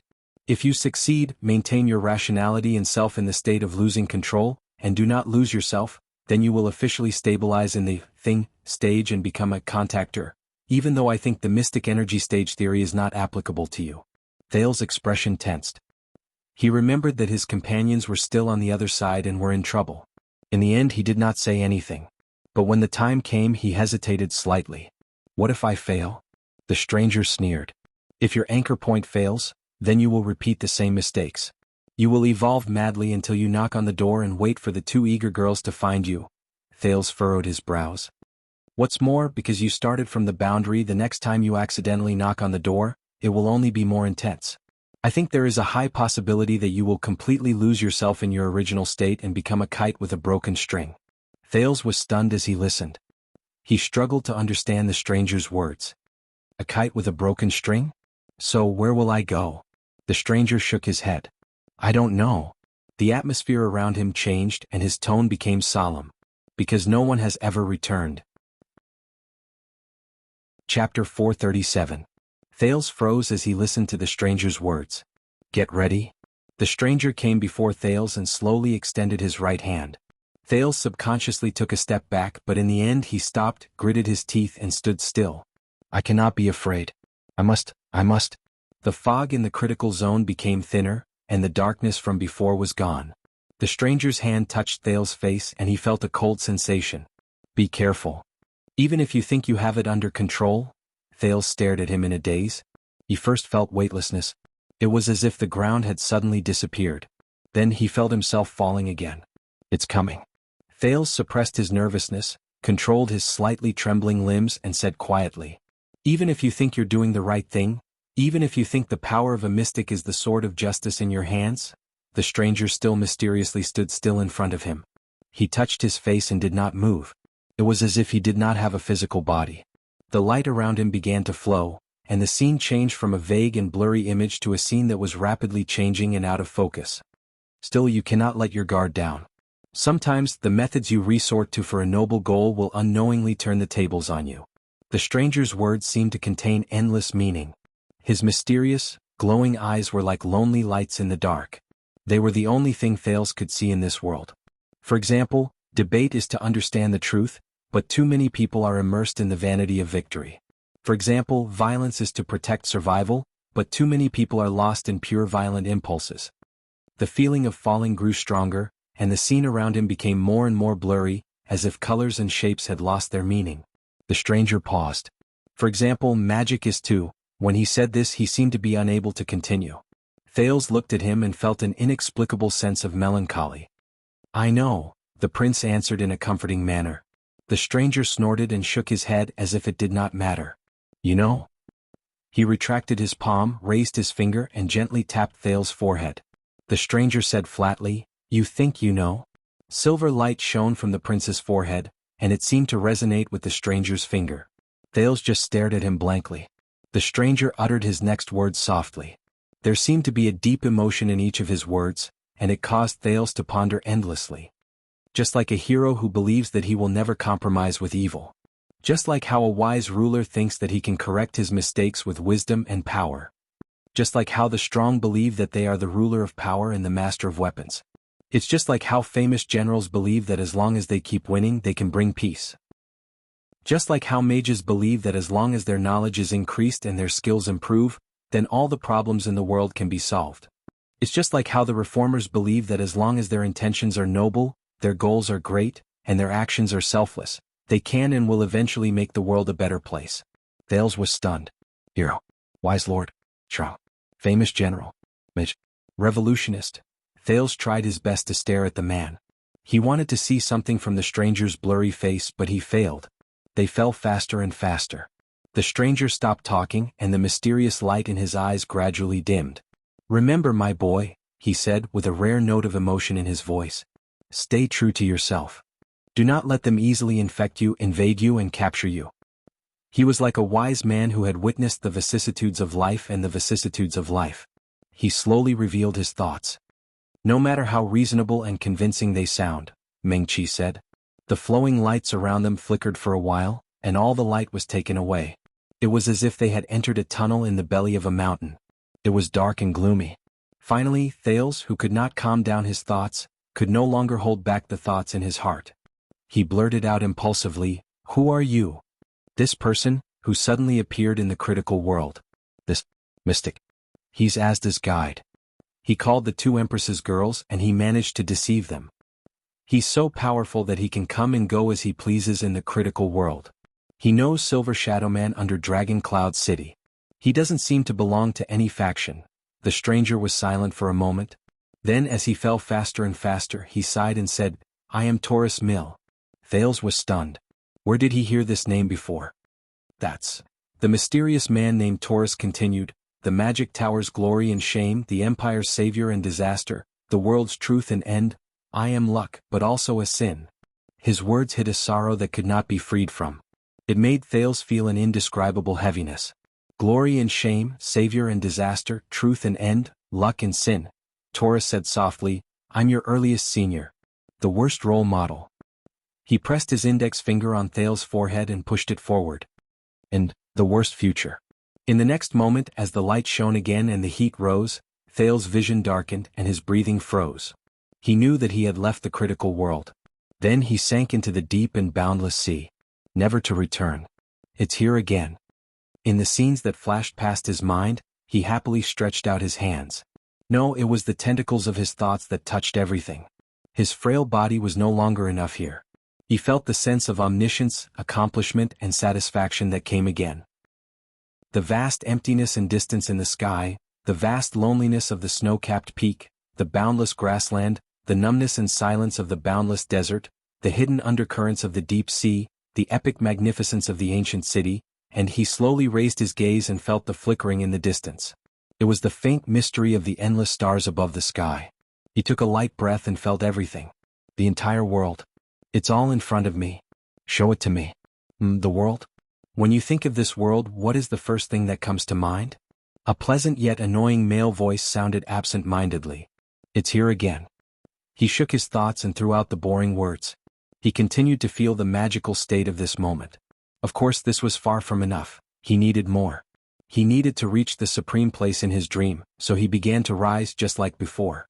And this time, nothing could stop him. He touched the ultimate step. With a thought, he raised his head slightly. Ah. He let out a satisfied sigh. Yes, it was still the dark and silent void. It appeared in front of him again. He saw it very clearly. What was presented to him in the void was still the mysterious gray fog. It flowed in the distance and surged toward him in the endless white light. It was as if the gray fog had a mind of its own. It opened its arms to him. It was like the most formal invitation. It was a call. He continued to rise. As he felt the increasingly wonderful omnipotence and omniscience, he looked at the gray fog that continued to spread toward him. His heart understood. That was a call. Something in the gray fog was calling him, yearning for his arrival. Come. In a trance, he could even hear a faint call coming from the fog. Together? Yes. A familiar feeling of longing and impulsiveness spread. He felt it. In the gray fog, there was something that he wanted the most intimate and the closest to him. Come on. He rose faster and faster, getting closer and closer to the strange dark void. He was also getting closer and closer to the flowing gray fog that was tainted by the white light. Come on. He almost could not help but roar. Hurry up and let me enter that void, touch that gray fog. This is the only way. This is the only way I can be more perfect. Only then can I truly own this world. World? His upward momentum suddenly came to a halt. World? Is probably all humans. In your era, the era when the Empire and the Magic Tower still existed, what was the world like? The echo of the past came to him like a whisper. Oh, it's that damn duck voice again. No. Get lost. Get lost. If I were to guess, there's actually not much of a difference, right? After all, to us, the world is just a small part of our cognition. It's probably the place where we are, all the people we know and the world that they speak of, see and surround us. We think that we see the world, but in fact what we see is only our own retina. He stopped rising. No. He roared in pain. His head began to hurt. This again. Duck voice. It's this again. It's preventing me from continuing. He swore that when he rose to the top, when he attained perfection, when he became omniscient and omnipotent, he must tear the owner of that duck voice into pieces. Crush. Explode. Smash him into the tiniest and most indistinct speck of dust. He must make this insignificant existence that obstructed his great progress suffer the most terrifying, painful, and unimaginable ultimate punishment in the world. Even if he had to destroy the world, even if it meant his own death, even if the end of all living things was imminent, he would make that duck voice pay the heaviest and most unbearable price. Have you left Asda? Class is over? Asda. Sir? Asda little. Ahem, little puppy dog? Little dummy? Phew, it seems that he really left. Damn it, this again. Why don't you change your name to Bruce Wayne? Humph, what is the world? You may not know. But in those unfamiliar memories, what I once wanted to do was to look at the world from another angle. To discover problems that we have never discovered, to doubt those principles that are tacitly correct, to break the external shackles that we are unaware of. This is not an easy task. Just like what Plato said, once you walk out of the cave and see the sun. Phew. We used to laugh at those Chinibu in anime. But sometimes, when you look at the world again and again from an angle that others cannot perceive, you will realize, perhaps the one who is wrong is really not me, but this world. Right. Old Ma, what do you think? His head hurt more and more. Damn it, don't F** King block me. I need it. I need that void, that gray fog. I need to rise. I need to possess it. I need this world. In the next moment, Thales woke up in pain, like a person who had just recovered from drowning. Boom. A strange and loud sound of thunder rang out. How? Thales gasped for breath and looked around. He was confused for a few seconds. When he felt as if he had forgotten something again, he suddenly felt himself falling in an instant. Then he came to a sudden stop without any warning. He was almost dizzy from the toss. But it was not over yet. As if he was caught by a gust of wind, he was thrown upwards and rose again. How? Bang. Boom. The moment he rose to the apex, Thales used all his strength to open his eyes. Then his whole body trembled. He realized that what appeared before him was a storm that could be seen with the naked eye. The storm. Swoosh. In the next moment he was immediately blown down by a strange gust of wind. The feeling he had just now was that he was uncontrollably bobbing up and down in this strange and terrifying endless storm. What the hell? Boom. The wind here had colors. They left a pitch-black trail in the air that looked like smooth blades formed by ink. Tens of thousands of ink blades would sometimes scatter in all directions, and sometimes gather together to form a huge wave. Like a tornado, they swept the panicked Thales and sent him tumbling back and forth. It was like flying a kite. From time to time, the same dark lightning flashed in the lightless sky, accompanied by a loud thunder that almost broke his eardrums. Asterisk boom. Asterisk every time the thunder roared, it made the ink-black storm even more frenzied. Thales was in the air and he did not know if it was real or just an illusion. He endured the bone-piercing pain from the wind blades, and he felt the fear and panic of weightlessness. This is bad, this is bad. Thales trembled and tried to grab a piece of ink, but in his panic, he realized that he did not have a body. What is this place? Asterisk boom. Asterisk he waved his imaginary hands, but he could not find a place to exert his strength at all. His gaze followed the rise and fall of the storm and he changed directions at will. His entire person, if he could still be considered a person, was pulled back and forth by the storm in the air and he did not stop. What he saw was an ominous, pitch-black ink. All he could hear were terrifying, strange flashes of lightning. He was a lonely boat in an even more dangerous sea. Asterisk swoosh, boom. Asterisk, damn it. He was blown upside down by another storm. Thales felt that he was about to suffocate. But he did not see the ground, nor did he see the sky. He could only feel the endless, merciless and cold, ink-colored storm above and below him, left and right, front and back. Asterisk boom. Asterisk he tried to shout, but there was no response. He could not even hear his own echo. This was a scene he had never encountered since the first time he lost control, or even after he knocked on the door for the first time. Is this the truth behind losing control of mystic energy? The ocean of mystic energy? He thought in a trembling voice. When you wander in the ocean of mystic energy, you will constantly feel the threshold rise and fall. Your physical body is not the only one affected. Taurus words rang in his ears. Asterisk boom. Asterisk the crazy, terrifying, violent, uncontrolled, endless and uncontrollable storm continuously tortured Thales' senses. Compared to the wonderful feeling he had in the beginning, he really did not want to stay here at all. As this thought rose in his mind, Thales felt his vision become hazy. It was as if he had entered a drunken state in an instant. He felt that magical state of omniscience and omnipotence again. Ah, how wonderful! I saw the world again, and I want more. As Thales thought of this, he subconsciously smiled. No. But in the next moment, Thales shook his head desperately, trying his best to wake himself up. Asterisk boom. Asterisk a strange clap of thunder sounded. The illusion before his eyes dimmed. He who was temporarily clear-headed, once again returned to the pitch-black, terrifying storm. He rose and fell with the waves. Damn it. The torture of his eyes, ears, and senses made him try his best to gather his remaining willpower. He knew that the training in Asda's classes allowed him to temporarily break free from the hallucinatory state and avoid continuing to evolve. But obviously his current state was still far from the thing stage that Taurus mentioned. No. Just as the mysterious Taurus said, he could not lose himself there, lost in his desires and impulses. He had to cross over. Asterisk CK. Thales roared in his heart. He concentrated and tried his best not to think about the illusion just now. Hong long long long. The ink-colored storm roared again, pulling him back into the terrifying air. Don't think about it, don't think about it, don't think about it. Thales tried his best to get rid of those comfortable and beautiful illusions, that feeling of power that allowed him to feel everything. But the more he tried to get rid of it, the more he could not help but think about it. The more he tried not to think about it, the more he could not help but think about it.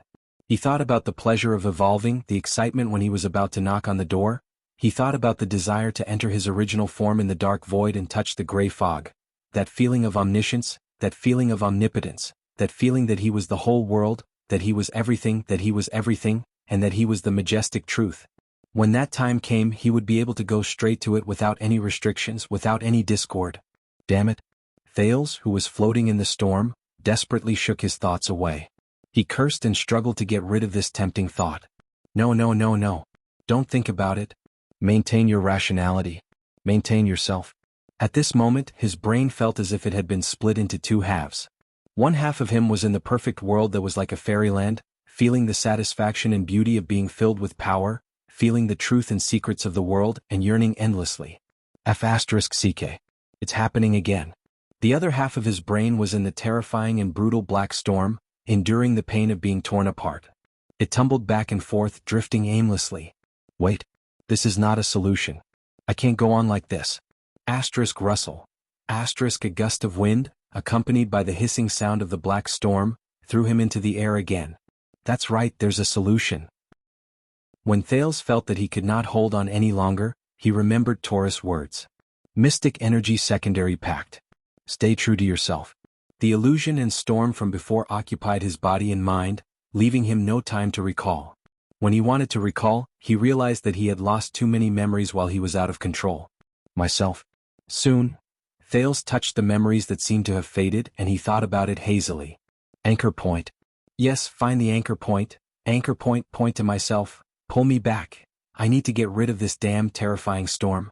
From this fake, seductive, comfortable, contented, expectant and infinitely wonderful dream of evolving. A knock on the door. For it, I can completely give up everything just to throw myself into its arms and become supreme. *CK. Again? Get lost. I can't even control my own thoughts anymore. Thales felt like a depressed writer who had stayed up all day at work, panting and exhausted when he returned home, and still had to struggle to write his story. He forced himself to stay awake, but if he was the slightest bit careless, he would fall into a sweet dream and never return.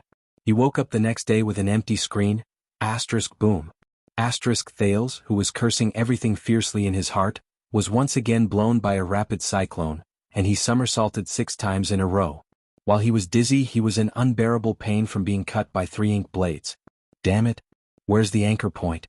Thales struggled to hold on. He tried hard to search through his damaged memories, trying to find the answer. Seriously, I was fully prepared before, but when things came to a head, I realized that the preparations I made before were completely useless. It's even worse than a thesis defense. The anchor point I set, the self I understand. What exactly is it? At this moment, have you ever thought about what exactly you are? His vision became blurry again. But it was different from before. This time, what appeared before Thales' eyes was a towering palace. In the north, in a certain room in a certain snow-covered palace, a young man with an elegant demeanor faced a pale boy. He closed in on him step by step, and his slender fingers slowly straightened, as if he was pointing straight at the boy's heart. When you are stripped of all the definitions given by others, and you leave all the situations in which you exist, what is left of yourself? Ripples appeared in the scene, and they dispersed like water waves. Thales was stunned. The definitions given by others, the situations in which I exist, anchor point, boom. In the boundless storm and thunder, he slowly recalled the conversation he had with Taurus just now. So, to anchor oneself, what is really needed is to get rid of all external labels. Get rid of what you said, things that are tainted by others.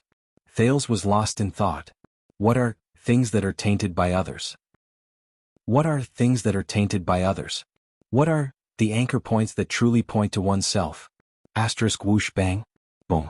Thunder and lightning flashed around him, and they never stopped. He was confused and puzzled. It was as if he had forgotten that he was still tossing and turning in the terrifying storm and suffering. The anchor points that point to myself have to be more realistic. Is it his unique, mystic energy? Is it the sin of Hell's River? Is it the JC dagger that saved him from danger several times? Or his so-called royal bloodline? Or his so-called wisdom? Boom. No, neither. He felt that the direction of these anchor points was wrong. Things that are tainted by others? Or should the anchor points be more focused, concentrated, and short? Like himself? Like Thales? Jade Star? The Second Prince? The Mystic? Or Wuxia? He paused when he thought of this name. Or the Transmigrator? Bang. Whoosh. The storm continued. He was blown away again like a duckweed in the rain. No. The anchor points are also not these things that are tainted by others, have to be more abstract. So, the anchor points are his will? The spirit of never admitting defeat in this world? The memories and knowledge he obtained from another life? Is it everything I have sensed and known since I was born? It's a little close, but is it true? Anchor points? Can the anchor points really point to the self that he and Taurus talked about so much from these things? Things that are tainted by others? At this moment, crack, boom. An unprecedentedly loud thunder roared, accompanied by another strange bolt of black lightning, and struck Thales. It struck him so hard that his entire body trembled. Like a broken sack, he kept rolling in the air. Intense pain. Even his consciousness trembled. But at that moment, Thales suddenly saw it. Chapter 438. On the other side, far away. In the narrow, crude but warm and bright cellar of the bar. I probably won't be able to escape, but they can survive. A boy in ragged clothes and covered in wounds clenched his fists. He raised his head and looked at the red-haired girl in front of him. She had a pair of blades strapped to her thighs, and she looked valiant and slightly surprised. He forced a smile. It's time for me to go. To Red Street Market. That's, he thought in a hazy manner. Asterisk boom. Boom. Asterisk his thoughts became clear amidst the loud thunder.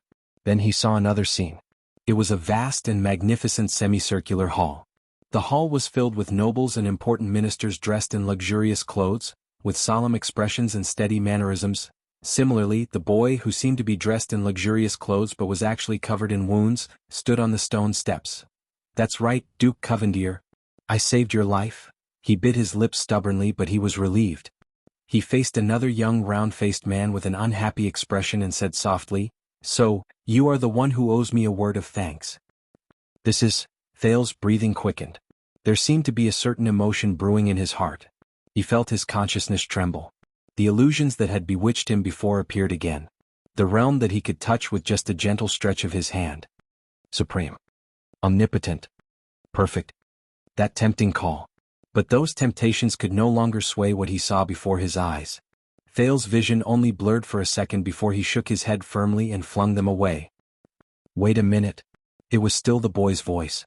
This time he was covered in dirt and his hands were tied, but he still forced a smile as he sat on a large black coffin. He smiled and looked at a charming but incredibly dangerous woman. I heard that there's a mystic here? Or the kind that can be released? The boy kicked the coffin with an arrogant expression. Do you want to meet him? The dangerous woman froze her smile and revealed her ferocious fangs. It's her. Thales, who was floating in the storm, smiled. It's me. It's us. In the next moment, the roar of wind and thunder rose again, but they were immediately replaced by another similar but different sound. It was the sound of battle cries. Battle cries filled the sky. Amidst the blood, death, and fighting, they rose and fell, covering the horizon. Sonia's choice is a dilemma no matter what. Countless people risked their lives and fought in a frenzy. The boy stood in the middle of everyone's protection, panting heavily and unable to suppress his nervousness. We can only choose for Lady Cecile. To eliminate her hesitation. Amidst the astonishment of the bystanders, the boy stared at the terrifying man in front of him who was filled with murderous intent and was breathing like a volcano. He stared at the silver-black bow on his opponent's back and pointed it at the sky full of flags in the north. Get ready to break out. Bang bang. Thales gritted his teeth in the black storm as he sensed the intense pain in his body and the torment of his overflowing thoughts. However, he smiled. So, in that case, enough. A resolute and furious roar broke the darkness and silence in his memories. The boy's expression became much steadier in the rough hall where a burning brazier was burning. At that moment, his footsteps were firm as he walked forward without stopping. He walked past the pale man with a cold expression who carried a blade on his back, and the silent old man who wore a crown and had an awe-inspiring presence. He walked towards the girl with glasses who knelt on the ground and cried painfully at the ring in her hand. She was panic-stricken, and he grabbed her arm without hesitation. He pulled her behind him. That's it. Tonight she has to stay with me. A bunch of lunatics. As he looked at the past, Thale's smile grew wider. The fire in his heart burned even brighter. This sword is called the Blade of Purification. The boy stood in front of the man with the black sword in the desolate ruins.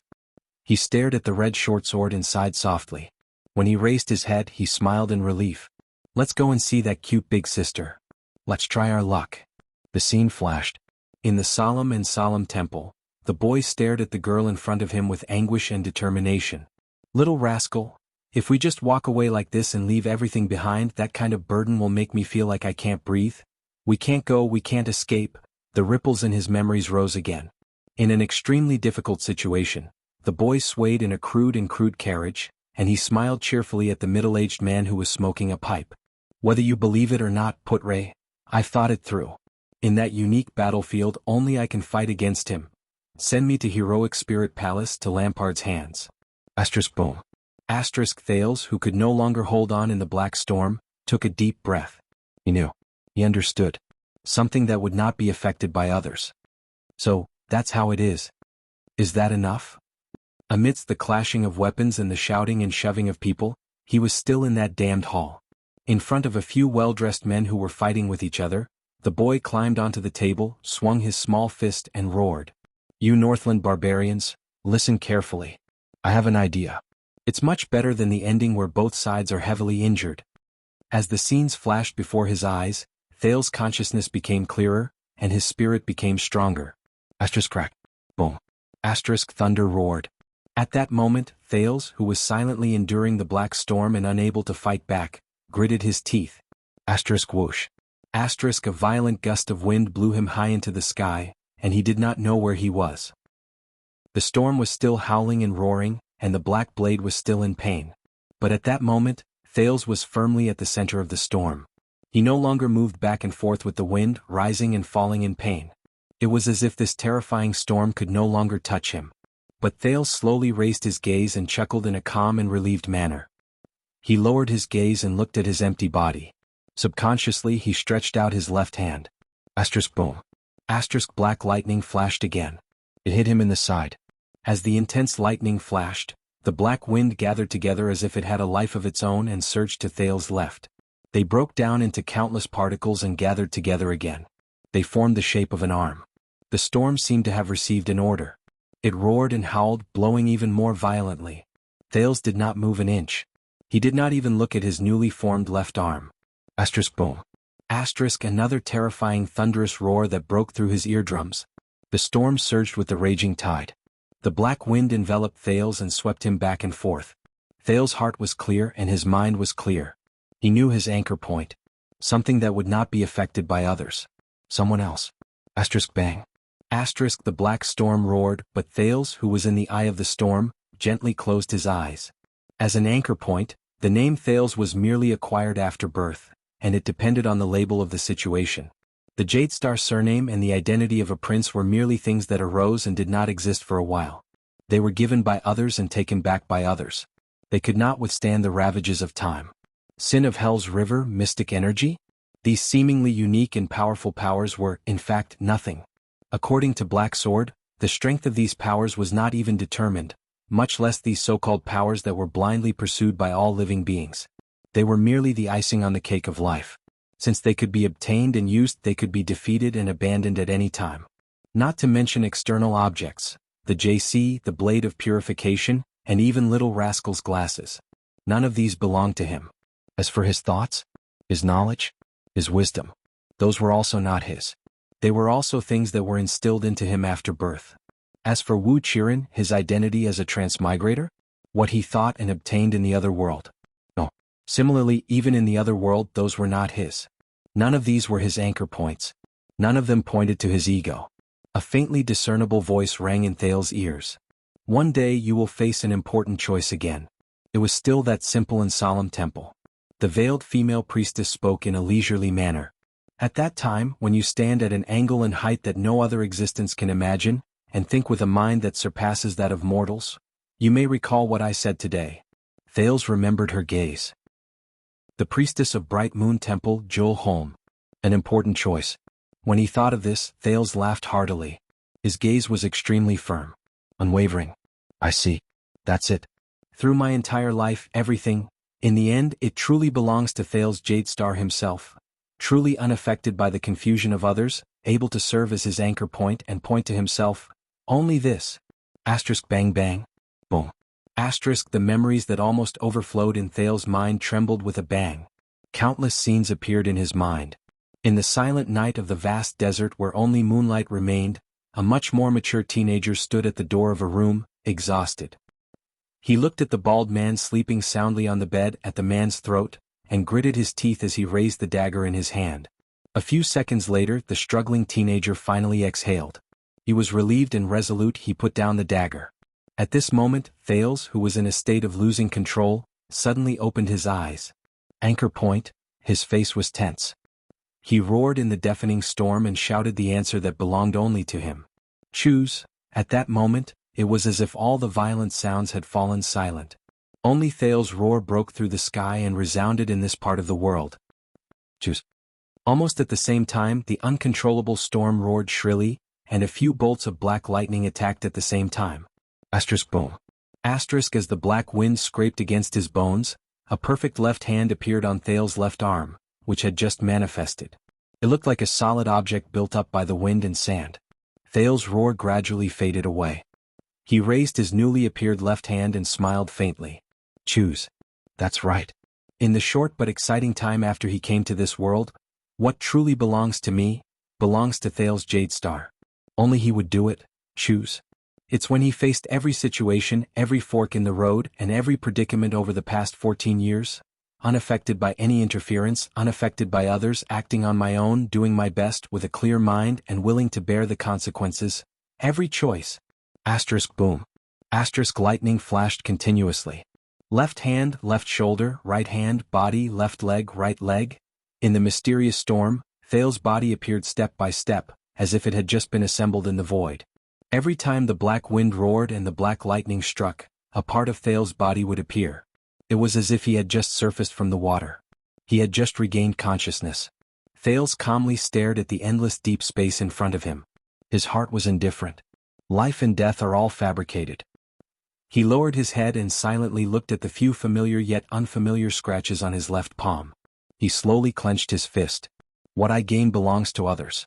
Asterisk rumble. Asterisk Thales coldly looked at the black storm around him. He watched as it passed through him again and gathered into a part of him. His consciousness was extremely clear. There was no ambiguity. Only by choosing would he be free.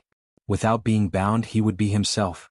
This was the thing in him that, from the beginning to the end, pointed to himself, and could not be confused by others. Thales' choice. Asterisk rumble. In the last thunderous explosion, when Thales' body finally appeared in the center of the storm in a complete and steady manner. Whoosh, asterisk the last gust of wind blew. It gradually grew further away and weaker. It turned into a comfortable breeze. The storm disappeared. The thunder was nowhere to be seen. All the noise and violence came to an abrupt end at the same time. In the air, Thales slowly raised his head, stretched out his hands and felt the changes in himself. So, is this losing control? The teenager smiled. At this moment he was extremely clear-headed. All he could see was a clear sky. It was bright, clean and clear. I see. In the next moment, Thales closed his eyes gently. Just like that. And when he opened his eyes again, stay calm. Guard the hostages. In the dark dungeon, Stake lost his composure and pressed a dagger against Marina's throat. He roared fiercely and madly at the people in front of him. Step back, Knight of Judgment. The hostages are in my hands. No matter what game you and that disappearing brat are going to play. On the other side, the masked protector was still restrained by the 4 Shadow Shield assassins. Quick Rope and Tampa were also threatened by the assassins and they trembled. He understood now. In the chaotic situation, Zacriel, who stood on the other side, could not hide his anger. He raised the saber in his left hand and swept his gaze over the assassins in front of him. The prince is no longer here. Do you think I care? In the chaotic situation, the breathing of the assassins, the pained cries of the hostages, the struggle of the chains, the friction of the weapons in their hands, and the argument between both sides mixed together. Stake gritted his teeth and said angrily, "Then try." But at this moment Stake's words suddenly stopped. He was not the only one. Everyone was stunned. Asterisk thud, thud, thud, asterisk light footsteps traveled into their ears. Everyone's gazes were focused on one spot. All of them were cast on the teenager who suddenly appeared. The dungeon returned to dead silence for a moment, but it was immediately broken by someone. "You, Prince, how did you just disappeared, now you?" Stake stared at Thales in shock. He stuttered and could not even form a complete sentence. His gaze moved back and forth between Thales and the silver-edged sword stuck in the ground.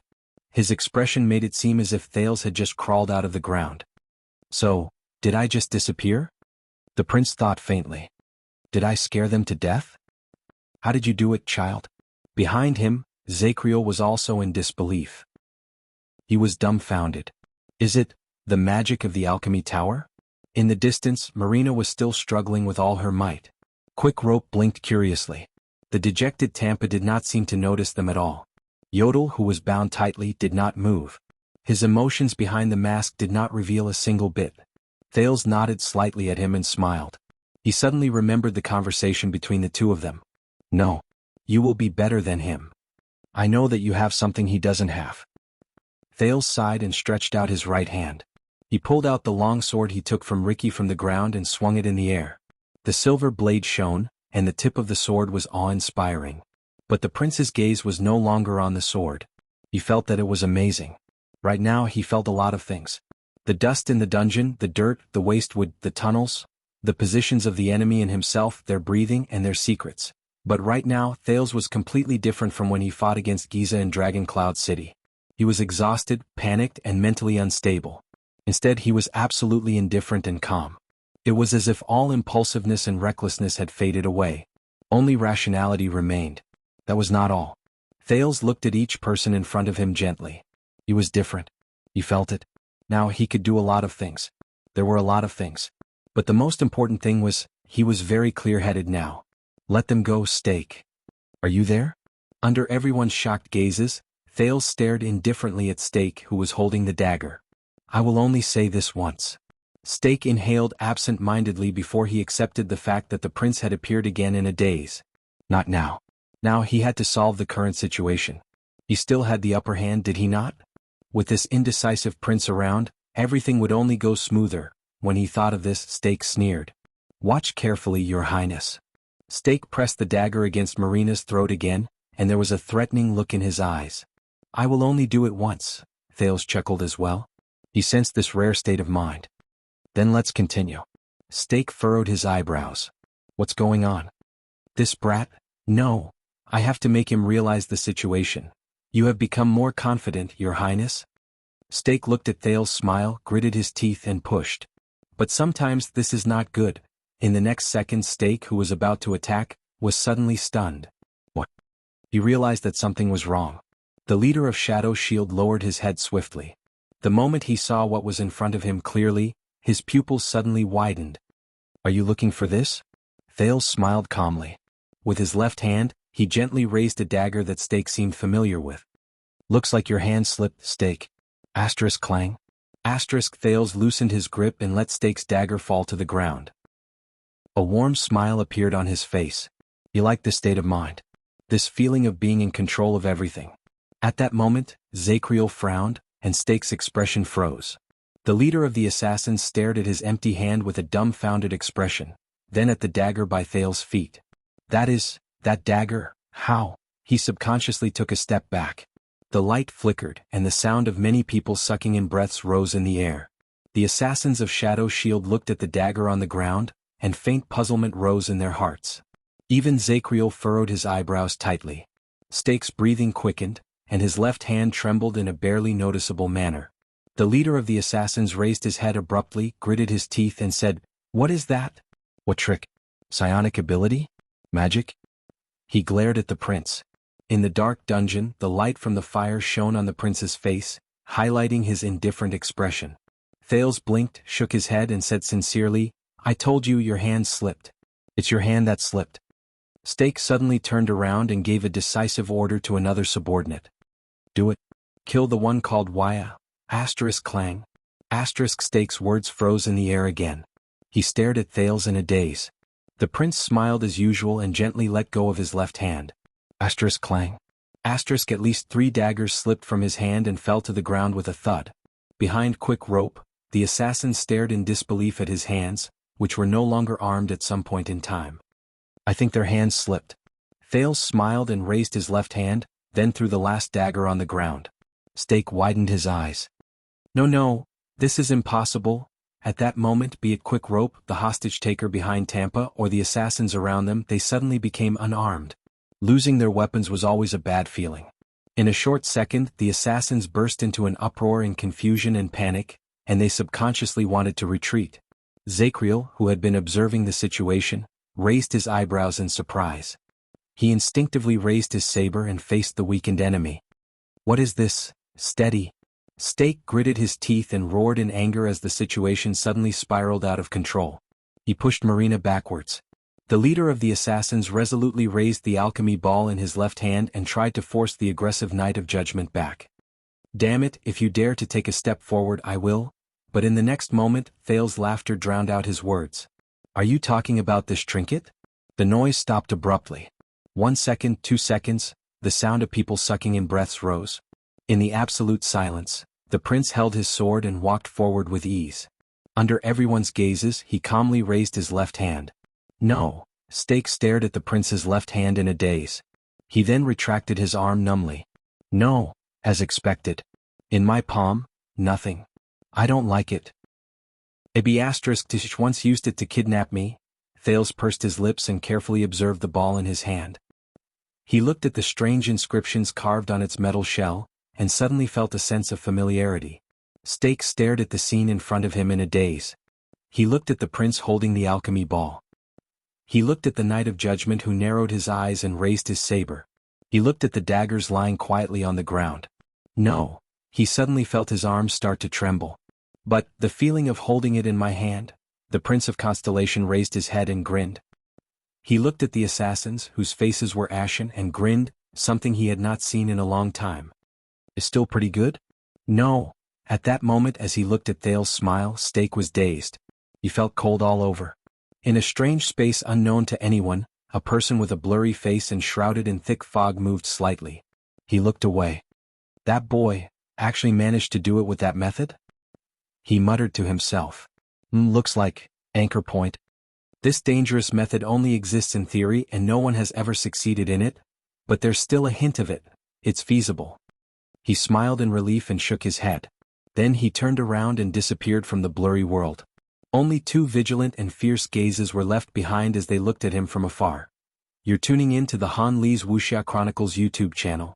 We're so grateful for your support and don't forget to subscribe to join us on this incredible journey through captivating stories. Your generosity through donations truly makes a world of difference, as it's the primary source of revenue that allows me to expand and enhance this channel for you. Thank you from the bottom of my heart for being a part of this adventure.